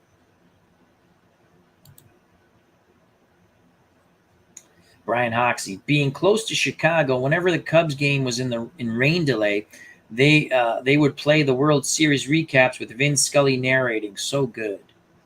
Let's go back here. Mark Jones says, I would watch football pregame just to see Jane Kennedy. An attractive-looking woman, indeed. The Superstar shows, yeah. That's the one where Joe Frazier nearly drowned in the pool, right? He was swimming. Bernard Strom. Oh, yeah. Bernard Strom Sports Replay says, my favorite Wide World of Sports was Demolition Derby. That was fun. Yes, it was. Brian Hoxie, the Globetrotters. Yep, they'd be on there. I'm trying to think. Sumo wrestling. Like I said, cliff diving from Acapulco with Keith Jackson. Polo on elephants. I think I watched that on Wide World of Sports.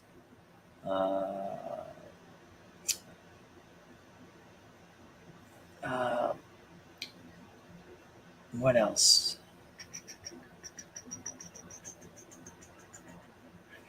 They had a lot of Olympic type sports, a lot of track and field on Wide World of Sports. So you saw skiing, not just the Olympic stuff, but I mean you saw skiing, figure skating, NASCAR racing, Formula One.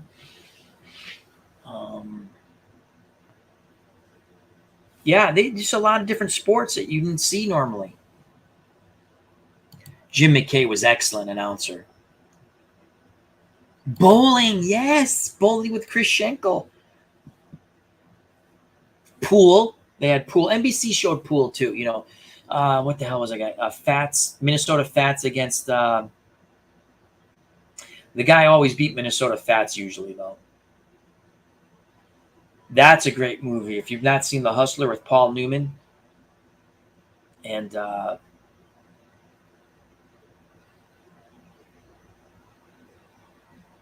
my God, Jackie Gleason, shoot pool, Eddie, shoot pool. Jackie Gleason, I believe, was playing Minnesota Fats. in that movie. Yeah. So again, and again, you can find these things on cable, but it's not the same.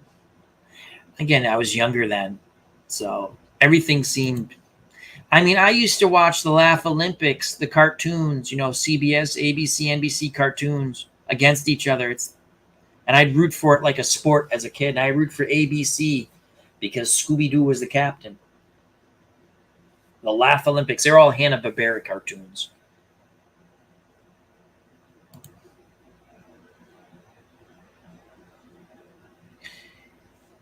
I think he had an Italian last name. Carlos says, crap. The guy that beat Fats was the one who helped the scenes in The Hustler. Yeah, I can't think of his name.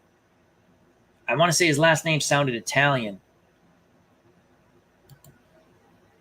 My favorite Paul Newman movie, Somebody Up There Likes Me, the Rocky Graziano story. Great movie. That was a really cool, when ESPN used to do the biographies. That was a real good one, Rocky Graziano. He was a nice guy. He was basically an abused child by his father. And he robbed to survive. Again, he did some not nice things. But he never mugged anybody. Again, not justifying breaking an entry into stores, but he never mugged anybody. He was well liked in the neighborhood, and he always tried to provide for his mother and sister. His father had beat the piss out of him. I mean, in the movie, they kind of make the father not as mean, but in real life, I mean, they show the father hitting him in the movie, but in real life, he was. And his cousin was funny. They call him champ his whole life. He was champ for 6 months, but he was champ. Yep. That's a good Paul Newman. Steve McQueen's actually in that movie. He's one of the gang members on the top of the apartment buildings fighting. Willie Mosconi. Willie Mosconi, thank you. Yeah. Another fun Paul Newman movie is oh my God. We Have a Failure to Communicate. What the hell was that movie called? I watched that quite a bit. The one where he's in jail. He's trying to always break out on the chain gang. That's a great Paul Newman movie. The Sting. Yep. The Sting with Paul Newman and Robert Redford. Robert Shaw was in that movie too. What the hell was that movie? Cool Hand Luke. Thank you, Carlos. My brain's going. We're around 4 hours and 27 minutes. I don't know how much longer I'm going to make the marathon. Nature might be calling soon. We're out of coffee. We have one sip left. Cool Hand Luke's an excellent movie. Paul Newman, George Kennedy.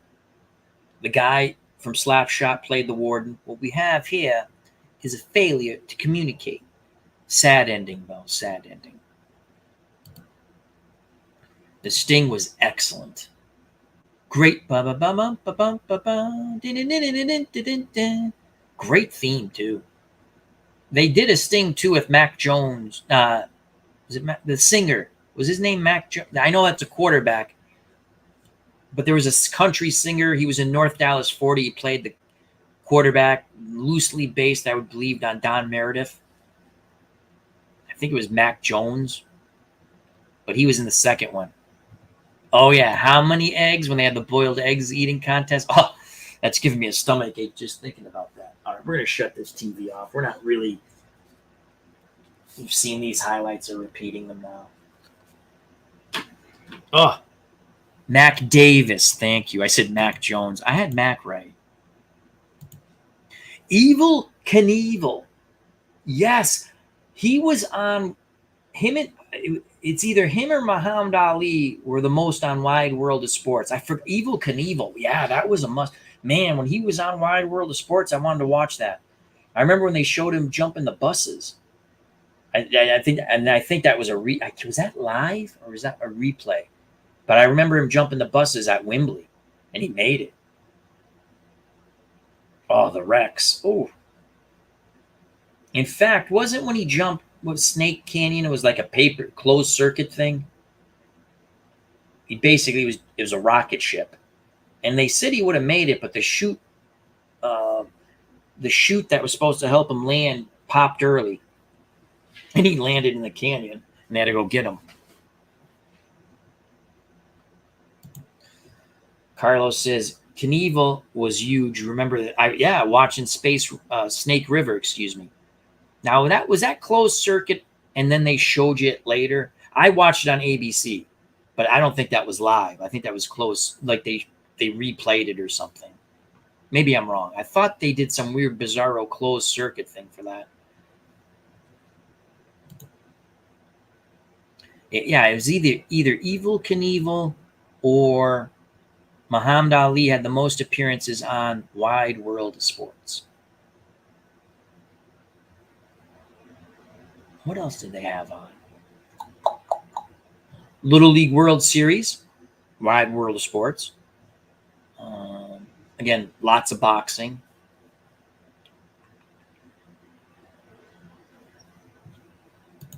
Brian Hoxie, Caesar's Palace jump. As a result of the crash, Knievel suffered a crushed pelvis and femur, fractured his hip, wrist, and both ankles, and a concussion that kept him in the hospital. He has more broken bones than probably anybody.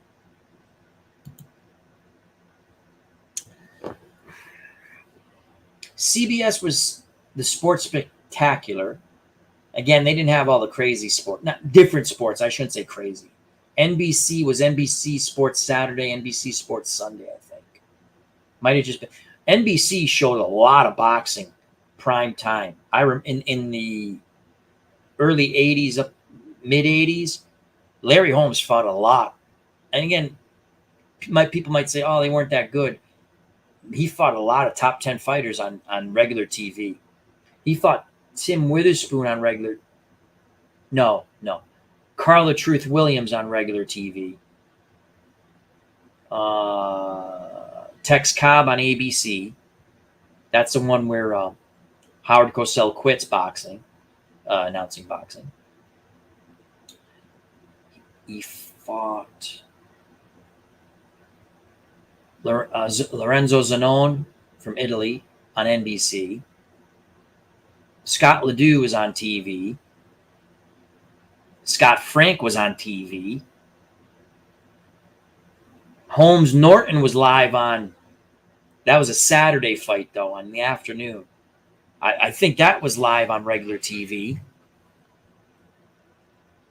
Oh, this is a blast from the past. NBC George Michael's Sports Machine. That came on where I was after midnight. Or no, after the local news on Sundays. And in the summer, I loved it because I sat up and watched it. Because I could. I didn't have school, right?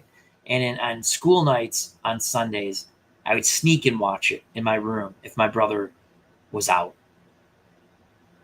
which usually was. And so we probably watched it together on the black and white TV. Yeah, George Michael's Sports Machine. That was great. That was like a mini ESPN Sports Center. Mancini Dooku Kim was on CBS. Yep, CBS. You're right. Yep. Holmes fought a lot on quote-unquote free TV. Larry Holmes. Hey, NBC paid huge money to get Dwayne Bobbitt and Kenny Norton.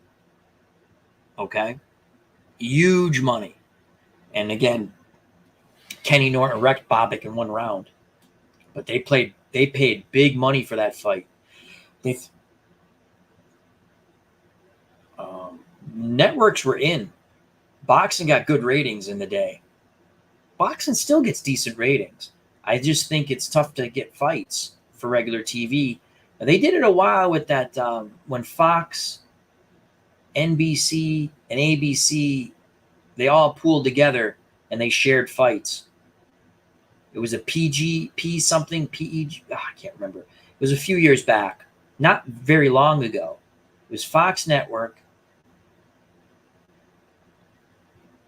I don't think I think it was Fox, CBS, and NBC. And they put on some good fights on free TV. Gil Clancy and Angelo Dundee did a few of those fights. Not the Dooku Kim fight, but Gil Clancy and Angelo Dundee did Mike Weaver, Harry Coetzee in South Africa. They did a few fights. It was funny. They go back and forth because I don't think they were pretty competitive. Angelo still was a trainer, and Clancy had retired from training. But Carlos says Spence doing a rematch with. Are they? I don't know why.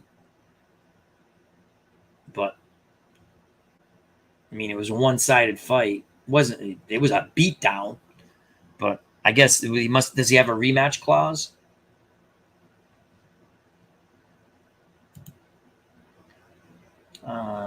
Yeah, so we're going to go just a little bit because nature's going to start to call in a little bit.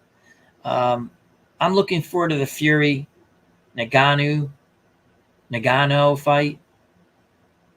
I don't think it's going to be much of a fight. It's going to be interesting. I've already given you my thoughts on that.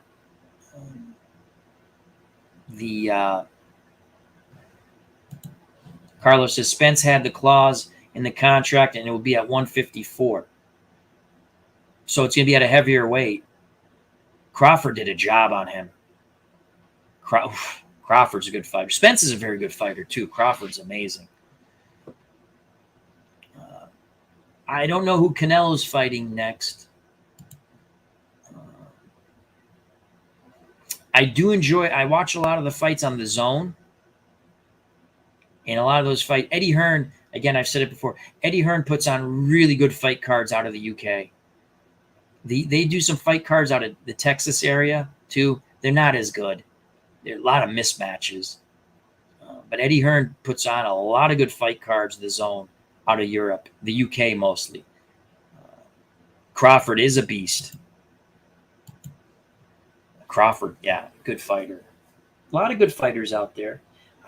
Again, you'd like to see them more on quote-unquote free TV or even cable. Now they have, you got to get everything's a pay-per-view with these guys, and that's good for them. Make their money. I don't get all the pay. I don't have Pirate Box anymore. Haven't had one in a long time. So when I get a fight, I have to sit there and go, it's either I'm really interested in it or there better be a good undercard. What I've noticed, the one thing I miss about Don King, man, he put on some good fight cards. Outstanding fight cards. Unbelievable.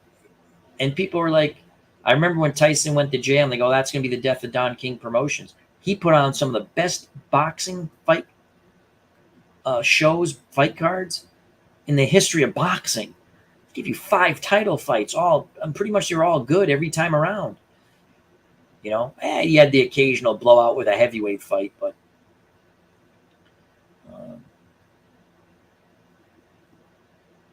ESPN, I liked when they had their weekly boxing shows. They really don't have that anymore. And now almost all the fights they have is on like ESPN, the streaming one, 3 or whatever the hell it is. And you got to pay extra for it. And they've had some good fights on there. What I do is I watch them on someone puts them up on YouTube. What sucks is you usually find out who won, but I like to watch them and see how it goes.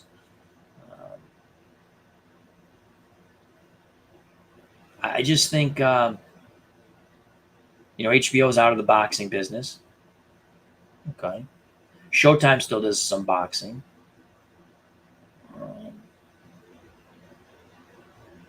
CBS actually does some boxing too, but they put it on their CBS cable.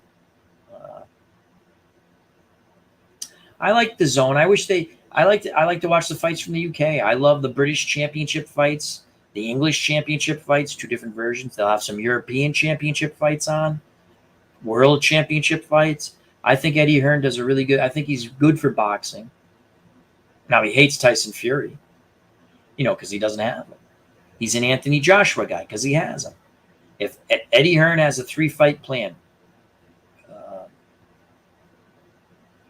I think he said Deontay Wilder next, and that's not I have to favor Deontay Wilder in that fight. Obviously, if If Joshua loses, he's done probably, but he could come back and fight again. I don't know why Tyson Fury's people don't want to make the fight with Anthony Joshua. I think he can beat Anthony Joshua. Could Joshua hit him and hurt him? Yeah. I think he destroys Anthony Joshua. I really do. I watched how much trouble Joshua had with Helenius. Helenius was fighting well. Puffed up both of Joshua's eyes. He wasn't winning, but he was fighting much. I thought Joshua was going to steamroll him. But when he did hit him, he did steamroll him. When he caught him good, it was over. The Deontay Wilder fight's a good money fight. And again, I'd like to see that fight in England. They're going to fight in Saudi. Again, they're going to get a lot of money if they make the fight. If they make the fight. Tyson Fury's going to make money for a guy he should kick the crap out of. He should win that fight easy against the UFC heavyweight champ. Nagano.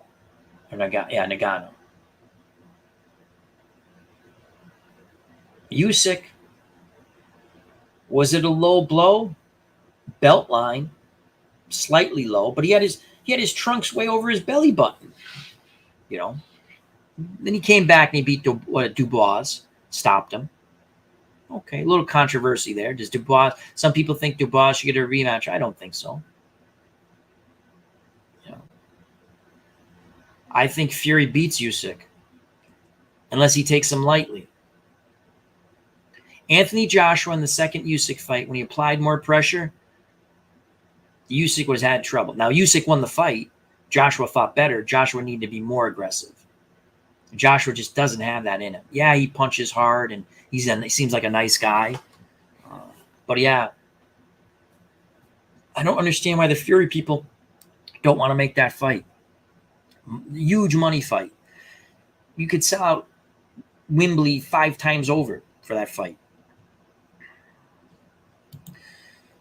Carlos, I watched the 25-year anniversary of Ali Foreman with Foreman announcing. It was classic. Wow, cool. He did get a short count, mind you.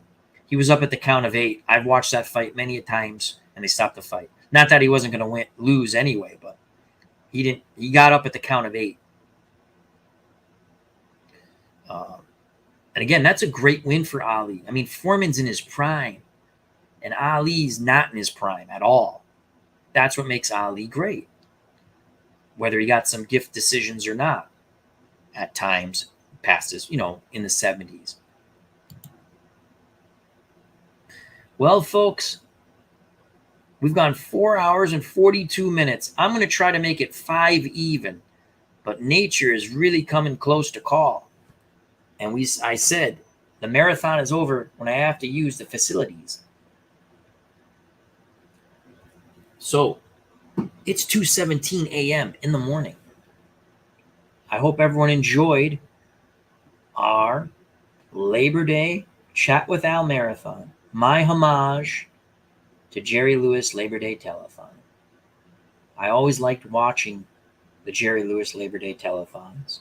The sad thing was, we went to school on Tuesday. That was always the first day of school when I was a youth. The Tuesday after Labor Day.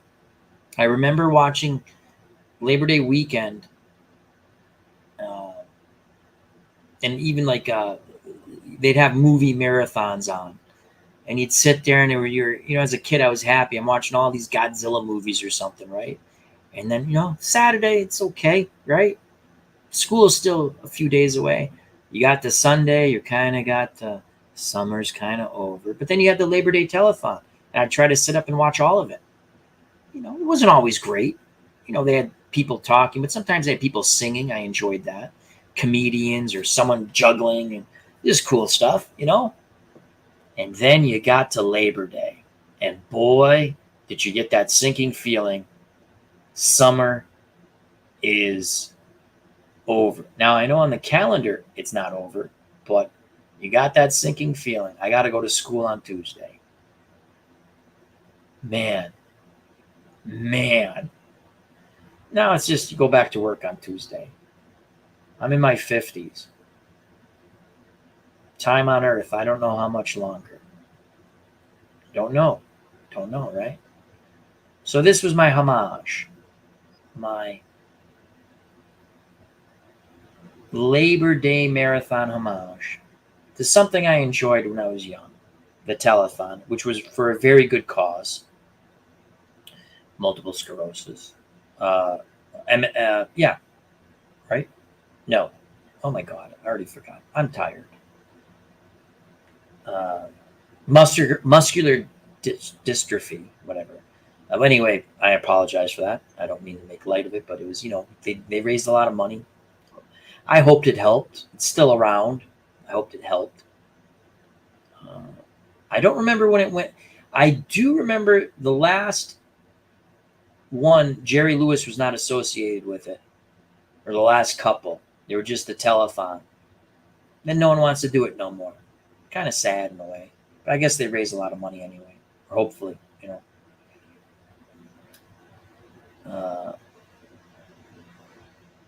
And again, it was the one time when I was a kid, the TV didn't go off the air. The station didn't go off the air. They stayed on. So I thought that was pretty cool. I always enjoyed it. Brian Hoxie, this chat lived up to all the hype I had built up in my head. Always a great time, great topics. They're all off the top of my head. Before I used to have people on. I still want to get people on the chats, but you can't do marathon chats with people. They got to leave. I get that. Gamera was so overshadowed by Godzilla. Rightfully so. I'm a Godzilla guy. I still want to do a match game thing. Remember the old match game? We're gonna try to go 14 more minutes, make it 5 hours even. Where I would say I would read something and I would write something down and then the chat would guess and see who gets it right. Brian Hoxie, just to mention, there was always singing on those telethons. Well, you're right. There was always singing on those telethons. But there are people sleeping in the household, so I should have sang earlier. Oh, what a night, late December back in 63. What an evening. I don't remember the rest of the words, but that's my singing. Until we meet again. So we have 13 more minutes to go. It's building up in my eyeballs. Can I make it? The abode calls, but I'm going to try to make it. I'm going to try to make it. If I can make it there, I can make it anywhere. Match game. Ba-ba-bum-bum-ba-bum. Ba-ba-bum-bum-bum. Bum-bum-ba-bum-bum. Yeah. I talked about it with a couple other people where we'd actually try to redo the show with a panel, but no, I think I'll just do it myself. Maybe we'll have Nurse Teresa on to read the questions just for that segment. She wouldn't want to be here for 5 hours. But, yeah. I was going to do a little Family Feud stuff. I was like, we'll just talk. I'm tempting fate. I'm drinking water. Oh. But yeah, Jerry Lewis telethon. Always enjoyed them. Things change. We have to roll with the punches, as they say. 4 hours, 48 minutes, and now 40 seconds. We have been on the air with our homage to the Jerry Lewis telethon. Obviously, I can't make it. It was 48 hours when they did it, right?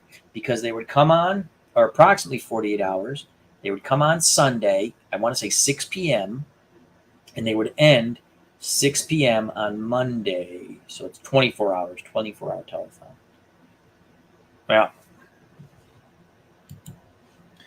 Carlos, you remember the Liars Club trying to help you make the end, LOL. No. I used to like game shows. I still like game shows. We watch the Game Show Network when we have dinner. Sale of the Century. I remember when they went off the air, it was just like, yeah, this is the last one. I went, what?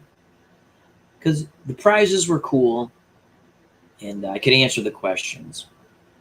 I used to like 21, I think they called it. I don't think they called it 21, but it was basically, I think it was called Card Sharks. I like that one. I always liked the Pyramid because you can win a lot of money. My God, that was the only game show back then you could win a lot of money. I remember some of those games, you'd be like, and you've just won $300. I mean, it seemed like a lot, but now you look back and you're like, what?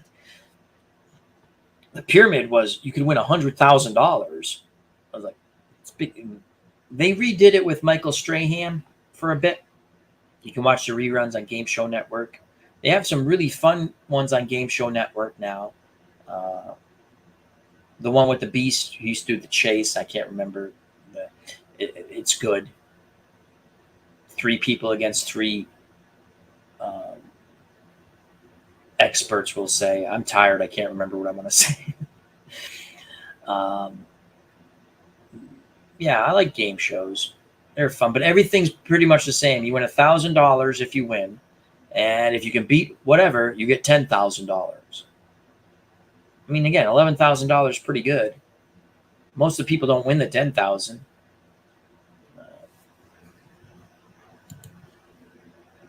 Yeah, 20. You're right. I'm sorry, 25,000. Then you could get 50. Couldn't you get 50 if you went back the second time? You're right. It was a $25,000 pyramid. I'm sorry. It's now the $100,000. But still, 25,000 was a lot of money then. Still a lot of money now. Better than the original. I mean, Wheel of Fortune. I remember watching that. You didn't even get money. You had to like buy the gifts. You know, like you won $500, and I'll take the desk for $100. I'll take the TV for $200. That's the way Wheel of Fortune was. Jeopardy was always fun. I can't watch it anymore. There's no Alex Trebek. I miss him. I like Jeopardy. My mom liked Wheel of Fortune. My mom liked Jeopardy. The Howie Mandel one with the cases, the one, how greedy are you really? You know, like, just, dude, they're offering you $200,000. I got the million. You don't have the million, most likely. You don't have it. Take the 200,000. Brian Hoxie, my favorite game show, Press Your Luck. Yes. No whammy, no whammy. Stop. Oh, I love that. Yeah, that's right up there. Did you ever see the documentary on the guy who won over 100,000 and they didn't want to pay him because he had figured out the system? They only had, like, I think they had X amount of ways the board went, and he figured it out, and he practiced with a homemade plunger. Look it up on YouTube. It's awesome. You can actually watch the whole. It never aired. And when they did air it on the Game Show Network documentary, they speed it up because it took forever. He won over $100,000 in that game. You could win decent stuff in that game, too. The $150 deck of cards on Wheel of Fortune, LOL. Yeah, and they always had the dog statue, remember? Classic. I have 8 more minutes. Can I make the 8 minutes, people?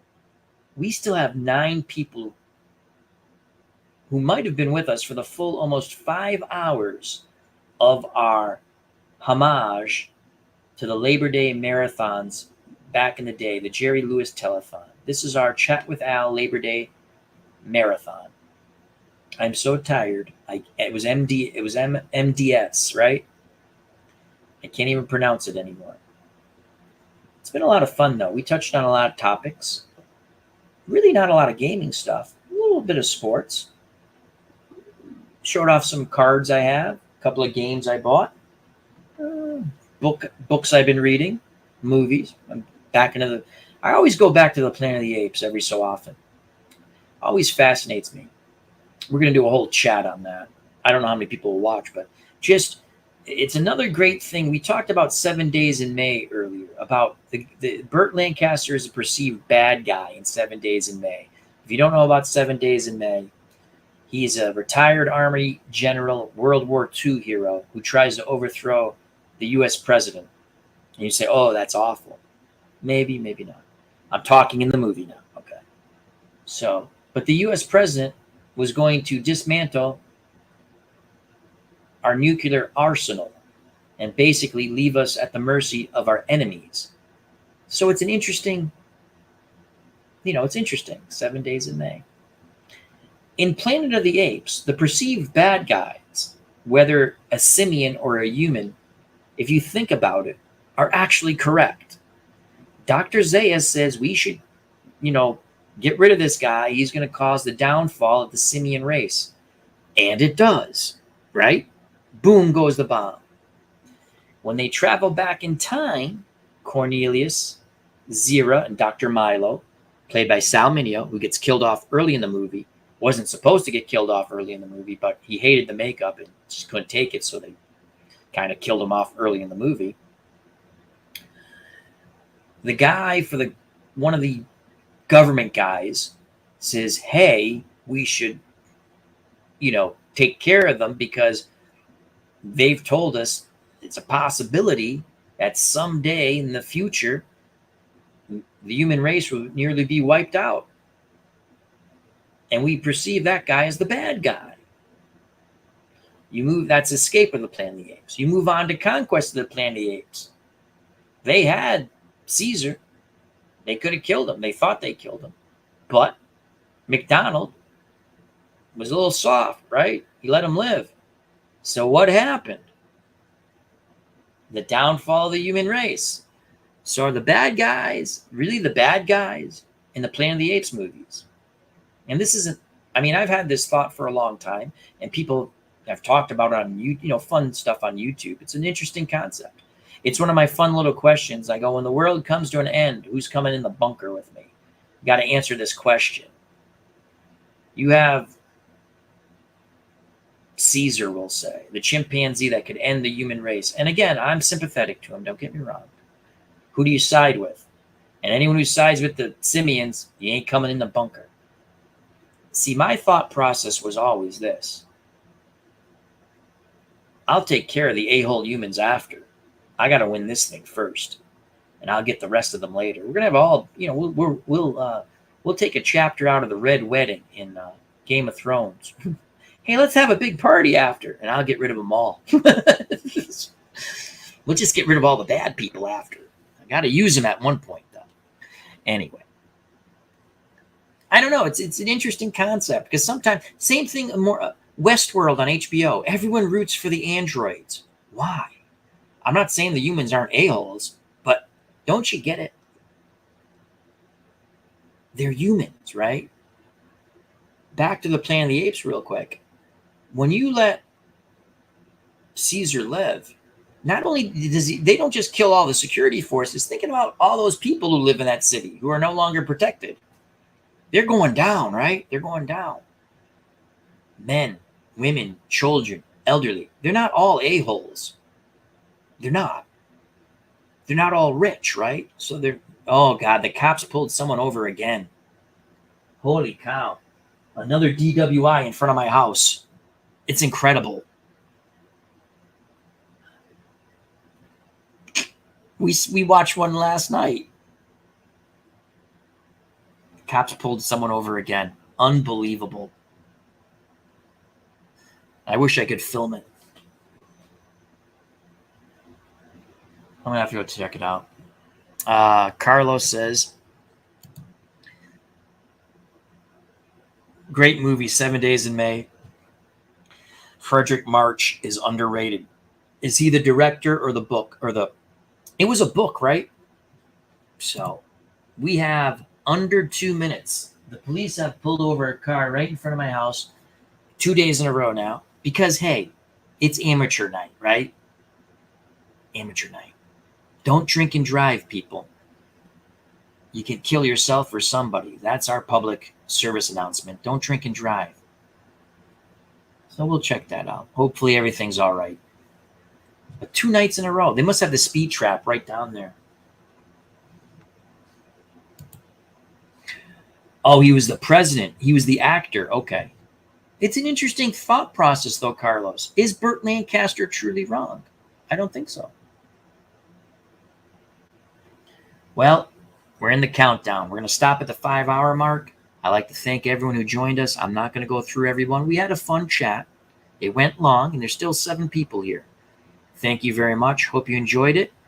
I'm hoping to do this more often. It seems everyone likes it. We like to have fun with the community. If you enjoyed the stream, hit that like button. share. If you have not subscribed and you're watching later, subscribe. Hit the bell for notification when we go live. We're down to 20 seconds left in our Labor Day chat marathon. The police have pulled over someone for a DWI or a speeding in front of the house again. So we'll check that out in a moment after I go off air. Again, thank you to one and all. Thank you, Carlos. Thank you, Brian. Thank you, everybody. That is it, folks. God bless. See you soon. Love you all. Peace.